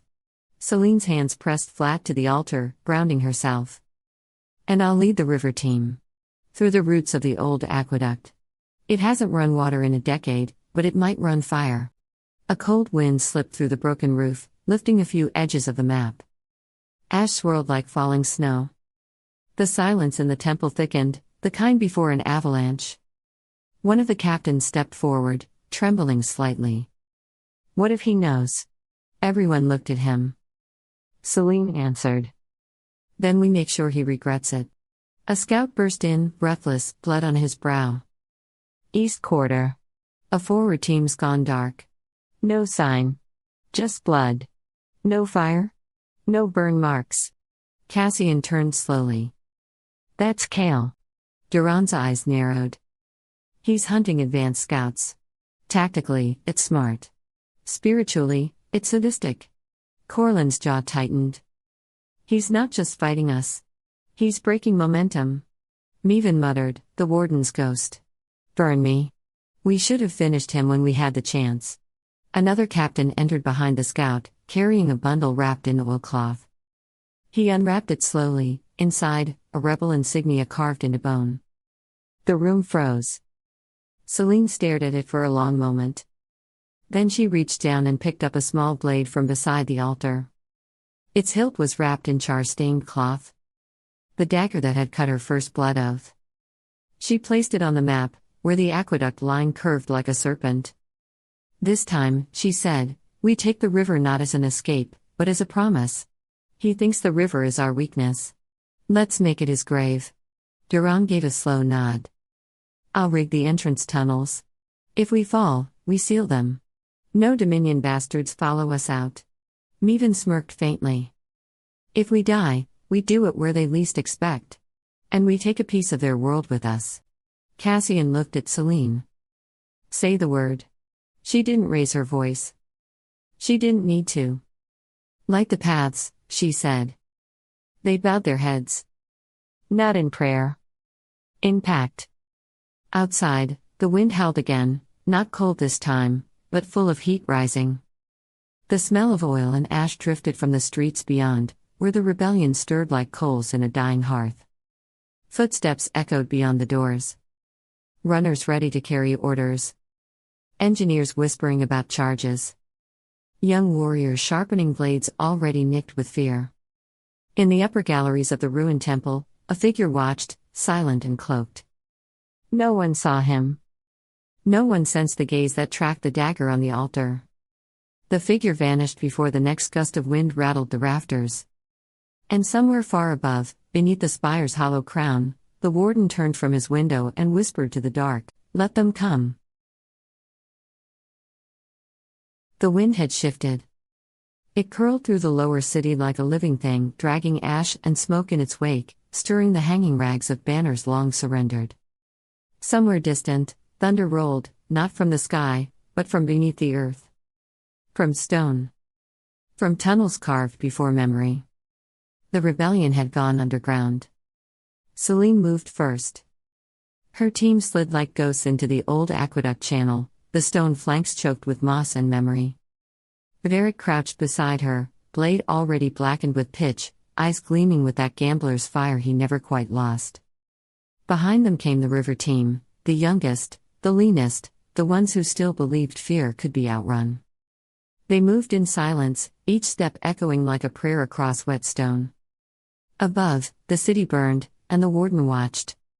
From his tower high above the citadel's spire, the warden studied the streets with his pale, unblinking gaze. Around him, candlelight flickered against scorched maps and pinned reports. Below, the first charges bloomed like sparks on parchment. He did not flinch. He only whispered, "Let them come." In the western quarter, Corlin led the hammer's strike. The Dominion had expected a raid, but not an open charge. His team surged from the collapsed street front like a blood tide, howling, roaring, blades flashing beneath makeshift shields of scrap and bone. The first Dominion line buckled, not from force, but surprise. "Push through," Corlin bellowed, blood running from his side. "Make them think we're the whole storm." Fire bloomed behind them, Durand's charges lighting the lower lanes. Smoke poured through alleys, thick and cruel. The Dominion commander screamed orders above the din. But Corlin smiled, because he could already hear Meven's whisper team moving through the rafters overhead. Meven was a shadow.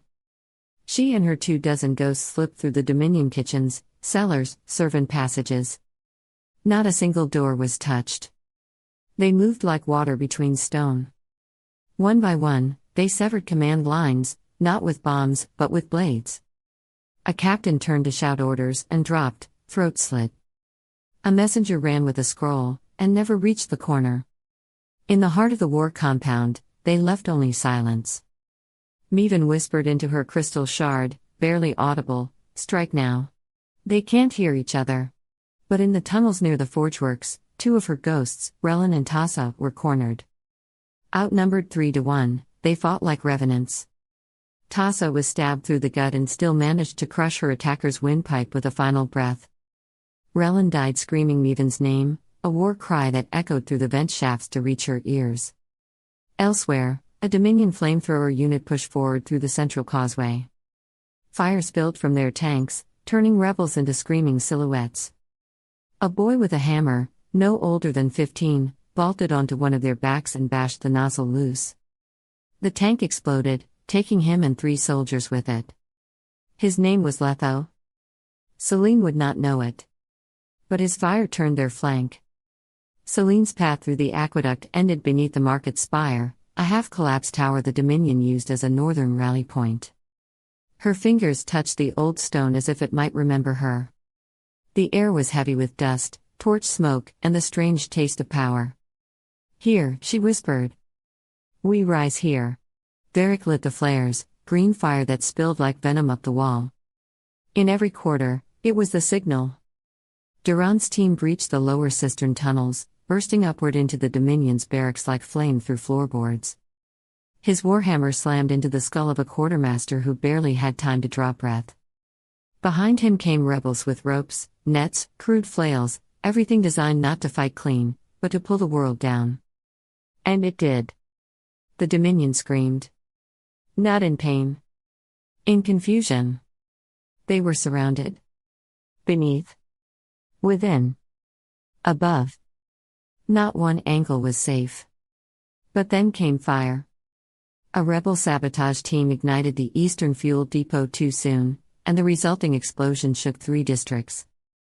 The blast took down a guard tower and half a stone bridge, but also collapsed a tunnel line. Dozens of Meven's ghosts were cut off. For a heartbeat, the tide threatened to turn. One surviving rebel, mouth filled with blood, managed to crawl into the fire line and raise a flare. It hung green in the air like a scream. Selene saw it from the aqueduct rise. Her jaw clenched. "Now," she ordered. Kale watched it all. From the rooftops, the warden's hunter moved like a shadow torn from some god's forgotten wrath. He did not shout. He did not rage. He descended. Quiet. Surgical. A rebel scout running messages died with a broken neck before he fell. A pair of archers crouched too long, their throats opened in a single stroke. Kale did not fight battles. He bled them, piece by piece. Slower than war. Faster than thought. And when he came across Fen, a rebel courier who'd once shared bread with Meven, Kale said nothing. Just took off his ring finger and his tongue. Left them arranged in a cross on the stair. Then moved on. He found Selene. She was halfway up the inner spire stairs, flanked by 2 guards. She felt it before she saw it, the weight of the air changing, like pressure before a lightning strike. "Down," she shouted, too late. One guard slammed into the wall with enough force to crack stone. The other tried to raise a blade and found it lodged in his own chest. Kale stood in the archway. Not a word. Not a threat. His mask was gone, only a burned-scarred face, expressionless and patient. The hunter without flame. Selene raised her blade. "You're too late." Kale tilted his head, almost curious. Then lunged. Their fight wasn't pretty. It wasn't even tactical. It was brutal. Steel on steel. Elbow to throat. Brickwork shattered by impact. Selene bled first, a gash across her shoulder. Then Kale, a glancing cut at the hip. He didn't seem to feel it. "Why?" she gasped, locked against him. Kale didn't answer. Because there was no answer. Only obedience. But then, from above, a cry. "Cassian!" He hurled himself down the stairs, colliding with Kale. They tumbled. Blades clashed, fists struck. Cassian took 2 cuts to the ribs but didn't stop. He bit down on a scream, drove his shoulder into Kale's side, and threw him through a stained glass window. The silence that followed wasn't peace. It was stunned breathlessness. "Go," Cassian hissed. Selene didn't argue. Outside, the battle had become chaos. Meven's teams were falling back, having done their part. Durand's people were bleeding in the barracks. Corlin had taken a spear through the thigh but still stood, barking orders. One of his lieutenants, Yaren, the boy who'd never missed a shot, was down and not getting up. Corlin didn't let himself look too long. The Dominion was regathering. But now the rebels had light. Selene emerged from the spire onto the old bridge, the iron span, just as the sun cracked through the smoke. She raised her blade. Not high. Just steady. And behind her, someone raised a tattered banner, stitched from fallen cloaks, bearing the flame mark. The rebels saw her and charged. What followed wasn't a clean victory. It was a brawl. A bloodbath. An ending earned by exhaustion and attrition. The Dominion lines broke not from power, but from belief. Selene's team held the aqueduct. Cassian rallied the flank. Meven ignited the kitchens. Duran brought the temple roof down on a Dominion officer line. Somewhere in the rubble, Kale's body vanished. But not entirely. A single black glove was found beneath a broken stair, still warm. Meven pocketed it without a word. Far above, one Dominion commander, General Artervax, veteran of the scorching wars, stood at the edge of the inner garrison wall. His hands were trembling. He saw his men breaking, saw fire in every alley. The old strategies had failed. He muttered, barely audible, "They're already inside." Then a stray bolt struck him through the throat. In his tower, the warden stood still. Watch the bridge. Watch the banner. His hands clenched behind him. So, he whispered, "It begins." When the final bell rang, it wasn't the Dominion that rang it. It was a child, a girl with ash-streaked skin and a stolen saber, standing on the back of a broken golem. She rang it again and again. And the city began to listen. The rebellion hadn't won. But it had survived. And in the heart of the iron span, bloodied, worn, breathing hard, Selene stood. The sunlight caught her blade, and for one moment, the rising ash made wings behind her. Then, finally, it made sense to say, time. To punish. The streets were stained, not just with blood, but with victory. Selene climbed the broken spine of the iron arch, its stones still hot, its banners torn down, and looked out over the battered city. Below her, the people gathered, wounded, ash-covered, breathing hard. They looked up. They saw her. And a sound rose from the crowd, hoarse, rough, untrained, and real, "Selene. Selene. Selene." Not shouted in awe. Chanted in solidarity. She stood motionless at first. Then slowly, Cassian joined her. He took her hand, bloody and worn, and pressed his forehead to hers. "We did it," he whispered. Selene didn't answer at first. She closed her eyes. Listened to the chant. Felt the blood oath pulse in her chest, not pain. Power. She opened her eyes again, and saw it. Far beyond the broken gates. Across the hills. Tiny flames. Flickers in distant villages. Torches. Banners rising in answer. Not just rebellion. Rebellion made contagious. A story carried by wind and fire, by ash and will. Not just her name anymore. Not just her flame. It was theirs. Scarred, unbowed, burning, would carry it until the world itself remembered what it meant to choose freedom. Chapter 16. Ashes and Inheritance. The city slept like a clenched fist. Hours after the last horn had fallen silent, Ashline held its breath. The battle was over, but the silence that followed was not peace, it was aftermath. Smoke still coiled from shattered chimneys. Sparks drifted like fireflies over bodies yet to be buried. The iron span, cracked and blood-stained, stretched across the broken riverbed like a wound trying to heal. Selene stood at the edge of a ruined watchtower. The wind sliced past her like a blade, tugging at her torn cloak. Beneath her, the last embers of the lower districts flickered, burnt banners, shattered sigils, the blackened bones of Dominion towers. Even the flames felt tired now. Even fire has its limits. She didn't turn when the footsteps came. She knew them. She always had. Cassian didn't speak. He simply joined her, his presence warm against the ache in her bones. They stood together, side by side, wrapped in the quiet of a world that hadn't ended, only changed. "They're counting the dead," he said. "I know." Meven lost 11 of her ghosts. Duran's wounded. Corlin's still standing, somehow. We've got maybe half the force we started with. Selene didn't answer right away. Her gaze was locked on the citadel in the distance. It still loomed. Silent. Waiting. But no longer untouched. "They'll come again," she said. "The warden. Whatever's left of the Dominion." Cassian nodded. "But not tonight." A long silence passed between them. "Then, I used to think if we won," he murmured, "you'd take the throne. Rule what we saved." "I don't want a throne," she said. "I want a world I don't have to defend every time I close my eyes. And if you don't get that? I keep fighting until someone else does." Cassian reached out, lacing his fingers with hers. Their hands bore cuts, bruises, burns. Marks of war. Marks of survival. "Then let them remember us," he said. "Not for the crowns we took, but for the fire we lit." Selene's voice was quiet, but steady.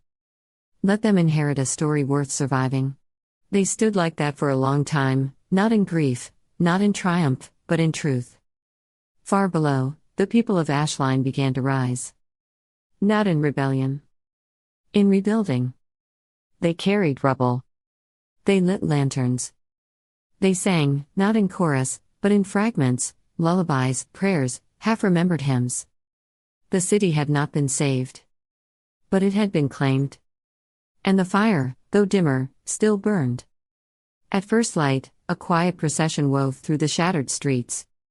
Rebels, survivors, and scavengers walked side by side, their steps muffled by ash and frost. They carried no banners. Only the names of the fallen, etched on scraps of slate, whispered aloud with every step. Meaden led the way, her expression unreadable, her black coat streaked with blood and soot. She carried no blade now, only a single glove, blackened and torn, tucked into her belt. When she reached the pyres by the river, she paused. Looked skyward. Then dropped the glove into the fire. "For the ghosts," she said. Duran stood near the outer gate, his arm in a sling, bruises blooming beneath his skin like old ink. He was helping build barricades from rubble and broken steel. A boy offered him a rag to wipe his brow. Duran looked at him for a long time. "What's your name?" he asked. "Letho," the boy said. Duran blinked. Then knelt. Pressed the rag back into the boy's hand. "Keep it," he said. "You've earned more than that." Corlin limped past the edge of the chapel square, where a temporary infirmary had been raised with salvaged canvas and hollow stone. He didn't speak. But every few steps, he paused to adjust someone's bandage, offer water, lift a beam. Not because anyone asked. Because someone had to. And in the market circle, an old man with no voice painted flames on the shattered walls. With red dust. With crushed berries. With his own blood. Every mark was different. But every flame burned upward. Near the edge of the city, a child stood alone beside the cracked fountain where her mother had died. Her hands were black with soot. Her eyes reflected the glow of the pyres. An older woman, face lined like bark, shoulders wrapped in a tapestry of mismatched cloth, knelt beside her, placed a ribbon of gold ash in her palm, and whispered, "Carry it." The child nodded. Said nothing. But did not let go of the ash. That night, Selene sat in the shell of the old court chamber. The fire had long since died in the hearth. The walls still bore the outlines of justice once etched there, now just smoke-stained memory. Cassian joined her again. He didn't speak, not at first. He simply sat beside her, close enough to be real. She leaned into him, and he let her. "I don't know what comes next," she said. "Then we make it," he answered. "I'm afraid. So am I." She closed her eyes. Let the fear sit between them. Not banished. Just seen. "Next time we see the fire," she whispered, "it'll be ours." Cassian's fingers tightened around hers. "Then let it remember us." Far above the citadel, in the high tower with the broken window, the warden stood watching. His cloak was torn. His eyes ringed with ash. He had not moved since the fighting ended. A candle guttered beside him. A map burned slowly beneath his hand. And in the far distance, Beyond the edge of his sight, a new fire had been lit. He did not speak. But the silence around him twisted like smoke learning how to scream. Chapter 17. Broken Crown. The crown was broken. But power never stays buried for long. The war was over. The Dominion had fallen. The banners were ash. The crown lay in pieces. But the city still burned. Not with fire. With memory. Ashline was quieter now. The streets bore fewer soldiers and more scars. No trumpet calls, no march of boots, only the wind, the creak of scaffolds, the mutter of people remembering how to live. The statues of the three had been pulled from their pedestals. The flame orders had disbanded, their libraries left open to the public or turned into shelters for those with nowhere else to go. The citadel stood, but it no longer ruled. In the hollow between two cracked bridges and a canal still choked with rubble, a woman walked among the market stalls unnoticed. Her cloak was plain. Her hair tied back. A leather satchel hung from her shoulder, filled not with coin or edicts but dried herbs and bandages. Selene Veylor had become something impossible, ordinary. People whispered her name still, in kitchens, at wells, in the hollowed-out archive rooms where rebels now held council. Children played games where they swung wooden swords and shouted, "No crown, no cage." The city was learning how to speak again. But Selene stayed silent. She lived in a house with ivy in the windows, where the floor creaked and water pooled under the roof after rain. Cassian slept one room over, his wounds healing slower than he admitted. They rarely spoke of what had passed in the sanctuary. Sometimes, they barely spoke at all. Yet they shared tea at dawn. They walked the city perimeter together. And some nights, when nightmares pulled them both awake, they sat by the fire until the silence softened. Selene worked, always. She carried supplies into the ravines, helped dig out the last of the trapped from the collapsed ember tunnels, read old ledgers with Mevan to identify families blacklisted under the quiet purge. People offered to guard her. She refused. They offered her the ember seat again. She refused that too. She had shattered the Dominion. But what came after was not peace. It was something stranger. The sound of a story trying to end, but not quite knowing how. The signs began slowly.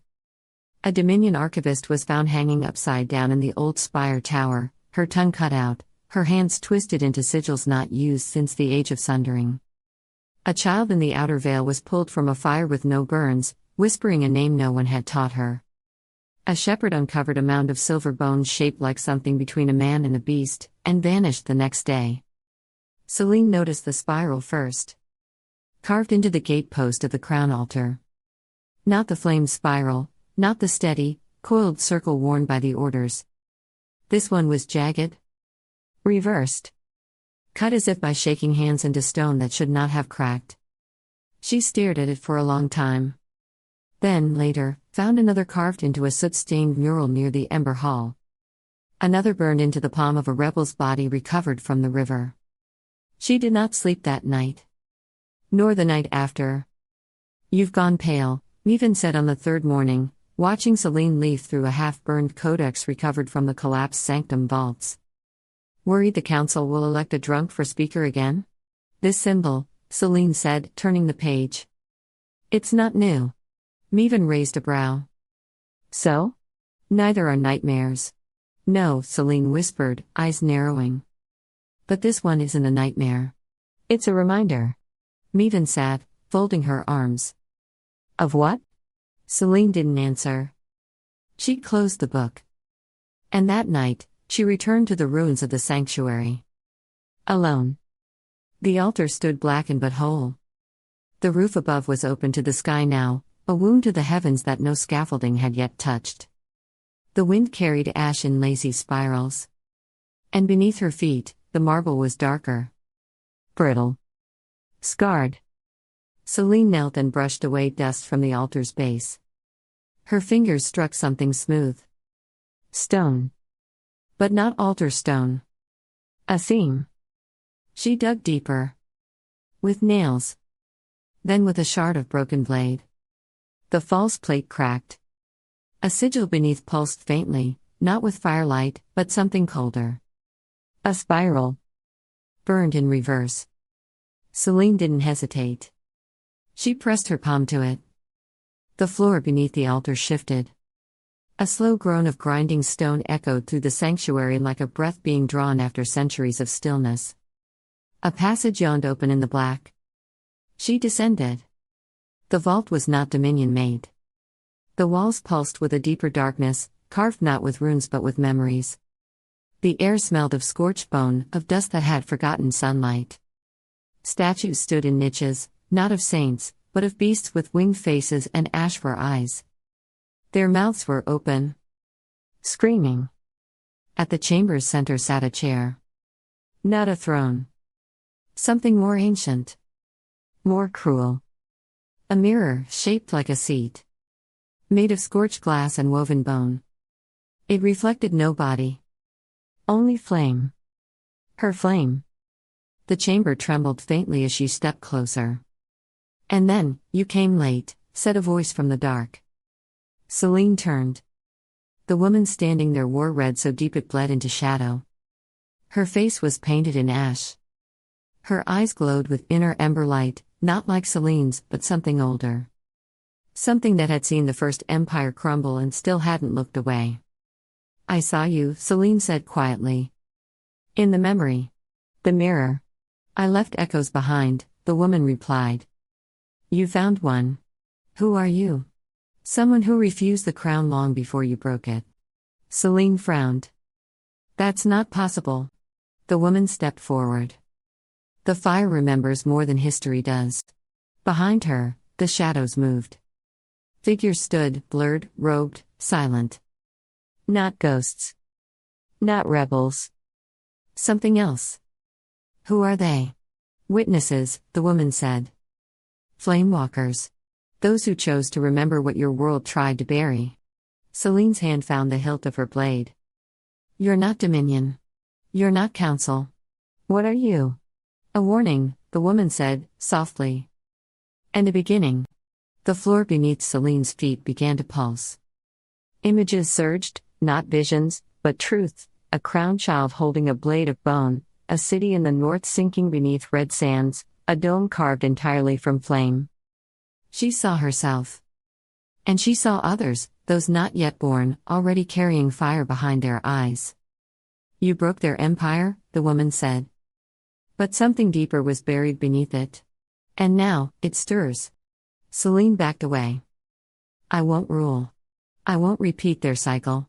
"You already have," said the woman. "You lit the flame. I did it to end things. And you did. But ending is only the first circle." The spiral beneath Selene's boots glowed. She saw it now, not as a symbol, but a map. A cycle. A cage. Her breath caught. "What do you want?" The woman stepped back into the dark.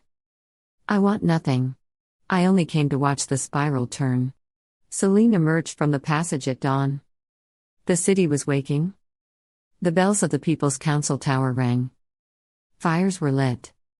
A child ran past her chasing a kite shaped like a phoenix. The smoke from breakfast fires curled into the air. Cassian stood in the square, his brow furrowed.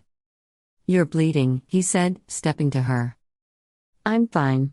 "Where did you—" "I found something under the altar," she whispered. "Or maybe it found me."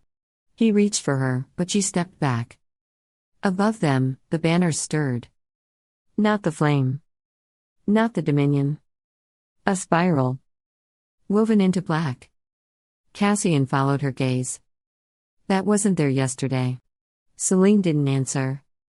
She looked beyond the city walls, to the mountains, to the east. The spiral was turning. Again. In the east, far from Ashline, in a village not marked on any map, a girl was born beneath a sky without stars. Her mother bled silver. The midwife screamed. And in the child's tiny palm, an ember pulsed once, and did not fade. Far beneath the earth, a mirror cracked. And in the darkness, something laughed. He had not spoken in hours. Around him, the scorched remnants of the citadel still steamed. Wind tugged at the black folds of his cloak. Below, the banners had fallen, the gates lay broken, and the people had begun to speak in open tones, without fear. Without reverence. But the man did not move.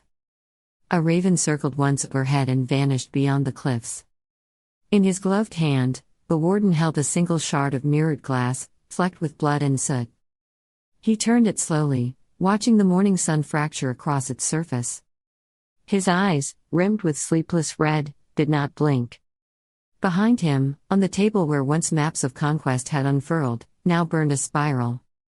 Drawn in oil. Set alight. He whispered finally, a sound like paper tearing. They think they've ended it. Another voice stirred from the dark corner of the chamber. Softer. Almost amused. No. They only lit a deeper fuse. The figure who stepped forward wore Dominion steel, but the insignia was wrong. Older. Reforged. They've seen your power, the warden said. They'll come hunting it next. The soldier knelt before the flaming spiral and pressed something into the soot, a small, blackened crown. Not gold. Not iron. Bone.